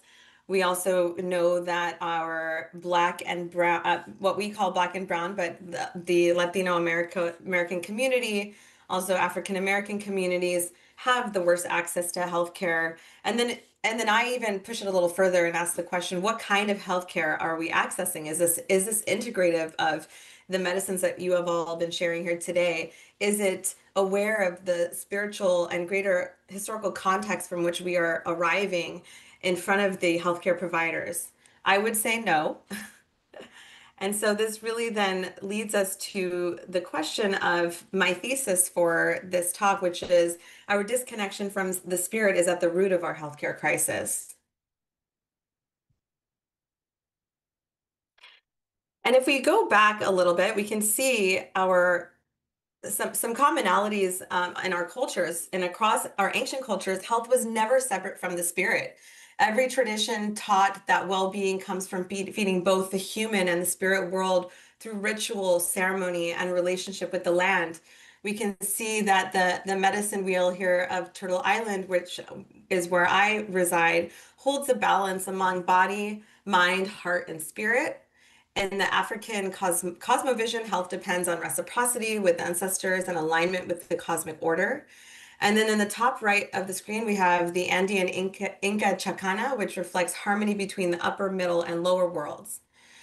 We also have the Panchakoshas in Yoga and Ayurveda, which describe the 5 sheaths of being. You have body, energy, mind, wisdom, and spirit, each requiring their own nourishment. We can also look at Chinese medicine with the 5 elements and Ayurveda's doshas as well, that echo this same truth that cross all of our cultures around the world. And together, these teachings really remind us that food, prayer, story, and ceremony do not just nourish the body, but they feed our spirit. They also honor our ancestors and keep us in harmony with the web of life. I really love these visuals because you can see so many similarities here.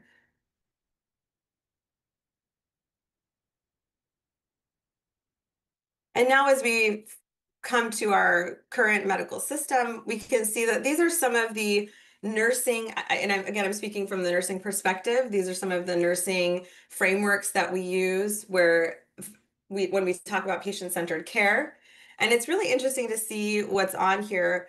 And nowhere does it say spiritual support. And we do offer spiritual support to patients in the hospital setting, but many times we are never offered that same spiritual support.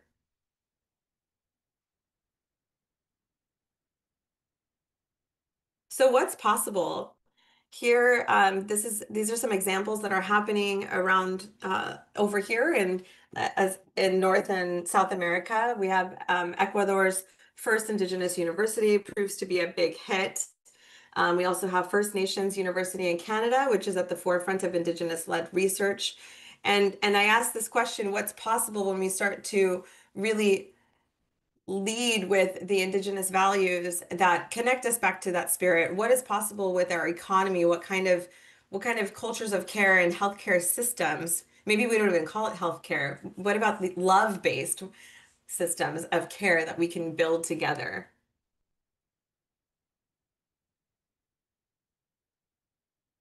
So Cultivating Self, as I briefly shared before, I'm the founder of. This is a nonprofit that is doing a lot of work in the realm of reweaving spirit, culture, ecology, so that we are integrating that into the mainstream healthcare system, while also simultaneously creating a new one. We empower caregivers through holistic continuing education, ecological restoration projects, and civic education so that they're empowered to change policy in their hometowns and their communities.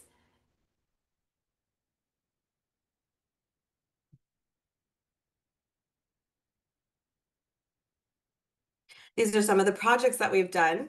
We've done healthcare retreats where we bring in world-renowned teachers from around the world to talk about ancient modalities of healing. We do organizational well-being retreats. And again, as I said, continuing education and science-based play shops. These are all pictures from our events and our gatherings. We have also created regenerative healthcare spaces in the hospital setting. This is actually one of my colleagues who took a little selfie to share his appreciation for what we created as a reset room, a space for all of the hospital staff to reset and to ground and to find some peace of mind amongst a very chaotic setting.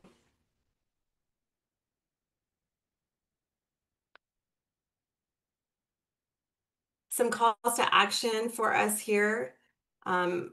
Interfaith healing spaces that are not necessarily religious, but really connecting us back to spirit. And one of the things that I actually forgot to share earlier was when we talk about spirituality, what does that actually mean?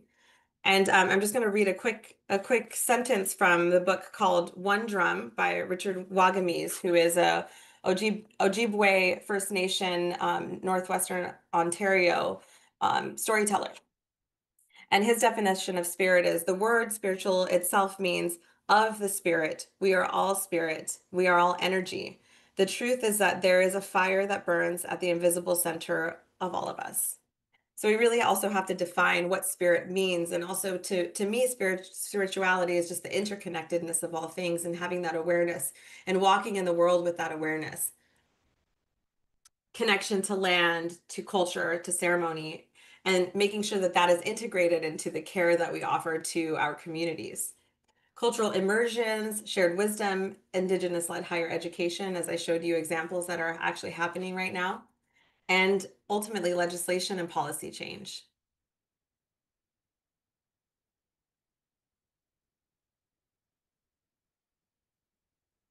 Thank you. Please stay connected. That is our contact information. And if there's any questions, I'm happy to answer them and engage more.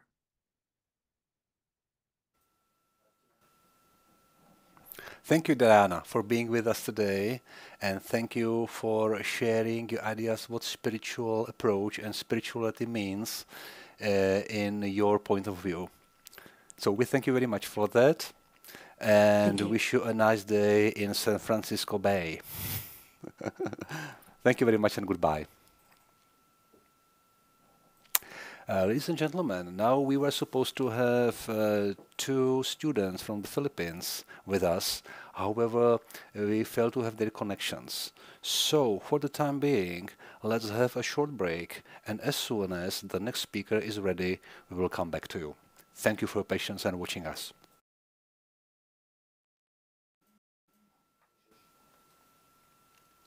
Ladies and gentlemen, we are happy we are back after this unplanned break, and I can announce our next and final speaker for today, who is Dr. Amruta Alalakh, a distinguished Ayurvedic physician and healthcare professional from India.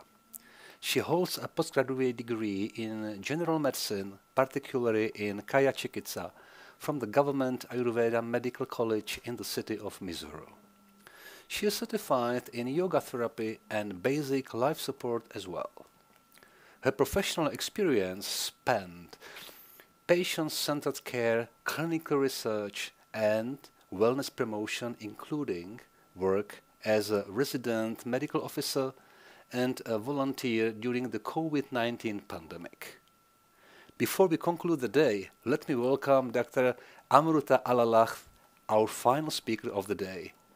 Good afternoon. Good afternoon. Thank you so much for your introduction about me. Thank you. Good afternoon.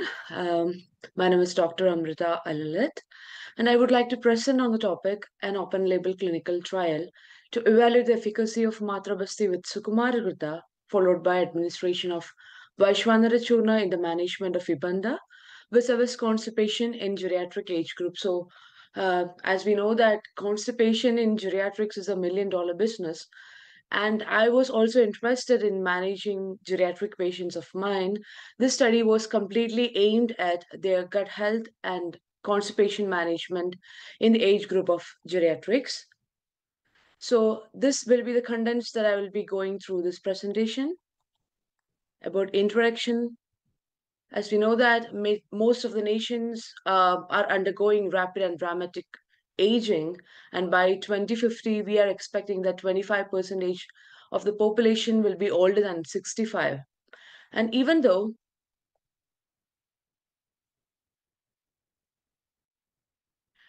aging is a unique natural biological process in every of a species, we know that they are most vulnerable population to diseases.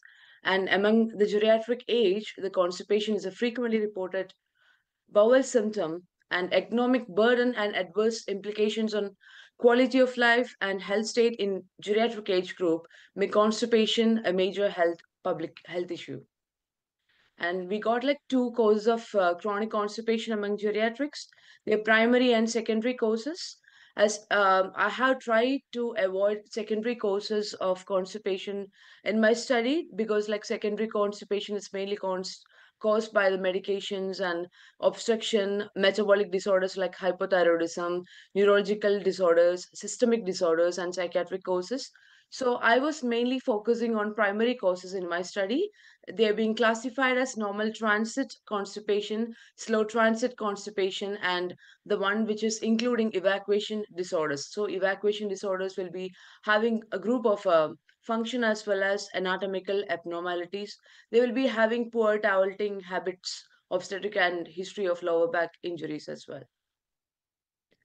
So in the current scenario, drugs such as the bulk forming agents, stimulants and stool softeners, osmotic agents, secretagogues are mainly commonly used in the modern era of medicine. And even though the conventional treatment is well established and safe, and it doesn't provide that correct improvement for the geriatric age group, in Ayurveda, we can see the terms like Vibandha, Malagraha, Malabadhada, which are the correlated terms with constipation. So this is what the Ayurvedic understanding of constipation is. We have different terms like Apanavata, as well as the gunas like Rukshata. So in basically what happens in geriatrics is that the qualities like Rukshata will be increases. That means like they have dryness even in their gut health system as well as. So that is causing obstruction and dryness of their fecus, and even the obstruction that is leading to constipation. So that is a term Vibandha, what it is meaning of. So this effort was made to study in detail about the causes, etiopathogenesis, and management of constipation with a clinical study titled and single-arm clinical trial to evaluate the efficacy of Matra Basti with Sukumaragrita, followed by administration of Vaishwanara Churna in the management of Vipanta, that is nothing but geriatric constipation. So we have taken the medicines which is like specific, helpful in management of the constipation, that is helping in the evacuation of fetus and flacus through Sukumaragrita, that is was given in the form of an enema. And after that, we have administered a medicament which is having the properties of combination as well as which can help in constipation and easy movement of flatus as well. So, from the study, it can be concluded the intervention of Matra Basti with Sukumaragrita, followed by internal administration of Vaishwanara Churna, was found to be as effective in geriatric constipation.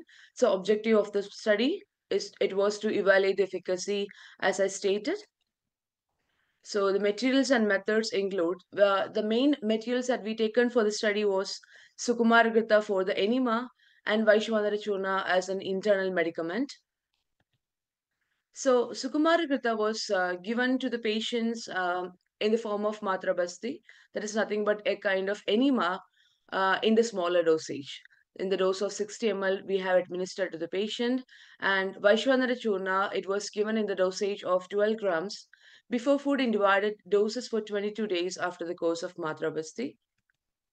So it was an open labeled clinical trial research design, and the subjects were assigned to a single group, and we have administered the Matra Basti followed by internal administration of that medicament, and the results were analyzed statistically. We have the subjects from OPD and IPD of Government Ayurveda Medical College Hospital, Mysuru, Government High-Tech Panchakarma Hospital, Mysuru, and other referral sources who were diagnosed with Vipanta with geriatric constipation. Out of the 38 patients registered, 32 completed the study. The duration of the study was 30 days. And for diagnostic criteria, we have taken Rome for diagnostic criteria. So to diagnose, especially the functional constipation, at least 2 from the Rome 4 diagnostic criteria and with a duration of 3 to 6 months was needed. So this is Rome 4 diagnostic criteria, and it has scored 5 of this criteria. Among the 5 criteria, at least 2 has to get filled, and the subjects should have a history of 3 to 6 months. All the subjects of belonging to 60 to 75 years of age group, irrespective of gender, caste, and religion, were included. And the patients with the stool form scale, 1 or 2 on the Bristol stool form scale were included, and the patients meeting Rome 4 diagnostic criteria for functional constipation were also included. And we tried to exclude the subjects on medication that is supposed to cause secondary constipations like opioids, anticonvulsants, and tricyclic depressants. And we have excluded the subjects with structural gastrointestinal disorders like the colorectal carcinoma, diverticulosis, stricture, internal hemorrhoids, rectal prolapse, etc. And subjects with blood pressure levels above the range of 150 by 100, as like medicaments also can causes the constipation. So I try to avoid the disease as well as the medicaments causing the constipation. And subjects of uncontrolled diabetes with random blood sugar level above 250. And the assessment schedule was using the Bristol stool form scale. We have mainly taken 2 kinds of parameters for understanding, for assessing the geriatric constipation, like the treatment, how it was affecting or how it was useful for the geriatric population. So the 2 assessment criteria that we have taken was, one was Bristol stool form scale and other was PACQL. It means that patient assessment of constipation quality of life. So it's a quality of life understanding. So the Bristol stool form scale was done on Sorotate, 90 after the enema and 22 days after, even after the medicament administration. So this is Bristol stool form scale. We can see like type 1 to type 7 grades of stool formations, the characteristics of stools. So the type 1 and 2 were considered, as I told, in the diagnostic criteria. So this was the criteria that I used for the assessment as well. And for the patient assessment of constipation, it was done 3 times during the study, on the 0th day, on 9th day after the enema, and after the completion of intervention. It was like 28 questions were there in the study, and the whole data was collected on 0th day, 9th day, and first month, like the completion of the study. And the data were analyzed statistically by applying the following statistical methods. So, like, we have taken descriptive statistics as normal, like mean, standard deviation, frequency, percentile, and inferential statistics. We taken t-test pair, t-test pair test, and chi-square test, Wilcoxon sign test, and all the statistical method were done using SPSS for Windows. So, coming to the intervention, as I said, Matra Basti with Sukumara Krita, it means enema with Sukumara Krita, was given for the first 8 consecutive days of intervention in the dosage of 60 ml. So we have like particular procedure for enema. So this enema was that the special title of the enema itself suggests that it is indicated for sukumaras. That means that people who are not tolerant to the heavy administration of medicines or heavy therapeutical procedures. So it was the safest method for geriatrics as well. So it was given in the dosage of 60 ml, and afterwards we have given Vaishwanara Churna with Grita as Anupana. Anupana means we tried to suggest the patients to mix Vaishwanara Churna along with some ghee as an Anupana, as an like substituent, means along with that medicament. And it was internally administered in 2 equally divided doses before food for 22 days. And the total duration of the study was 30 days. So the observations were made on 15 characters, so mainly age, gender, religion, status, locality, nature of current occupation, history of emotional stress, that I would like to include all the observation details in my conclusion as well. So we try to include the digestive power based upon the Ayurvedic parameters, the number of vegas, or the number of times the people were doing defecation, and the type of the foods they were consuming, and any history of they have suppressed their urges for defecation, and Bristol stool form scale, and PACQL scale as well. So coming to the results, like as I told, 2 parameters were mainly used, and that was during 3 times of the study, on 0th day, 9th day, as well as the completion of the intervention. So, and coming to Bristol stool form scale, before treatment, 28 subjects had grade 1, and 6.3% had grade 2, and 2 subjects with 6.3% in the grade next level on the 0th day of assessment. And mid-treatment, out of 32 subjects, 15 subjects had grade 5, 11 subjects had grade 4, and only 1 subject had grade 2 in Bristol stool form scale. And out of 32 subjects, 16 subjects, that is 50% of subjects had grade 5. That means a kind of an improvement that you can see, that I would like to discuss in the conclusion part. So the result obtained regarding this score of Bristol stool form scale showed statistically significant. That means that there were statistically significant results when we are comparing with before and the mid treatment, and as well as the before and after treatment. That means that Matra Basti has a significant role that I would like to discuss in the conclusion part, as well as the intern administration of medicaments. So the whole procedure was found effective. So results from the Friedman test, it is evident that there was significant improvement in score of the stool form scale on overall all assessment, with a chi-square value of 53.034 with a p-value of 0.001. In patient assessment of constipation, the t-test overall decrease of standard deviation of 11.901 in before treatment to 5.930 in after treatment is noted, showing overall significant improvement in quality of life of the subjects with constipation. So coming to the discussion part on the Vaishwanara Churna that we have taken as a medicament, the ingredients of Vaishwanara Churna was Trachispermum amy, Zingiber officinale, and we had rock salt in that main medicament, and Terminalia chibula. So all these drugs in combination were supposed to have Tridosha Shamaga property. That means that it helps in controlling, pacifying the overvitiated doshas. And but this specific churna, it is mainly aiming at improving the carminative actions of the digestive capacity, the metabolism of the patient, and that could help in easy evacuation of the fetus and flacus. And coming to discussion on Sukumara Krita, it's a Sukumara Krita. Krita means a ghee, actually, but it is an example of Yamaga preparation in Ayurveda. So Yamaga preparation means there will be like two constituents, like it will be having ghee and an oil. So we had castor oil in that.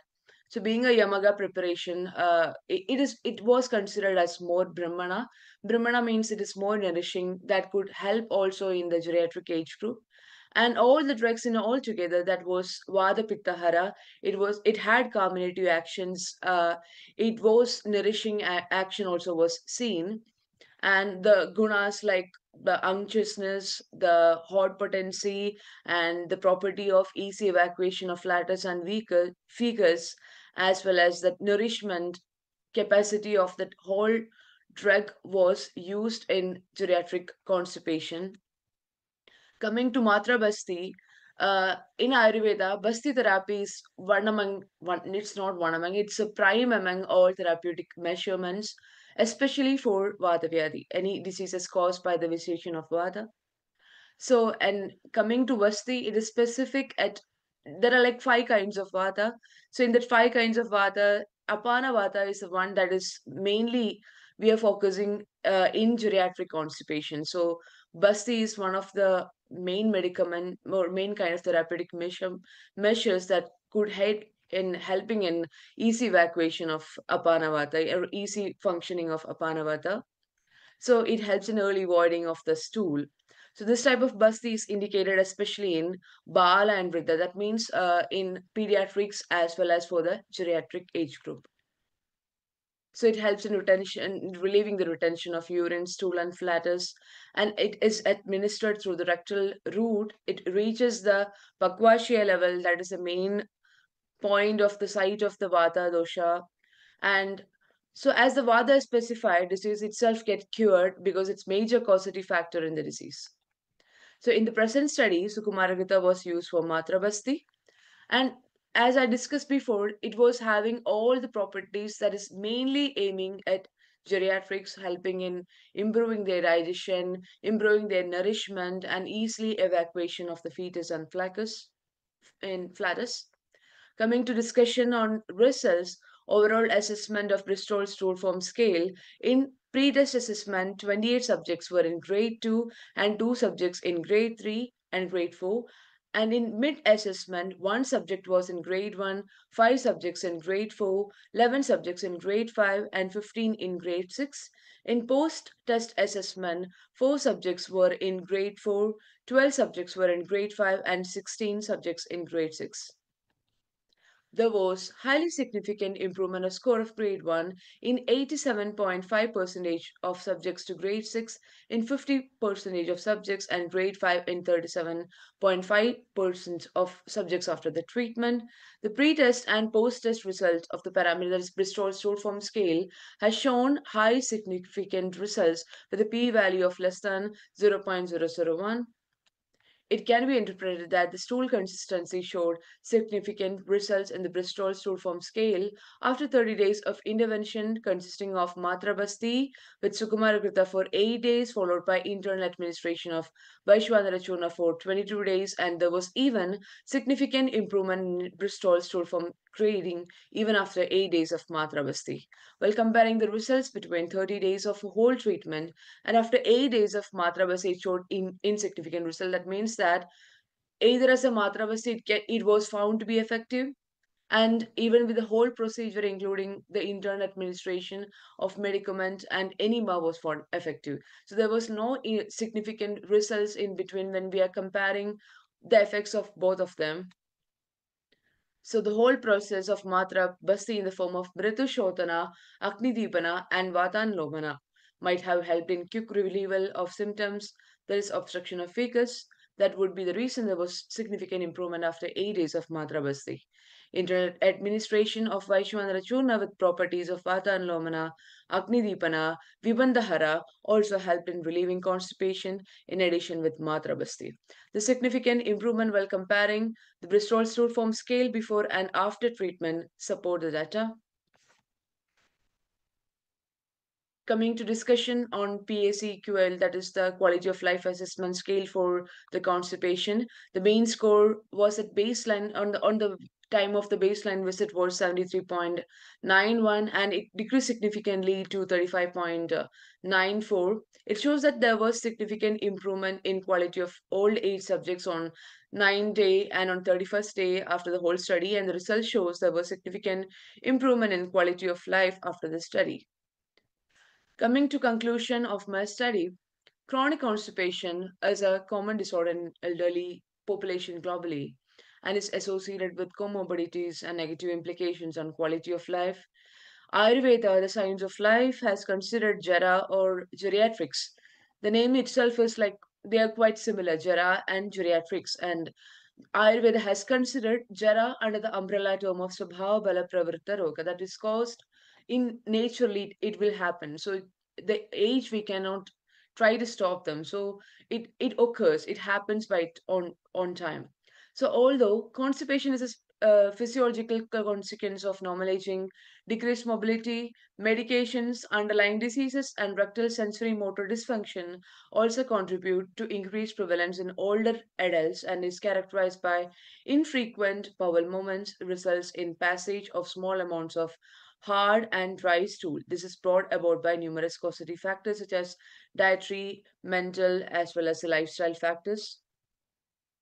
Even though there is direct and explicit description of constipation as a disease is not found in Ayurveda.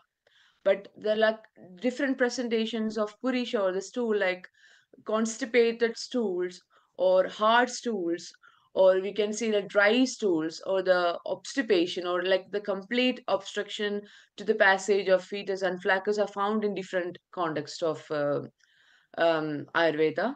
Non-compliance of healthy diet, healthy lifestyle, and mental stress and strain are responsible for this disease. Study on etiopathogenesis of Vipanda clearly indicates a predominance of Apanavada Vritti and Agni Mandita, that is reduction in their metabolism and increased functioning of Vada. The treatment modalities to specify Vipanda includes Nidana Parivarjana. That means that trying to avoid the food and dietary habits and even the lifestyles that can causes the increased occurrence of constipation. Oleation, sedation, internal administration of drugs with properties of easy evacuation of fetus and carminative actions, usage of suppository, Niruhabasti, Anuvasanavasti, as well as Virechana. In the present study, an attempt was made to validate the efficacy of Matrabasti with Sukumarakrita, followed by internal administration of Shamanaushadhi named Vaishwanara Churna. The qualities like Vadanilomana, Deepana Rasayana Sukumarakrita in the form of Matra Basti. So basically, this Basti and medicament was really good at improving the digestion of the geriatric population and for the easy passage of that fecus and flatus, and for the anti-constipative actions. So both of these drugs were used in the clinical trial. The study was an open-label, single-group clinical trial which was conducted on 32 subjects. Among 32 subjects, maximum number of subjects were male, and the incidence of geriatric constipation was seen among other subjects who were belonging to the lower class and urban area.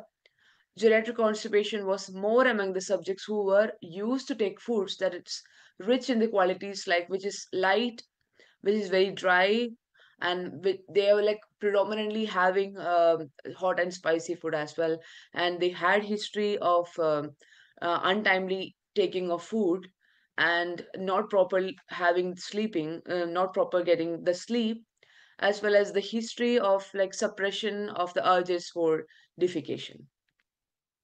History of emotional stress, previous occupation involving long distance walking, traveling and sitting at same place for a long time, working under sunlight without availability of water was also elicited among subjects. It was observed that there was increased prevalence of usage of they were like because the study was done in southern part of India.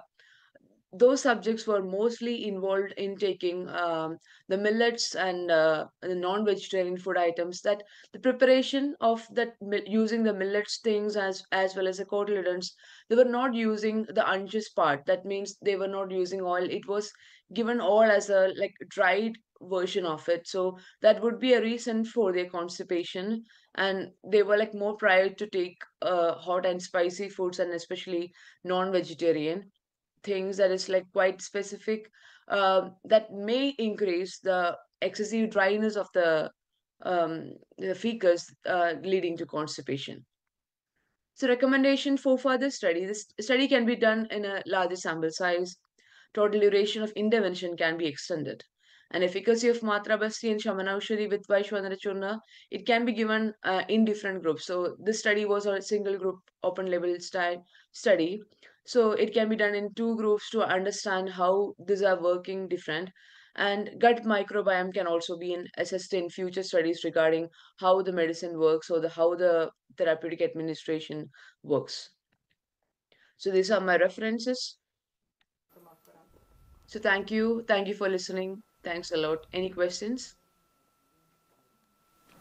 Dear doctor, your presentation was really detailed, so there are not any questions needed to be, as you shared really detailed results of the studies.